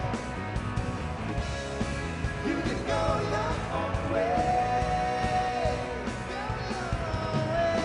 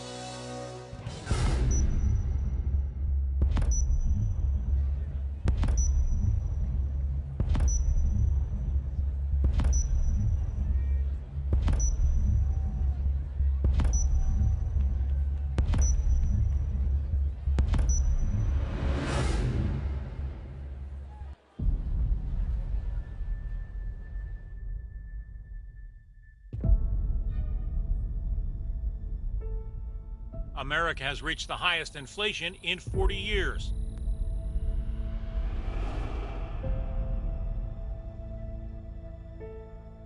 The Wall Street Journal has reported today that Americans' incomes have gone down 3 straight years.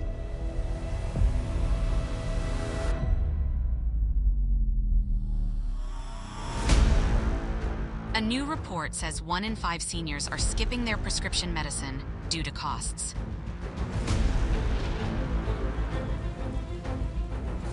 Gas prices today reached the highest in history, over $5 a gallon.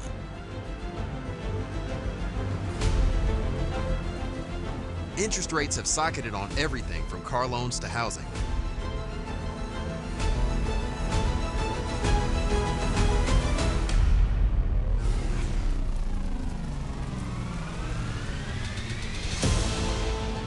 Credit debt has reached a new record, and the majority of Americans say they are living paycheck to paycheck.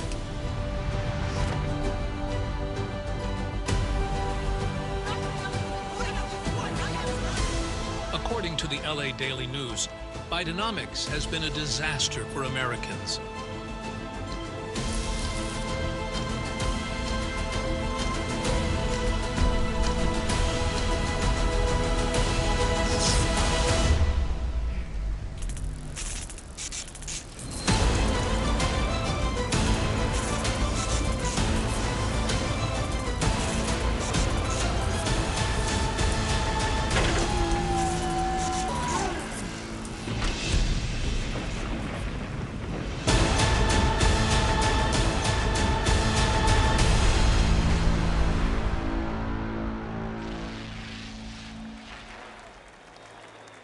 Ladies and gentlemen, the chairman of the Republican National Committee, Michael Watt of North Carolina.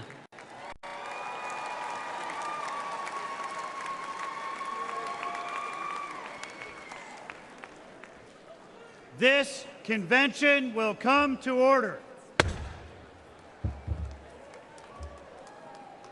Delegates and alternate delegates, ladies and gentlemen, welcome to the 2024 Republican National Convention.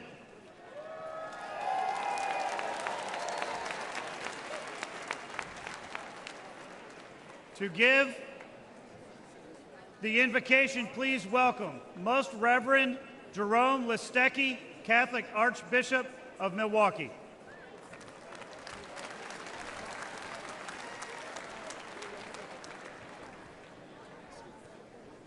And let us pray.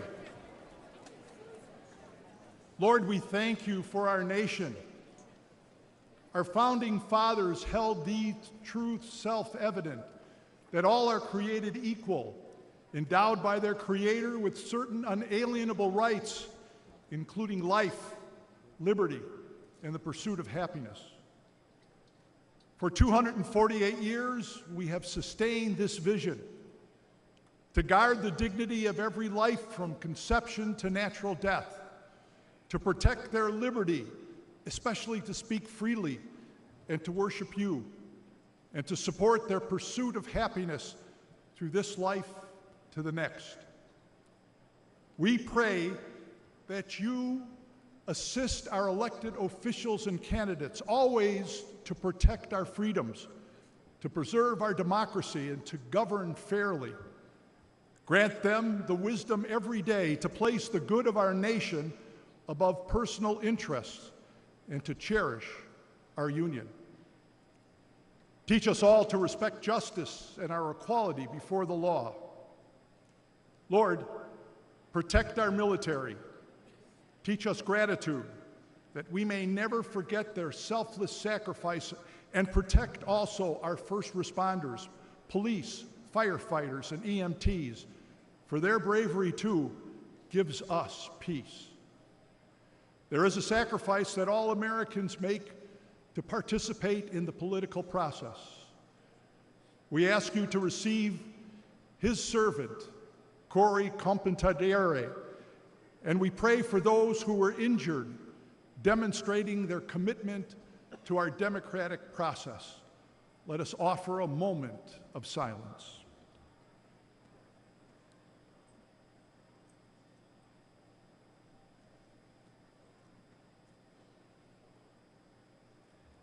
In the words of George Washington, Almighty God, keep the United States of America in thy holy protection and incline the hearts of the citizens to a brotherly affection and love for one another.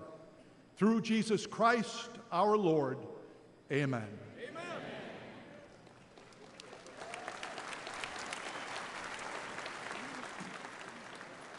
Please rise for the presentation of colors. The colors are presented by the Hartford Police Department Honor Guard. Let's give them a warm welcome.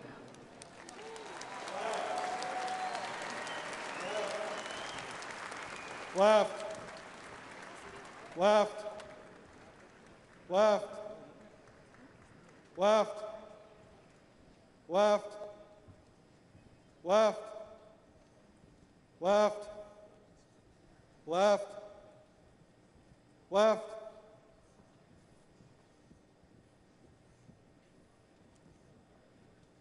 Detail, halt. Order, arms. Ready, cut.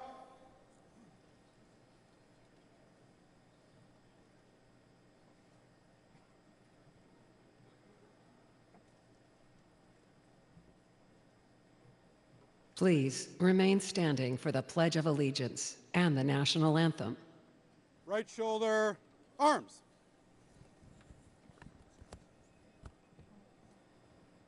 Present, arms.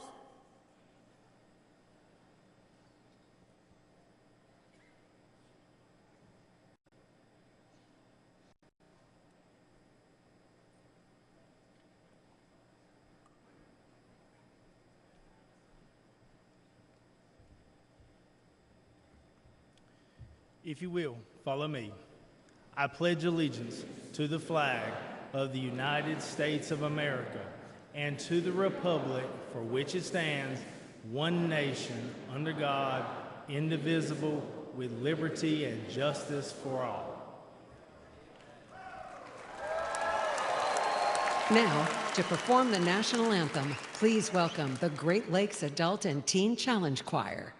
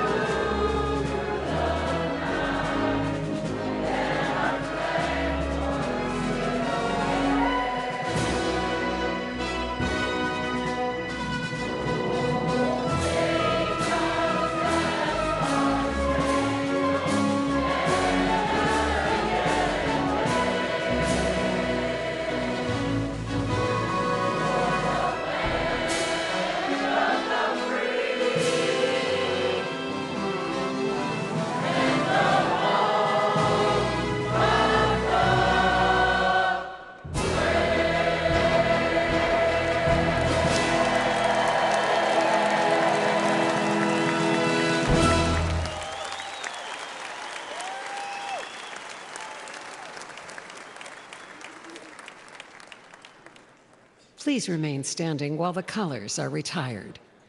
Right face. Forward march. Left. Left. Left. Left. Left. Left.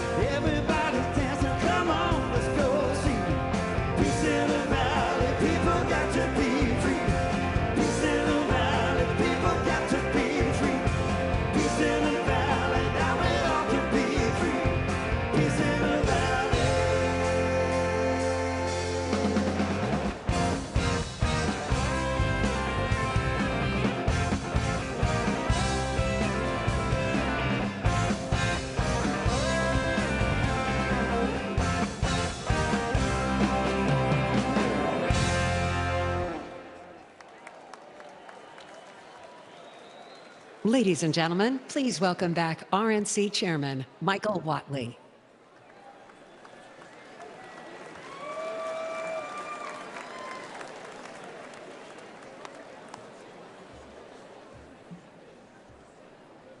Delegates, guests, elected officials, and Republicans across the country, welcome to the 2024 Republican National Convention. We are honored to have you here in Milwaukee. Just days ago, we witnessed a horrifying assassination attempt against President Trump at his rally in Pennsylvania. We are praying for President Trump. We are praying for the injured. We are praying for the family of Corey Compatore. We must unite as a party, and we must unite as a nation.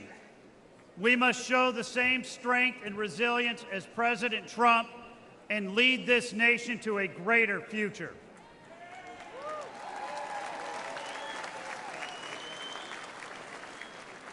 Four years ago, Europe and the Middle East were at peace.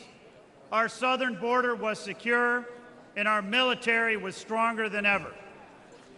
4 years ago, America was respected abroad, and Americans could afford groceries at home. Tonight, everything is different. Russia has invaded Ukraine.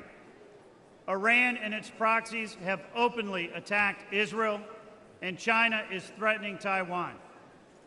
More than 10 million illegal immigrants have flooded across our border, posing a direct threat to our communities, and inflation is crushing families from coast to coast.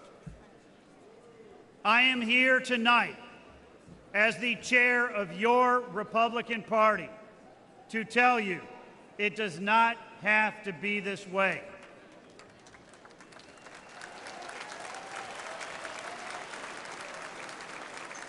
And I am here tonight to tell you that we have a solution. Elect Donald J. Trump as the 47th President of the United States.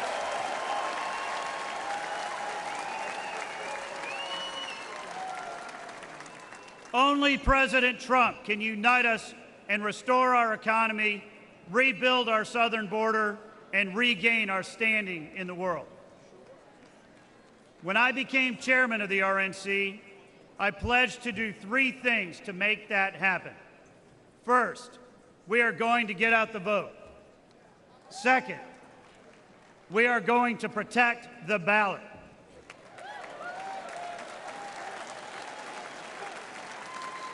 And third, we are going to hold a world-class convention. As long as I am your chairman, these will be the RNC's only priorities, because our #1 objective is to win this election.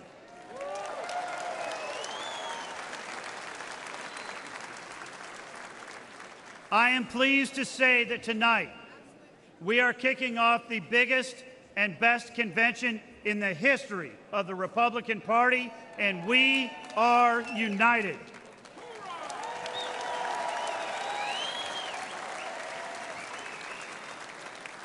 This election is not just about the next 4 years. It's about future generations of Americans to come. I am so proud to serve as the chairman of your Republican National Committee and to open this convention. And I am so proud to work with all of you to elect Donald J. Trump as our president and JD Vance as our vice president.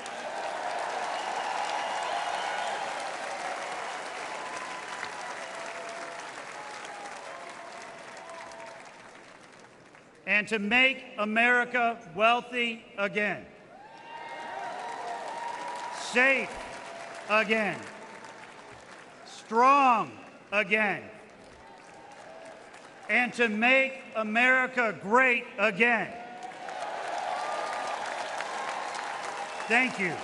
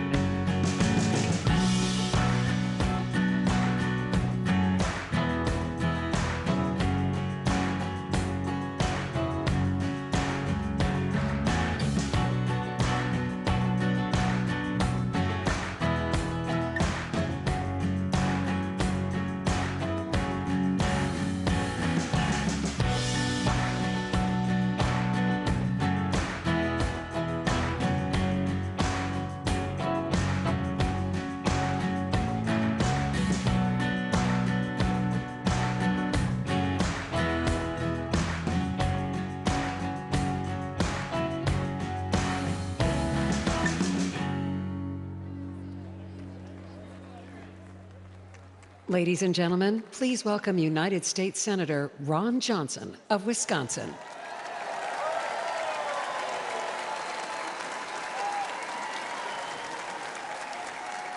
Thank you, thank you, thank you, thank you. Welcome to Wisconsin.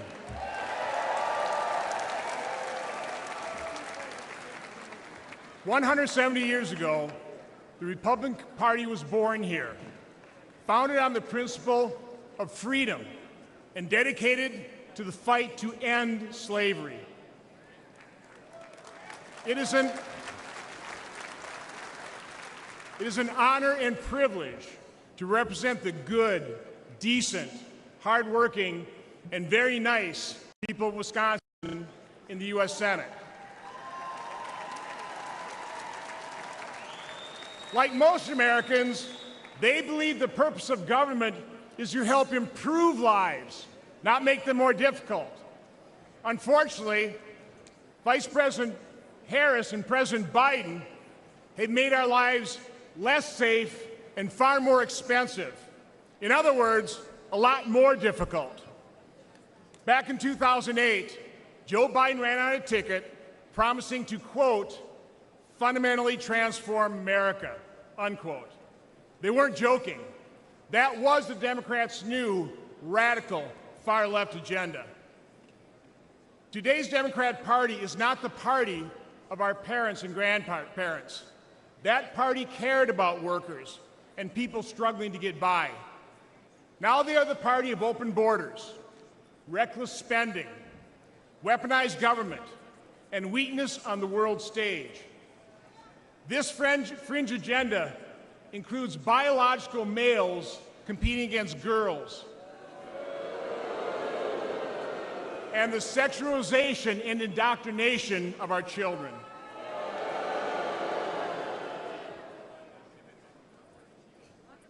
Today's Democrat agenda, their policies, are a clear and present danger to America, to our institutions, our values, and our people. Democrats have forgotten American families. They have abandoned the hardworking middle class. But with President Trump and Republicans, those forgotten Americans are forgotten no more.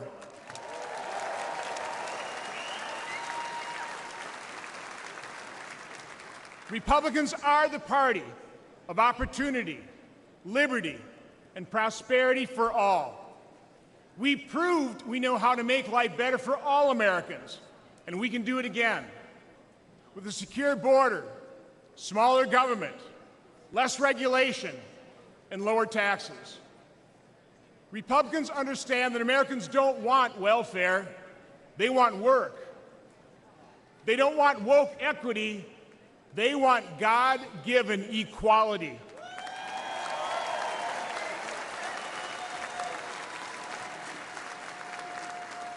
They want the promise of our founding documents, the right to pursue happiness.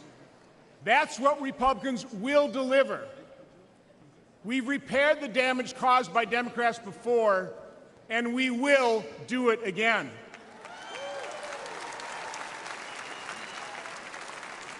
We will complete the mission President Trump first articulated in 2016, to make America great again.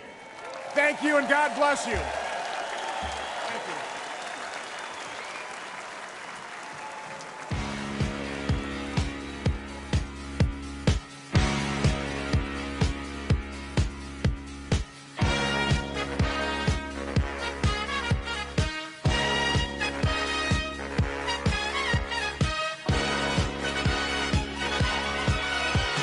Young man, there's no need to feel down. I said, young man, pick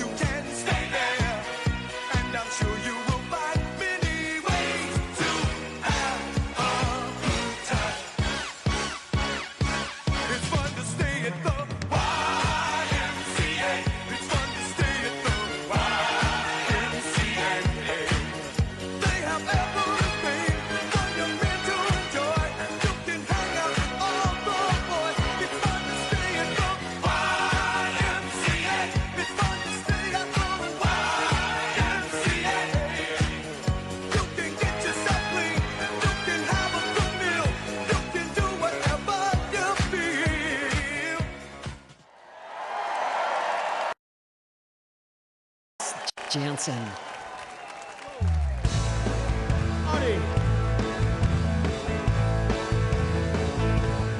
Everybody at the RNC, top to bottom, somebody put your hands in the air and scream, baby!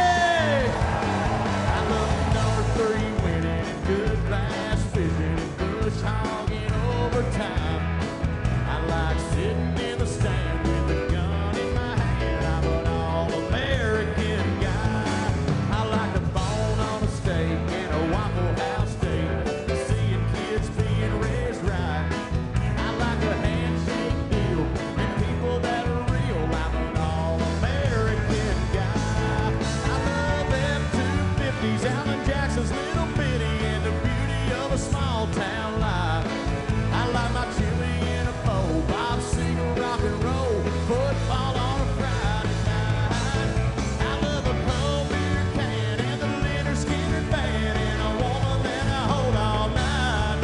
Yeah, I'm a pretty simple man, ain't too hard to understand. I'm an all-American guy. I like America's best and rowdy rednecks and boots over suits and ties. I love Jesus and the hag and a girl who loves her dad. I'm an all-American guy. I love F-250s, Alan Jackson's Little Bitty, and the beauty of a small town life.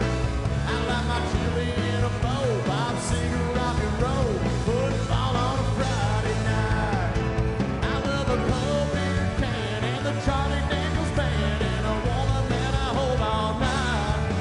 Yes, I'm a pretty simple man, ain't too hard to understand. I want to hear you scream one time.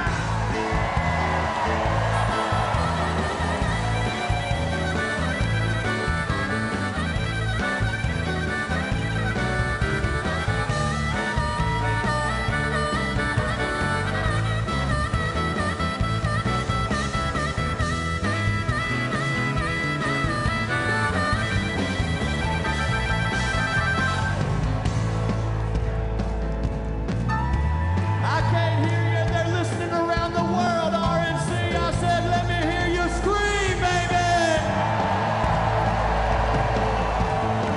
I love my Bass Pro cap, love my country and my flag, and the ones who made the sacrifice. They're serving military time in the thin blue line. All-American guy. I love F-250s, Alan Jackson's Little Bitty, and the beauty of a small town life. I like my chili in a bowl, Bob Seger rock and roll, football on a Friday night.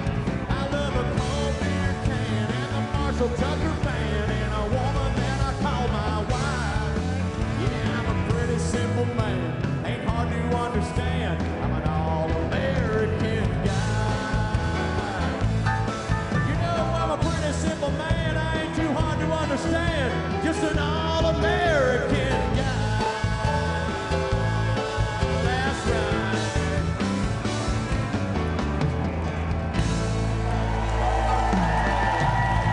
I can't hear you, Milwaukee! Everybody stay on your feet. Let's get some fun action in here. It's RNC 2024, and we are here to party for America, baby. We're here to party for America, baby. With every hand in the air, all the way to the top, side to side. I got a question for you, all the way back from 2016. Can somebody please buy me a boat? Now sing it loud and proud, all the way over there. I can see you now.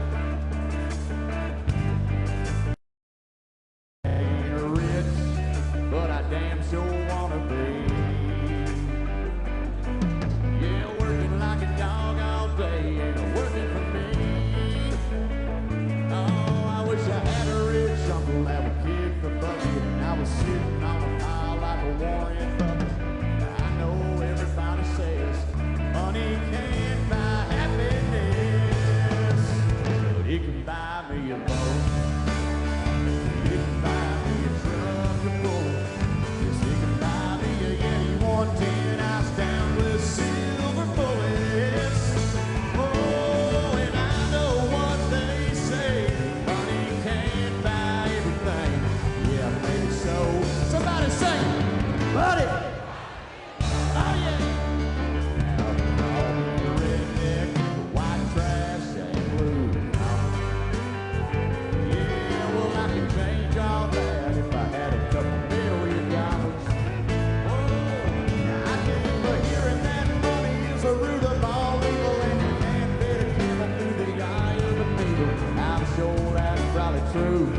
but it still sounds pretty cool. You can buy me a boat. You can buy me a truck to pull. You can buy me any 110 ash down with silver bullets. Whoa, and I know what they say, money can't buy everything. Yeah, maybe so. Come on, baby. But you can buy me a boat to float down on the water with a beer. I hear the Powerball lotto is sitting on 100 mil. Yeah, that'll buy me a brand new rod and reel. Or you can buy me a boat. RNC, you can buy me a truck to pull it. Come on. You can buy me a Yeti 110 ice down with silver bullets. Oh, I know what they say. Money can't buy everything. Everybody said maybe so. Come on now. Buddy. Break it down, boys. Woo. You hear that? First day of the RNC in Milwaukee. And everybody is screaming really loud up in here.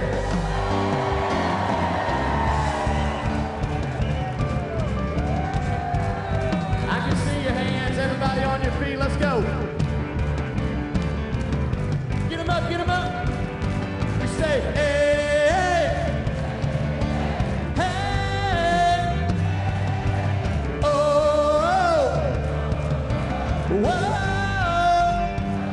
Let's say, woo, woo, woo. Get your hands going, let's go.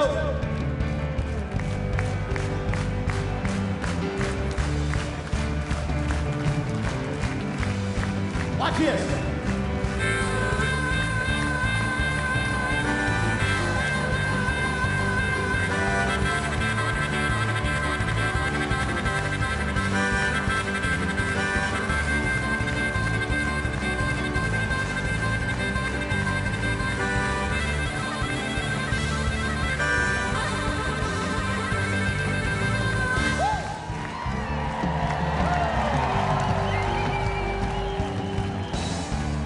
Concerts in this arena before. We might as well have a concert right now. The louder you get, the better I play. I said the louder you scream, the better we're gonna do. Let's go! I can't hear you! Let's go!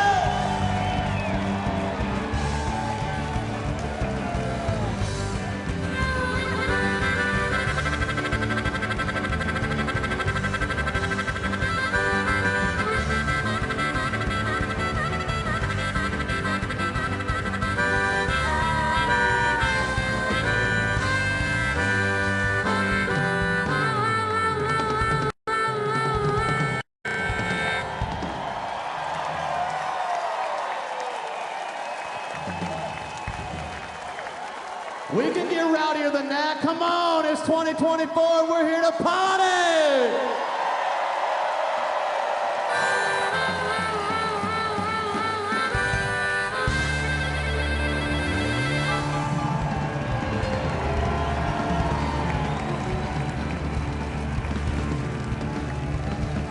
While everybody's on their feet, by a show of hands, who feels blessed to be an American every single day of the week? I said by a show of hands and everybody out of their seat, who feels blessed to be an American in the land of the free, the home of the brave, every single day of the week? Then keep your hands up on the count of three, scream 1, 2, 3, go!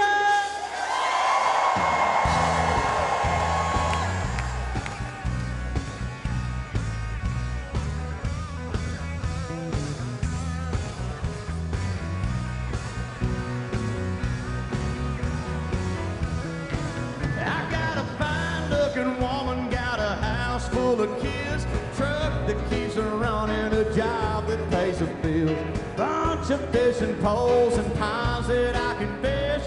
Even when it rains, I always tell you this: hell, I'm alive and I'm free. Well, I get up in the morning and get to being me. I'm a mess, but I'm blessed, and I count my blessings every day. Every day,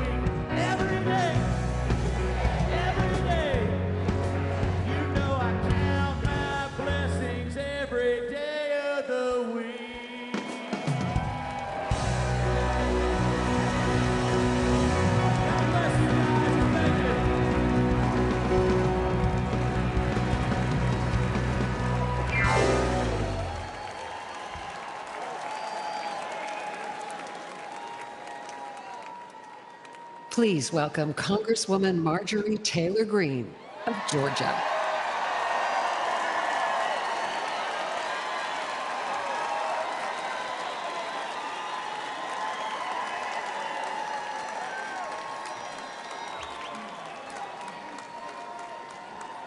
Thank you.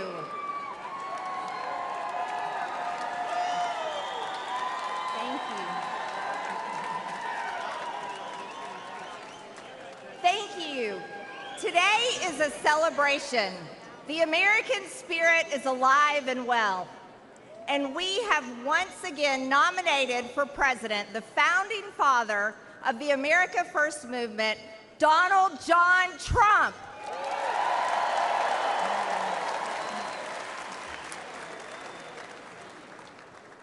Unfortunately, this is also a somber moment for our nation. 2 days ago, evil came for the man we admire and love so much. I thank God that his hand was on President Trump.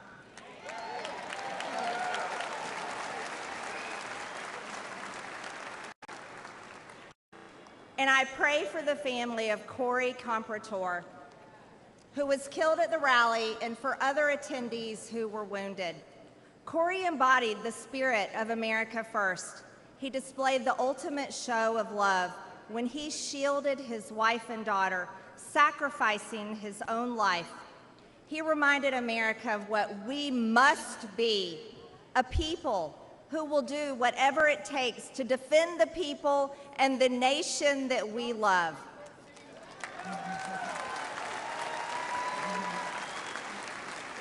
Thank you.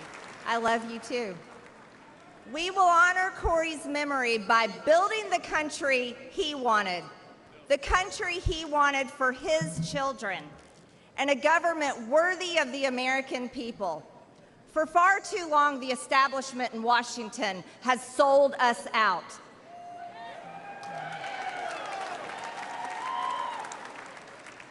They promised unity and delivered division. They promised peace and brought war. They promised normalcy and gave us Transgender Visibility Day on Easter Sunday.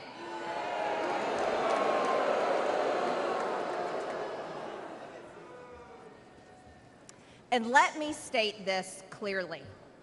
There are only two genders.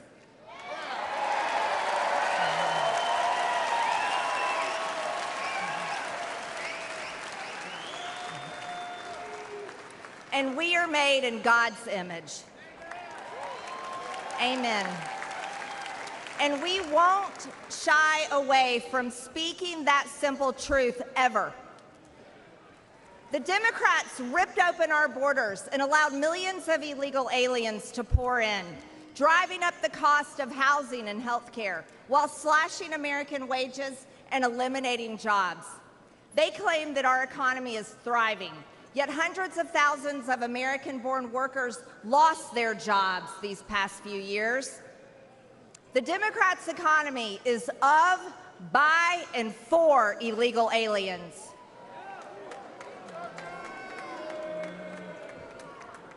Our open borders have also unleashed the worst drug crisis in American history.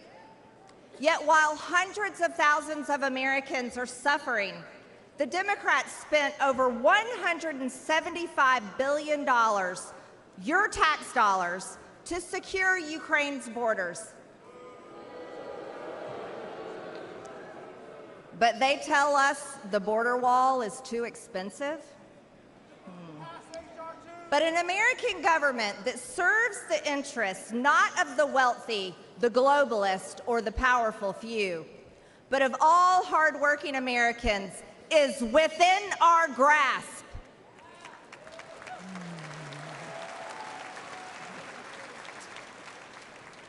Donald Trump has, and he will, make America successful again. He will make us wealthy again. And as God as my witness, he will finally give us the country we deserve. because Donald John Trump is the leader America deserves.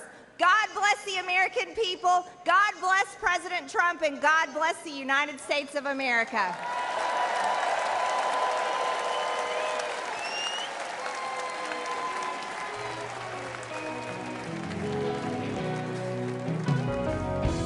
Day after day, I'm more confused, and I look for the light in the pouring rain. No, that's a game that I hate to lose.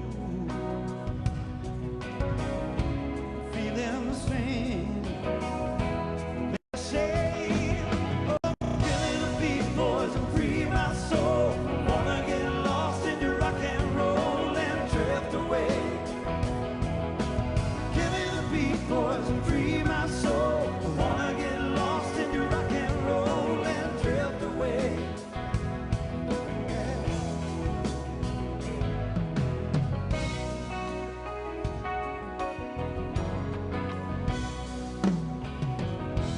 Beginning to feel that I'm wasting time. Don't understand all the things I do.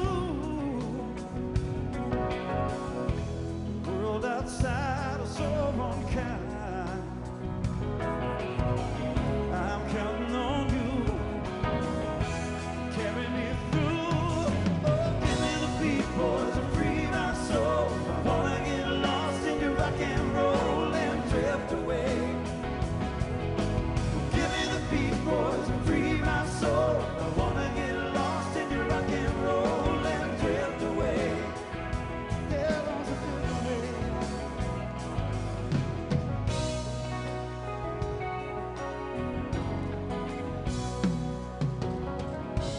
When my mind is free, you know a melody can move me. When I'm feeling blue, guitar coming through to soothe me. Thanks for the joy that you've given me. I want you to know that I believe in your song. Rhythm, rhyme, and harmony. I want you along, making me strong. Oh, killing the beat, boys, and free my soul. I wanna get lost in your rock and roll and drift away. Yeah. Give me the beat, boys, and free my soul. I wanna get lost in your rock and roll and drift away. I know we got some singers tonight here in the RNC. Let's hear you one time, everybody. Here we go. Sing it. Give me the beat.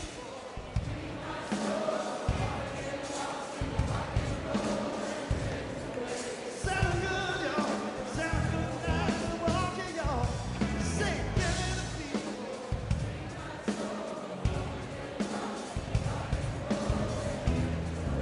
Let you feel the beat tonight, y'all.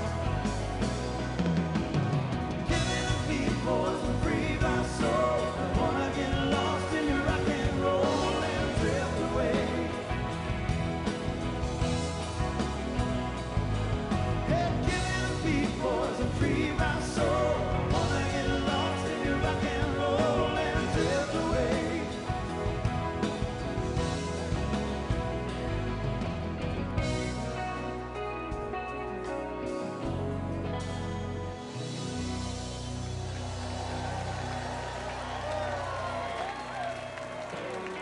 Please welcome the Lieutenant Governor and current candidate for governor of North Carolina, Mark Robinson.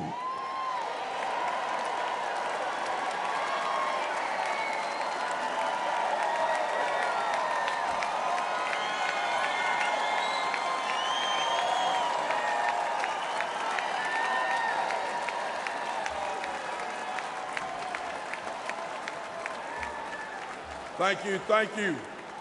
Thank you. First and foremost, I want to give thanks to my Lord and Savior Jesus Christ for giving us my life and health and strength, allowing me to be here and allowing us to live in this blessed and prosperous land. I am Mark Robinson. I am the first black lieutenant governor of North Carolina. And come November, I plan on being the first black governor of North Carolina.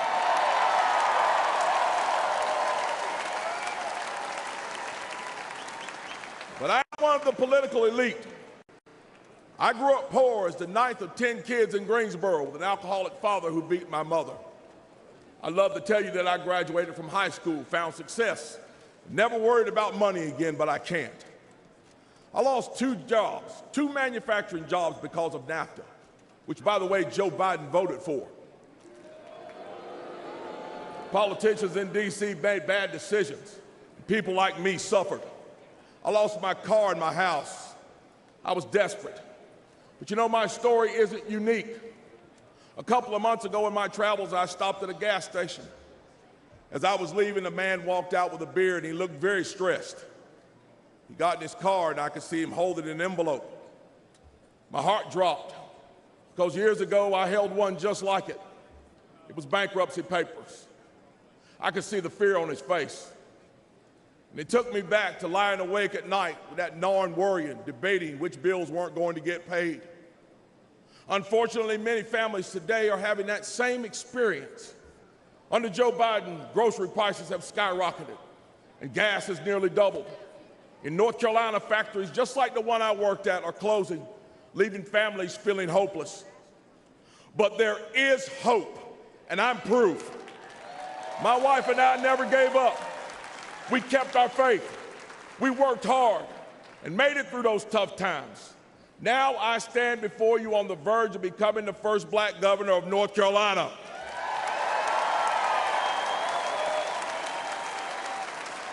As governor, I will not forget where I came from or the struggles of the people I meet. And you know, there's someone else who will fight just as hard for you, President Donald J. Trump.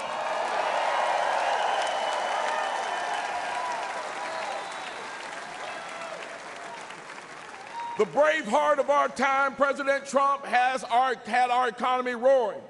Gas was up below $2. Unemployment was at a historic low. People could afford homes. And we had a president who protected manufacturing jobs. Under President Trump, the American dream was alive and well. Under President Trump, there was hope. And we need that now more than ever. So this November, let's select the brave heart of our time, Donald J. Trump, to get our economy back on track, restore the American dream, and make America great again. God bless you all, and God bless the United States of America. Thank you.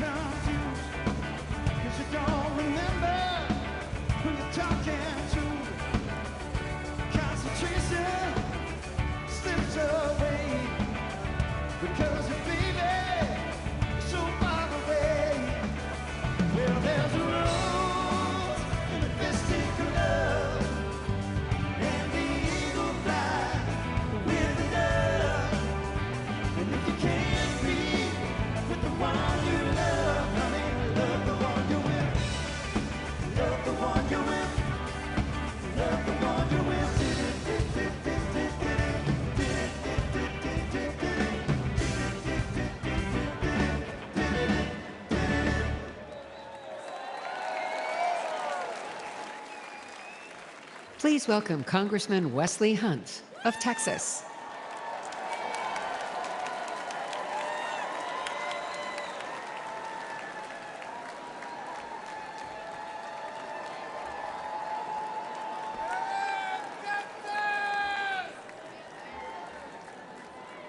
Thank you. Thank you. Thank you, Texas. Love you. Love you, Texas.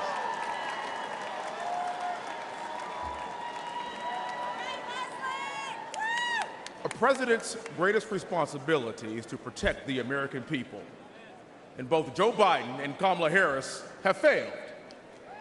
I'm a military guy. I flew Apaches in Iraq. Thank you. Thank you. Thank you. I understand that when you're given a mission, you show up, you identify the problem, and you execute. Biden and Harris haven't shown up. They don't seem to understand that they are the problem, and they've shown no empathy or remorse as the American people suffer from their failed leadership. They have imposed what Ronald Reagan called the cruelest tax on the poor, inflation. Today, 65% of Americans are living paycheck to paycheck because the dollar is worth less and less every day. Grocery prices have soared. Average Americans are spending $4,300 more on energy bills. But on November the 5th, we, the people, can fix this Democrat disaster.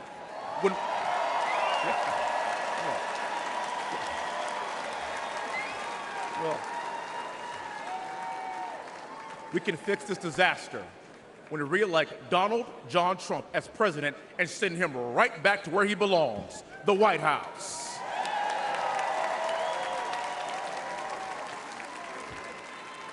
Under President Trump, American families had more money in their pockets and bank accounts. American families could invest, save, and buy a home. Under President Trump, we had the greatest economy in our lifetime. And in less than 4 years, under Joe Biden, everything changed. Ladies and gentlemen, that is why we must win in November to take our country back.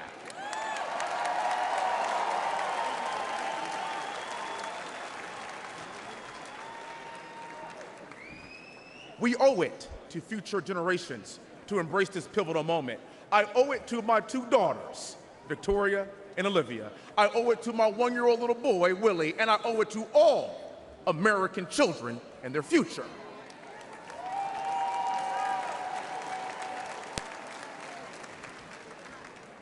I'm the great-great-grandson of a slave. I'm the son of a retired lieutenant colonel. I'm the product of West Point along with my other two siblings.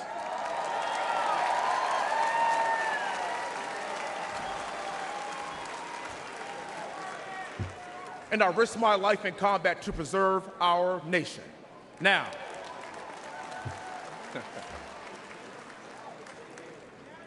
there's another man who is putting it all on the line to save our nation.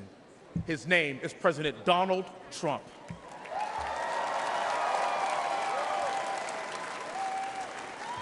And with your help in November, and with his unbending resolve, together we will make America great again.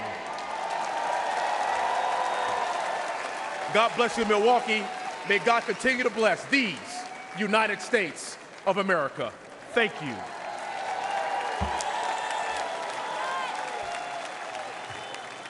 Please welcome U.S. Army veteran, Representative John James from Michigan's 10th Congressional District.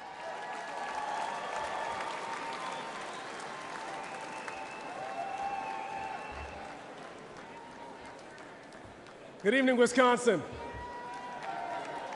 Warmest regards from Detroit, home of the NFC North champion, Detroit Lions.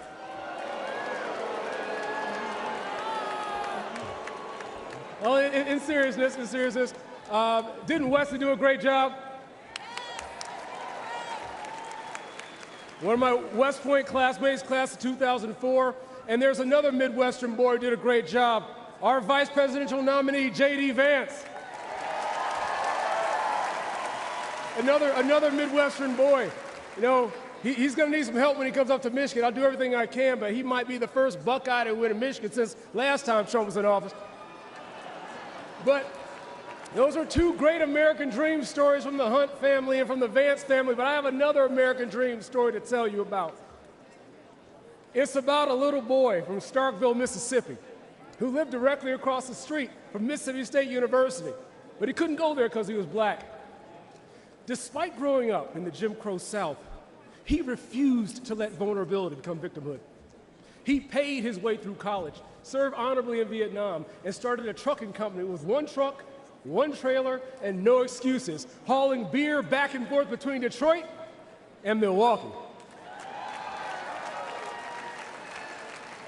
I grew up in awe of that story because it's my dad's story. It's part of my story. He and my mother raised me never telling me that this is a racist country. Never, never.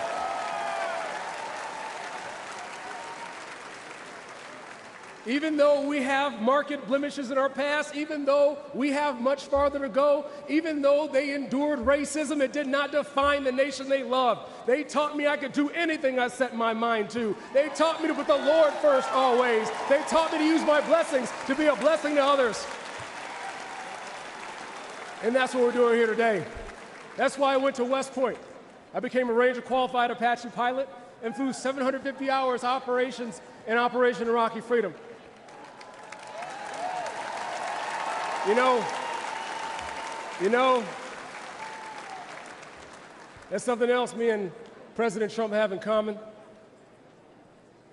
The bad guy shot at us both, but they missed. And we'll keep on fighting for America until the good Lord takes us home. By the grace of God, I was able to come home after my deployment and help run the company business.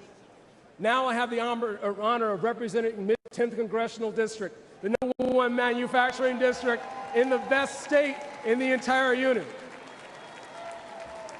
My family's story is the American dream story. But my biggest concern right now, my biggest fear, is will children today be able to look back and share that same story? Look, I firmly believe Americans have not given up on the American dream. Joe Biden and the Democrats have given up on the American dream.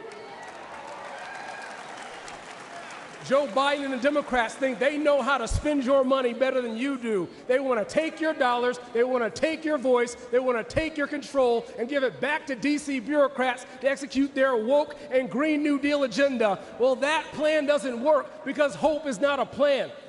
Black people were sold on hope. Now our streets are rife with crime. Our kids can't read, and illegals are getting better help from Democrats in 4 days than we've gotten in 400 years.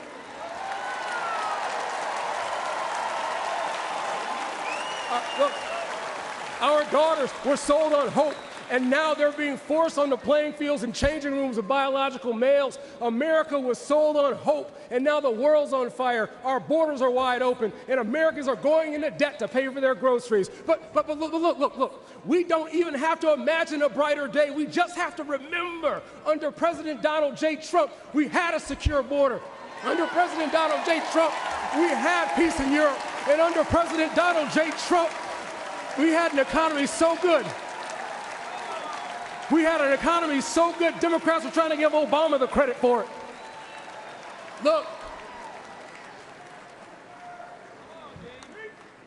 Yeah, I heard a little bit earlier today, if you don't vote for Donald Trump, you ain't black.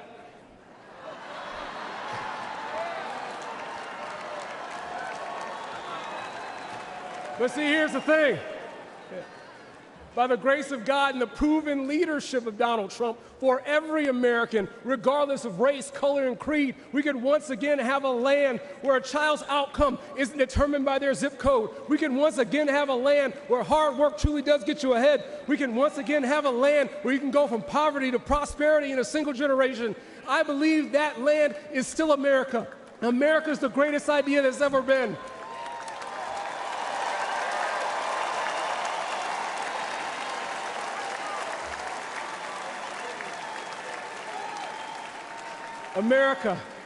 I believe deeply in my heart America's the greatest idea that's ever been. It's worth fighting for, it's worth sacrificing for, and it's worth getting out to vote for, because I truly believe in the deepest heart of hearts that with Donald J. Trump back in the White House, the best is yet to come.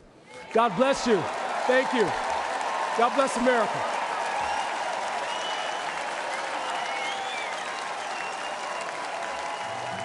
To show families just how much more they're spending on gas under Biden and Harris than they did under President Trump, we placed these signs at gas pumps. When President Trump left office, gas cost only $2.20.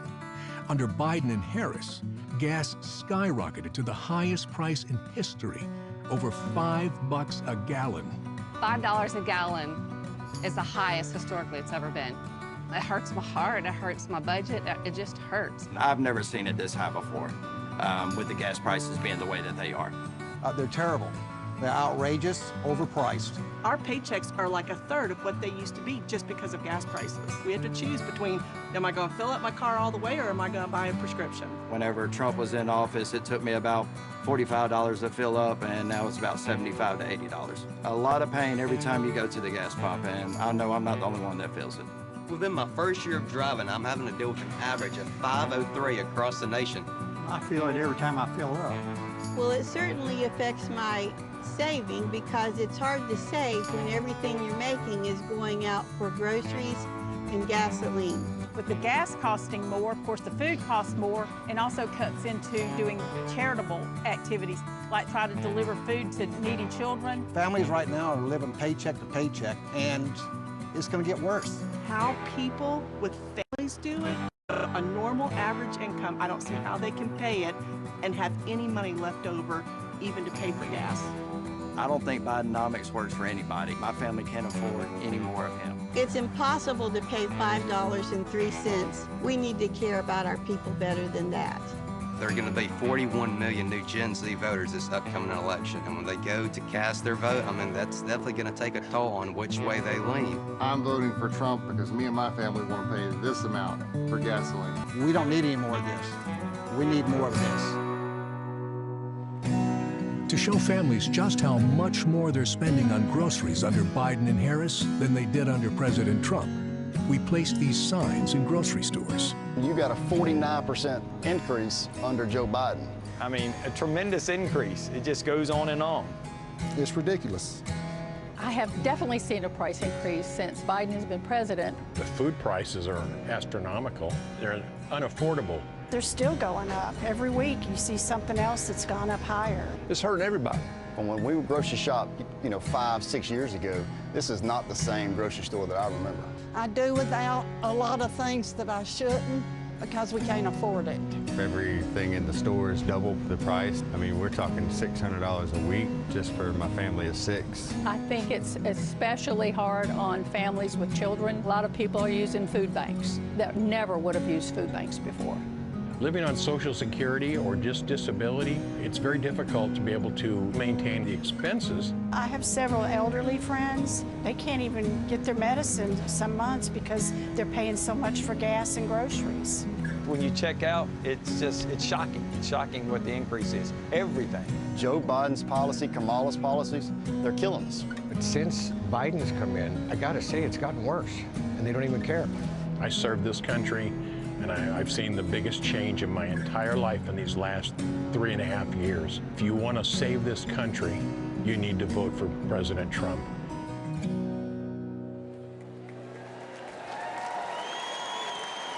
Please welcome American mother, Sarah Workman.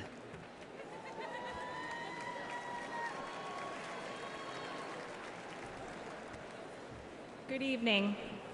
I'm Sarah Workman from the great state of Arizona.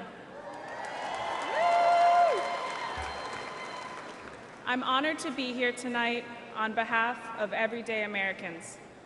I'm a single mother who works 2 jobs to support my family. I know Americans can relate when I say that every time I fill up my gas tank, go to the grocery store, and try to pay the bills, I think, who doesn't miss the Trump days?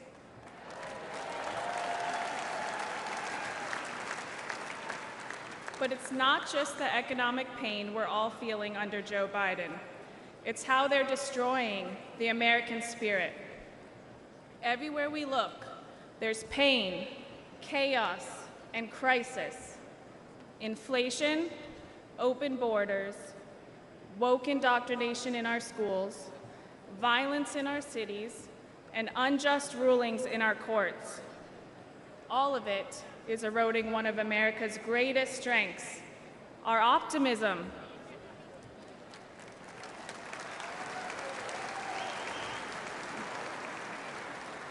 While the left is trying to divide us with identity politics, we are here tonight because we believe that America is always, should be, one nation under God.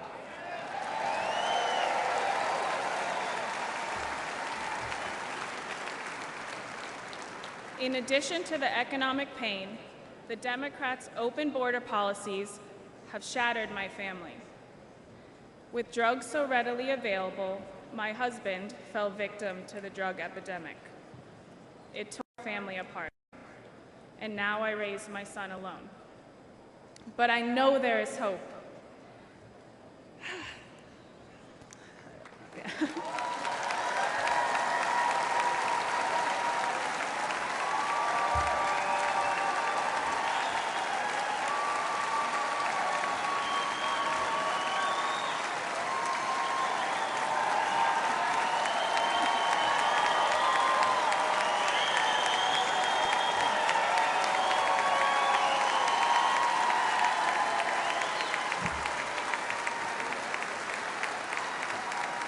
That is what this election represents for all of us who have been forgotten over the last 4 years. Hope. We need God in our hearts and Donald Trump back in the White House.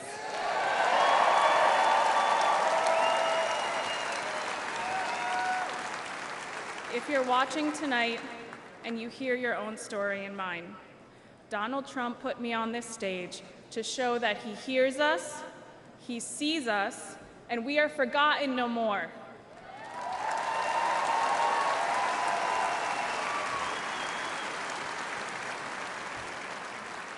I find peace in God's promise that says, if my people who are called by my name would humble themselves and pray, I will heal your nation.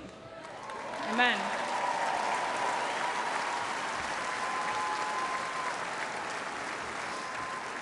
With faith, hope, and love in my heart, I know we will make America great again.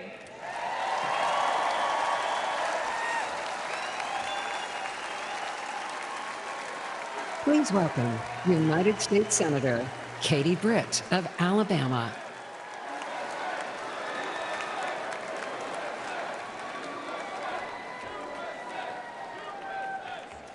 Good evening, Milwaukee. I'm Katie Britt.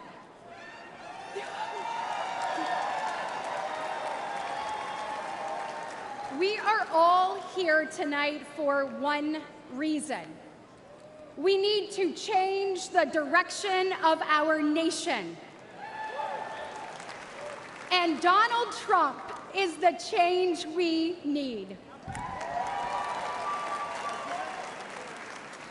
To my fellow moms and dads across America, I think we all know that raising a family is hard. Add in smartphones and social media, and we already had plenty to worry about. But then Joe Biden and Kamala Harris came around. Now our lives are that much more difficult and way more expensive. Under Biden-Harris, prices are high, and expectations, well, they're low. Grocery prices are up more than 21%. Electricity is up 31%. Gas is up 48%. Mortgage rates have more than doubled, and rent is skyrocketing. To me, these aren't just numbers. This is pain for millions of Americans. It means that so many American families have to live with so much less. This is too high a price to pay for an administration that has brought us to such lows. The American people won't have the wool pulled over our eyes. We see how Biden and Harris keep making things worse.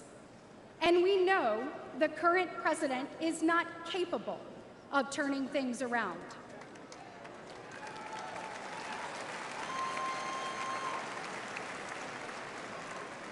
His weakness is costing us our opportunity, our prosperity, our security, our safety.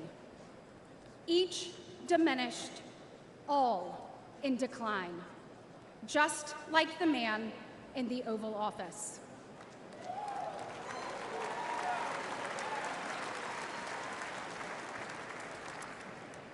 And it doesn't have to be this way. Under President Trump, we had the strongest economy in history. That's right. You didn't need to go into debt just to make ends meet.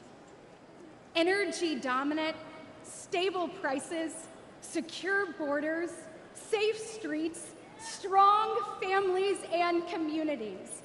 That's what Donald Trump will deliver.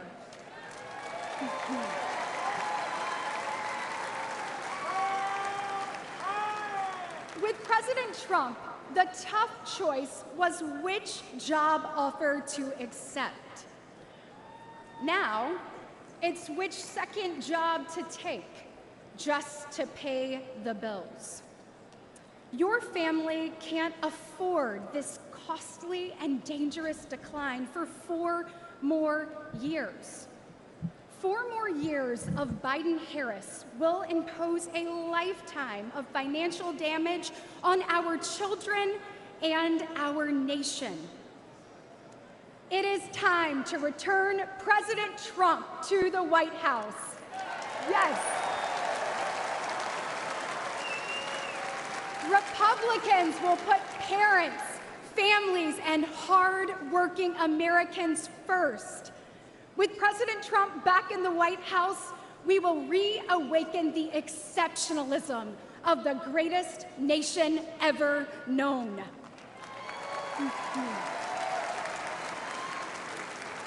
We will defeat decline, dust off our dreams, and forge our future.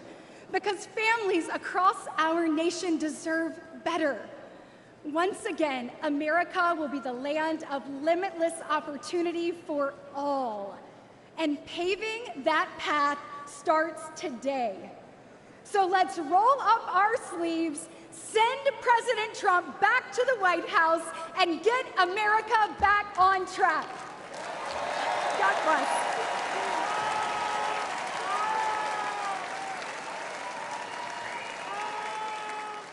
Ladies and gentlemen, please welcome United States Senator Tim Scott of South Carolina.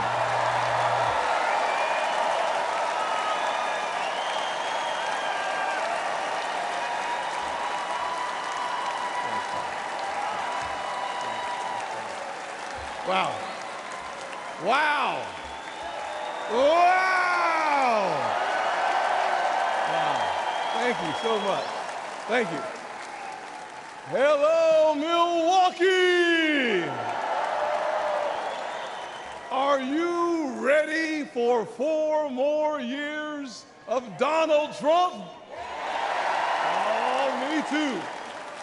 Listen, if you didn't believe in miracles before Saturday, you better be believing right now. Thank God Almighty that we live in a country that still believes in the King of Kings and the Lord of Lords, the Alpha and the Omega. And our God still saves, He still delivers, and He still sets free. Because on Saturday, the devil came to Pennsylvania holding a rifle. But an American lion got back up on his feet and he roared. Oh yeah, he roared.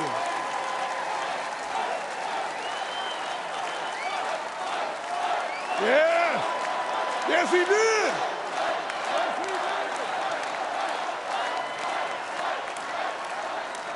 You see, America, this is a difficult time for our nation.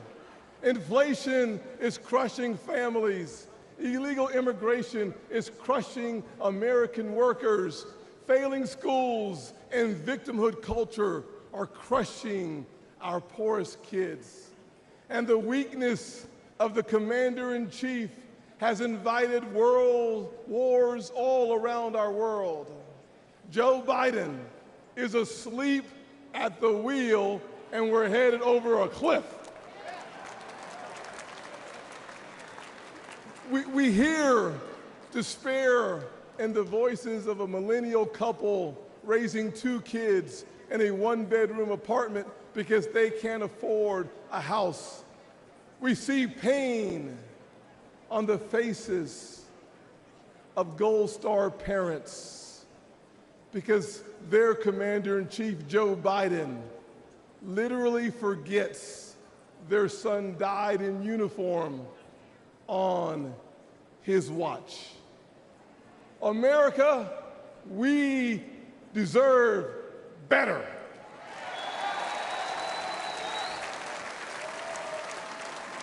We deserve so much better. I was raised by a single mom in poverty. We had plastic spoons, not silver spoons. But she taught me to work hard, to take responsibility, and reject victimhood. Thank God for my wonderful mama. I know this is going to offend the liberal elites. Every time I say it, it offends them. But let me say it one more time. America is not a racist country.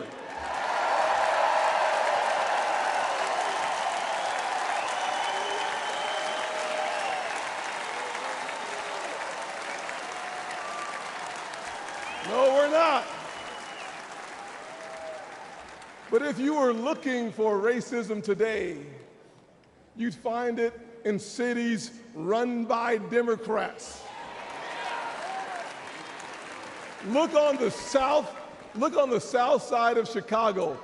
Poor black kids trapped in failing schools.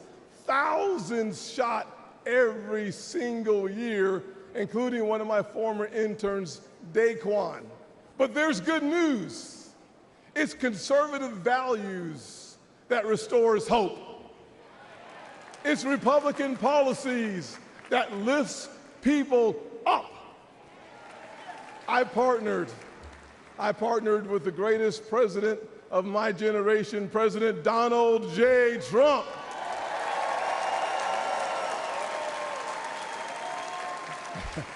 On the biggest tax cuts ever for working people and single moms, and opportunity zones for neighborhoods that need them most. But Joe Biden and Kamala Harris, they give illegal immigrants free hotel rooms while our veterans sleep on the streets. Disgusting, disgusting.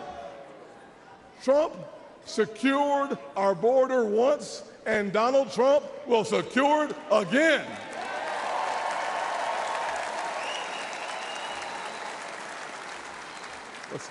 This November,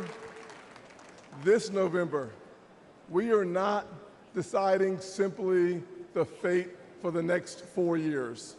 We're setting a course for the next 40 years. I see our heartland filled with huge American factories powered by abundant American energy, building what America needs, creating generational wealth for blue-collar workers. You see, we are the Republican Party of Frederick Douglass and of Abraham Lincoln,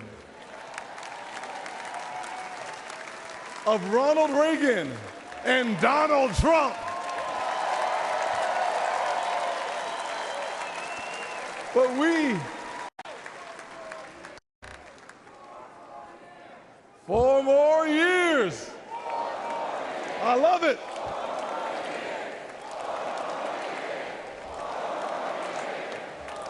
Awesome.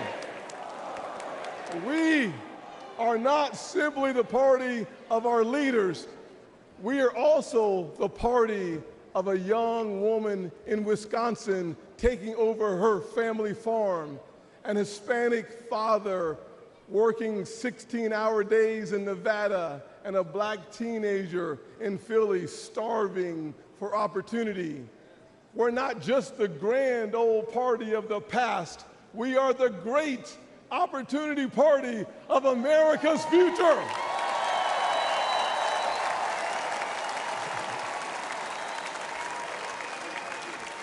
And there's only, hear me clearly, and there's only one person who can make that vision a reality: Donald J. Trump.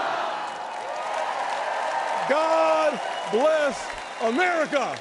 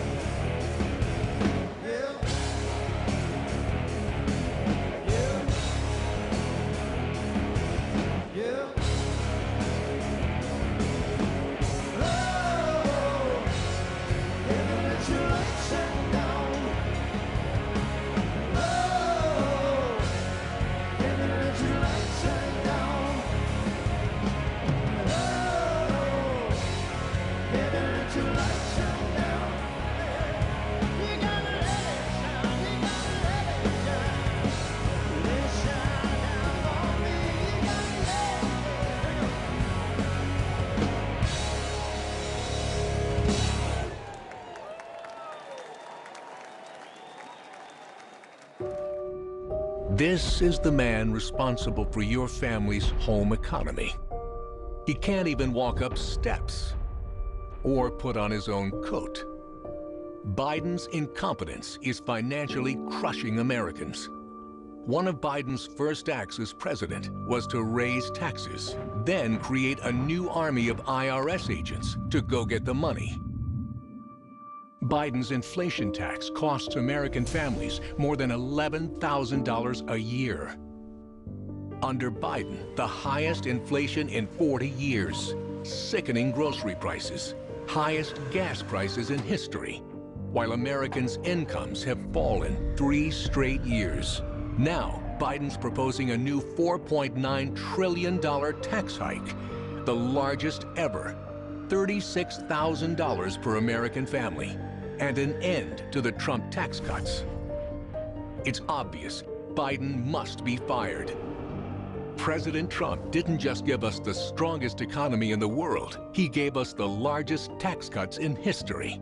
And he'll do it again, including bringing back the Trump tax cuts for your family. President Trump's also going to provide economic relief for millions of American service workers who have been ignored by Biden.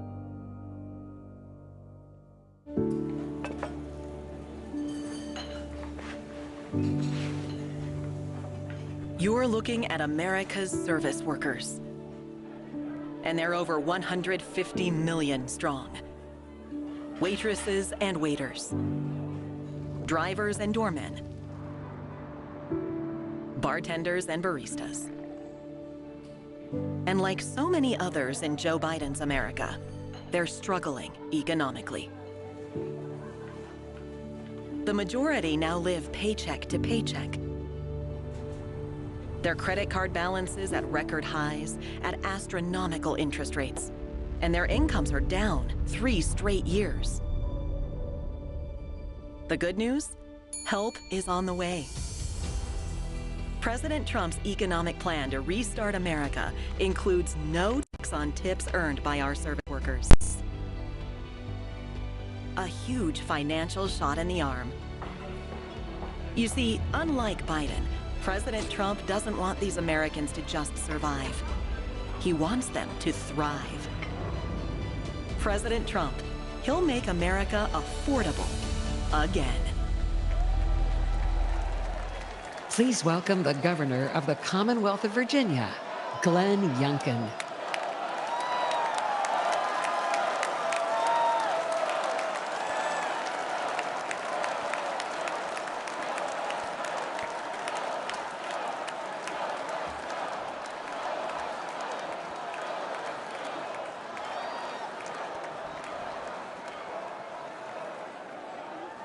Yes, Joe must go.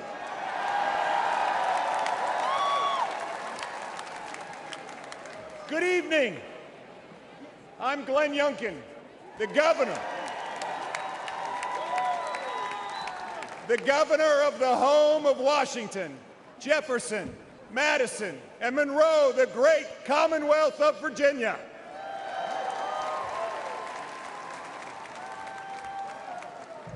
Tonight, we stop for a moment. We ask for God's grace to be on innocent victims. We ask him to be with their families. We thank him for this moment of unity. And we thank him for protecting our next president, Donald J. Trump.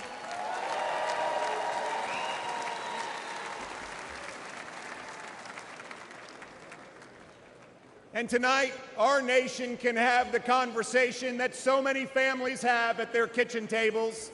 Yes, those tough conversations. How do we make it all work? The conversation young families from Midlothian, Virginia to Milwaukee, Wisconsin, whose dreams of buying a home have been shattered by 7.5% mortgage rates. The veterans from Fredericksburg, Virginia to Phoenix, Arizona, whose raises can't keep up with 30% increases in grocery prices and 40% increases in gas.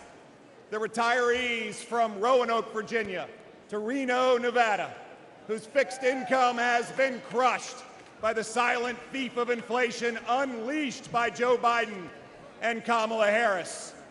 Tonight, America, the land of opportunity, just doesn't feel like that anymore. But 8 years ago, there was an outsider, a businessman, who stepped out of his career to rebuild a great nation with the strongest economy, the mightiest military, energy independence, unlimited opportunity, lifting up every American. That outsider businessman was Donald J. Trump, and he will do it again.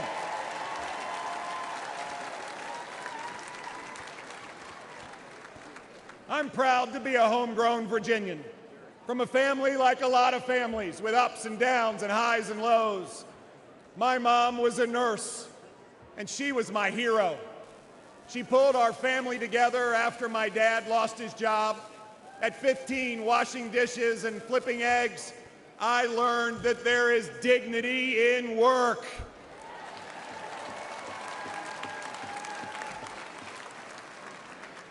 At the height of the pandemic 4 years ago, I asked my amazing wife, Suzanne, to go on a walk with me.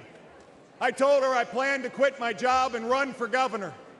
She looked at me with tears in her eyes and a quivering lip and asked, "Governor of what?" We prayed together, and we asked God for guidance and wisdom, and we said if elected, we would serve. After 12 years of only electing Democrats statewide, in November 2021, Virginians elected a Republican outside businessman as their 74th governor.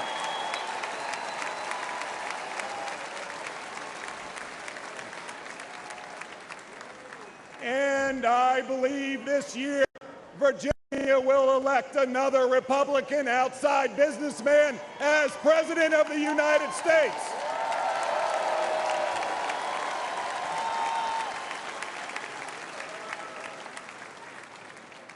President Trump proved that common sense conservative leadership works.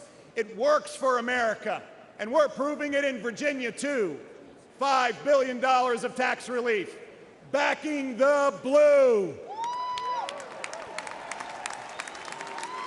Slashing red tape, declaring loudly that yes, parents matter. And creating jobs, lots of jobs. Virginia now has record job growth, and we were just named America's top state for business.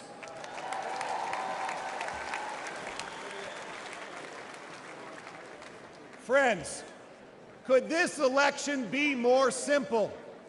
It's common sense versus chaos. It's strength versus weakness. Friends, it's not just Republicans who see this.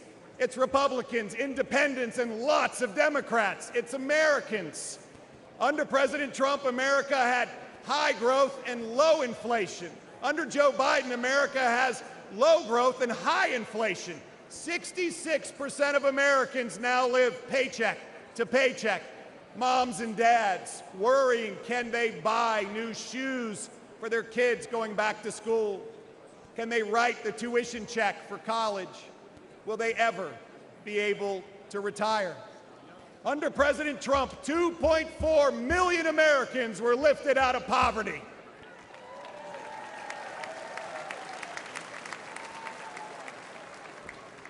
Women, Black Americans, Hispanic Americans, Asian Americans all saw record low employment.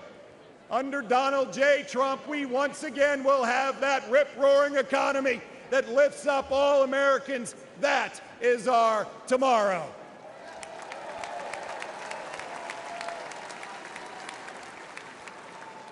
A tomorrow where work is celebrated, where taxes are cut, and inflation is slashed, where we cut red tape, where we unleash American energy dominance, where businesses proudly say, "Made in America."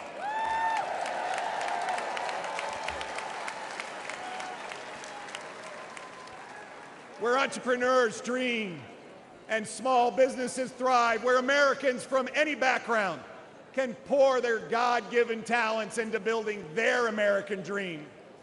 This is the moment. This is our moment to make America the land of opportunity again.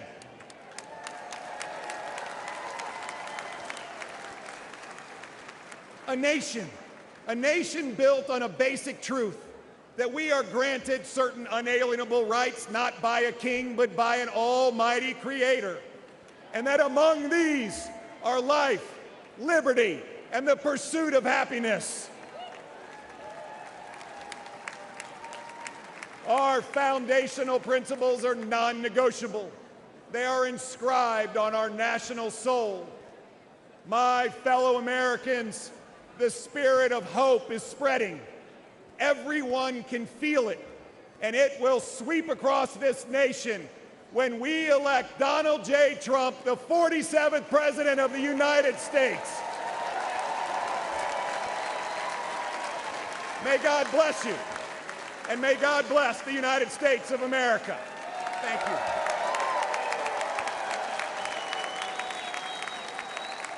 Please welcome the CEO of Goya Foods, America First Policy Institute board member, and chairman of the Hispanic Leadership Coalition, Mr. Bob Unanue.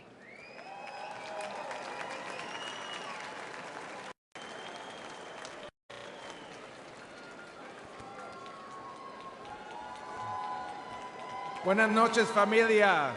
Good evening, family.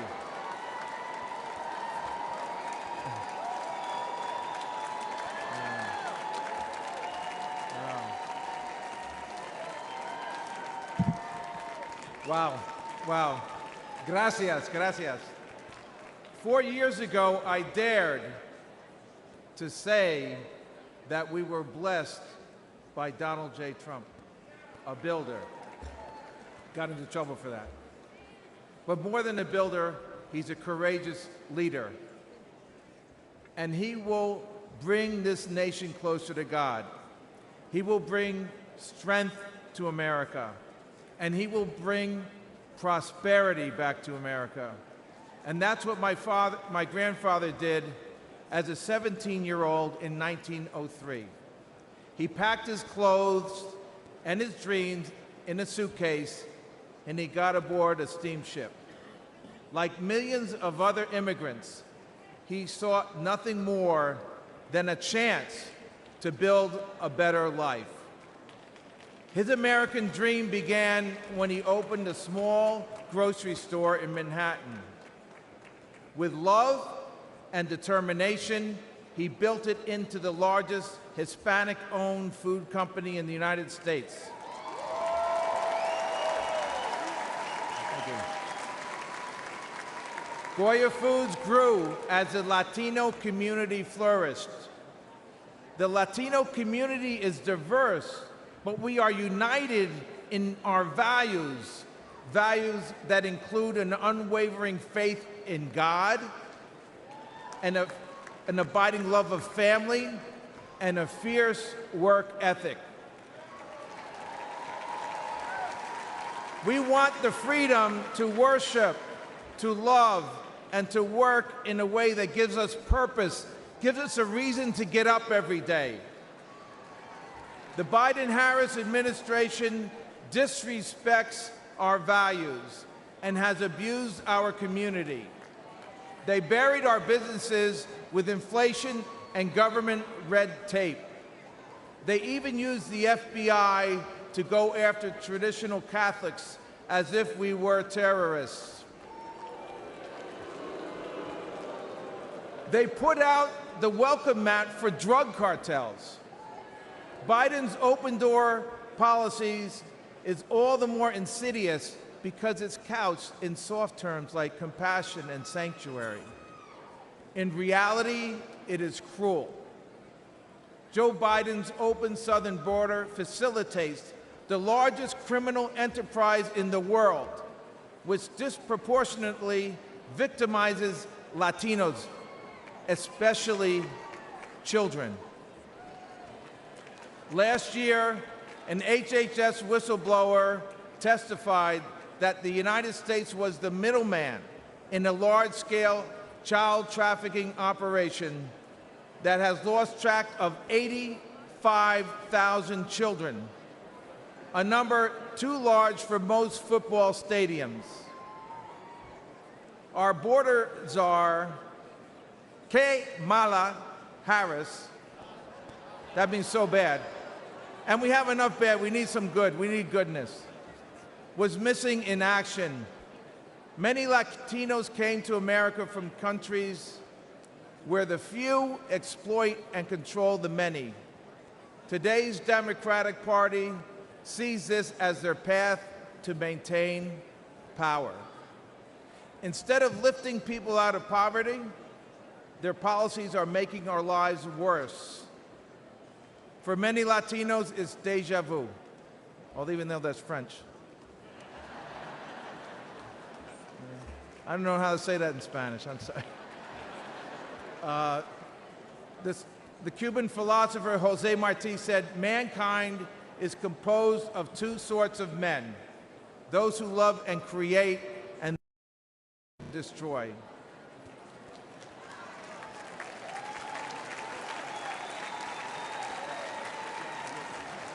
Joe Biden and his allies show contempt for anyone who disagrees with them. Their hatred of Donald Trump knows no bounds. Their radical policies are wrecking our economy and destroying our lives. On the other hand, Donald Trump loves this country.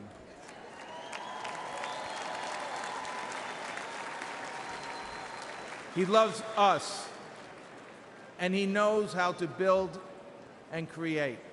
He understands that lasting prosperity is built on a foundation of family, faith, work, and freedom.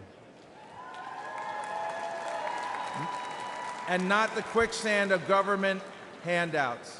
He believes we are blessed by God, and with a firm belief that with God, all things are possible, he will make America great again.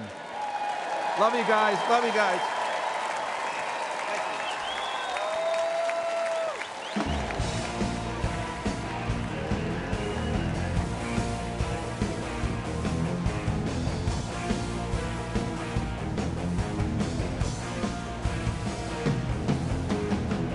Everyone's watching, see what you do. Everyone's looking at you.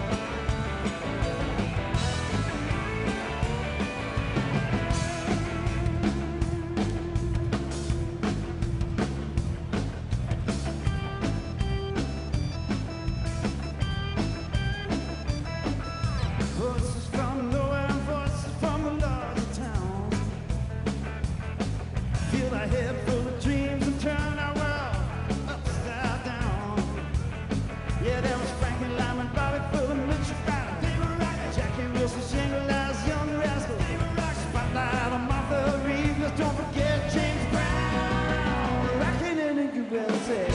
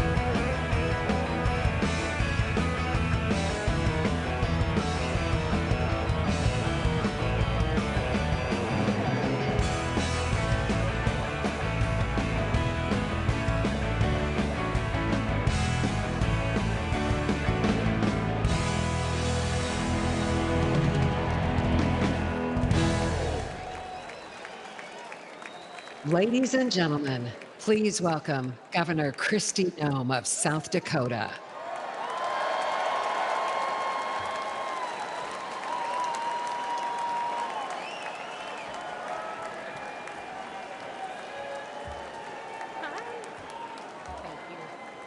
Good evening. You all look fantastic. I love the cowboy hats. And a shout out to South Dakota. Hi. Woo. Listen, I'm Governor Kristi Noem from the great state of South Dakota.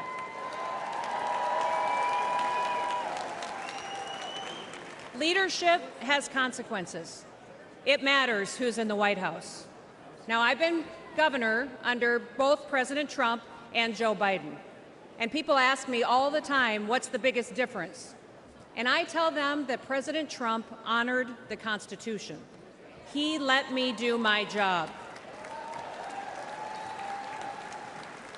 And he let me keep my people free.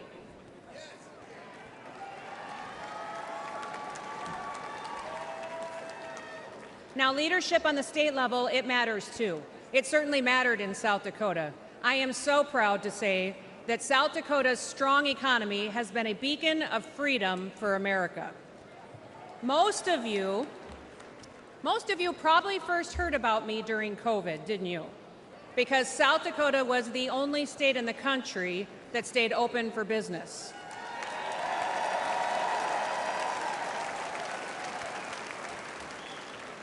We didn't mandate anything.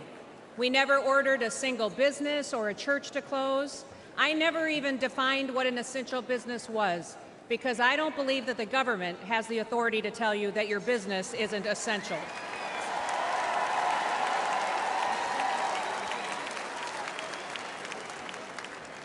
When other states were pushing mandates and lockdowns, Instead, in South Dakota, we hit the gas. We embraced liberty. We told our story and we invited people to come and to enjoy our beautiful state. Now, all of the things that conservatives have always talked about, we just did it, and it worked.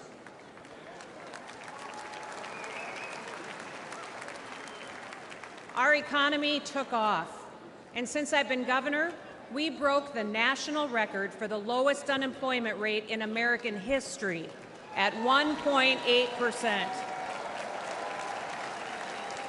In South Dakota, everybody works. We paid off state debts and bonds. We fixed dams and bridges. We built roads. We have a fully funded pension plan and a AAA credit rating. We broke records for surpluses, and we balance our budget every single year.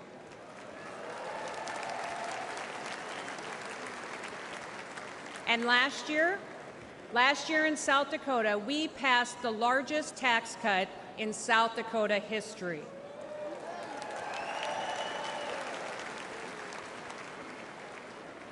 Under my administration, incomes in our state have gone up 36%. Women-owned businesses are thriving. We also have the highest birth rate in the nation. People are having babies because they're happy.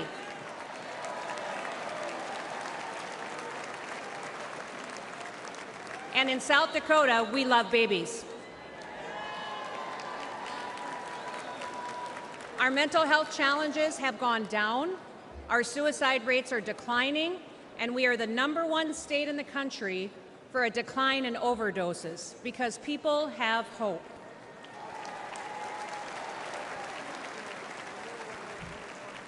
We're growing so fast that we needed more workers to catch up. So we launched the most successful workforce recruitment campaign in the history of South Dakota. And they have come by the thousands to join us and to live with us. Do you guys remember those ads when I was a really lousy plumber and a really terrible electrician? Do you remember those? Well, since we started those ads, we have seen a 78% increase in licensed plumbers in the state of South Dakota. We've seen a 44% increase in electricians in our state. Now, people aren't moving to South Dakota for our beaches or for our beautiful January weather. They are moving to our state for opportunity and for freedom. And all of this happened because our people were bold. We took action, and I was strong. Now, South Dakota proved that freedom will make America wealthy again.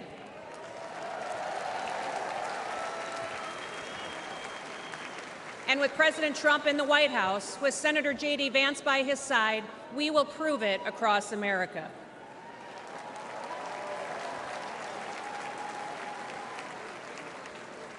Listen, 2 days ago, the whole world changed. Evil displayed itself in the very worst way, through a cowardly act. An innocent American lost his life, and we will continue to lift his family up in our prayers every single day. Prior to this week, we already knew that President Donald Trump was a fighter. He is the toughest man that I have ever met.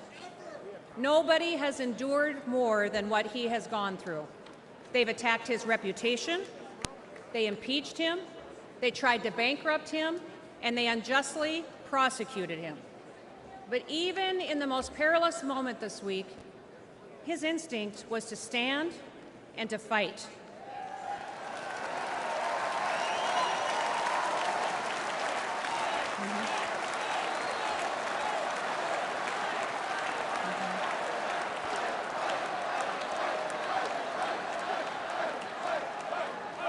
Donald J. Trump is our man in the arena.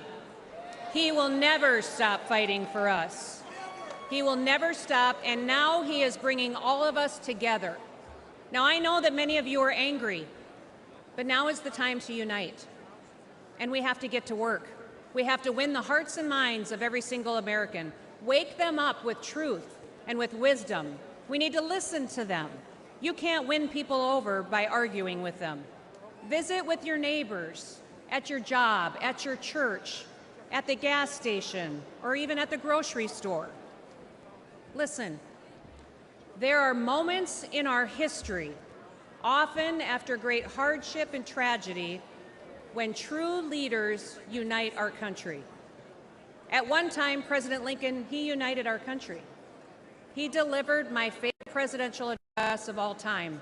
In fact, it's the only speech or poem or song that I ever made my kids memorize when they were young, when they were little. It was the Gettysburg Address, and it was delivered during our nation's bloodiest conflict.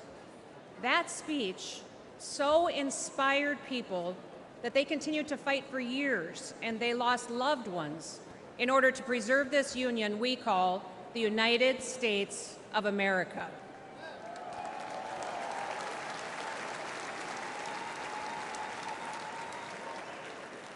Now, at that time, President Lincoln encouraged us to take increased devotion, that this nation, under God, shall have a new birth of freedom, and that a government of the people, by the people, and for the people shall not perish from this earth.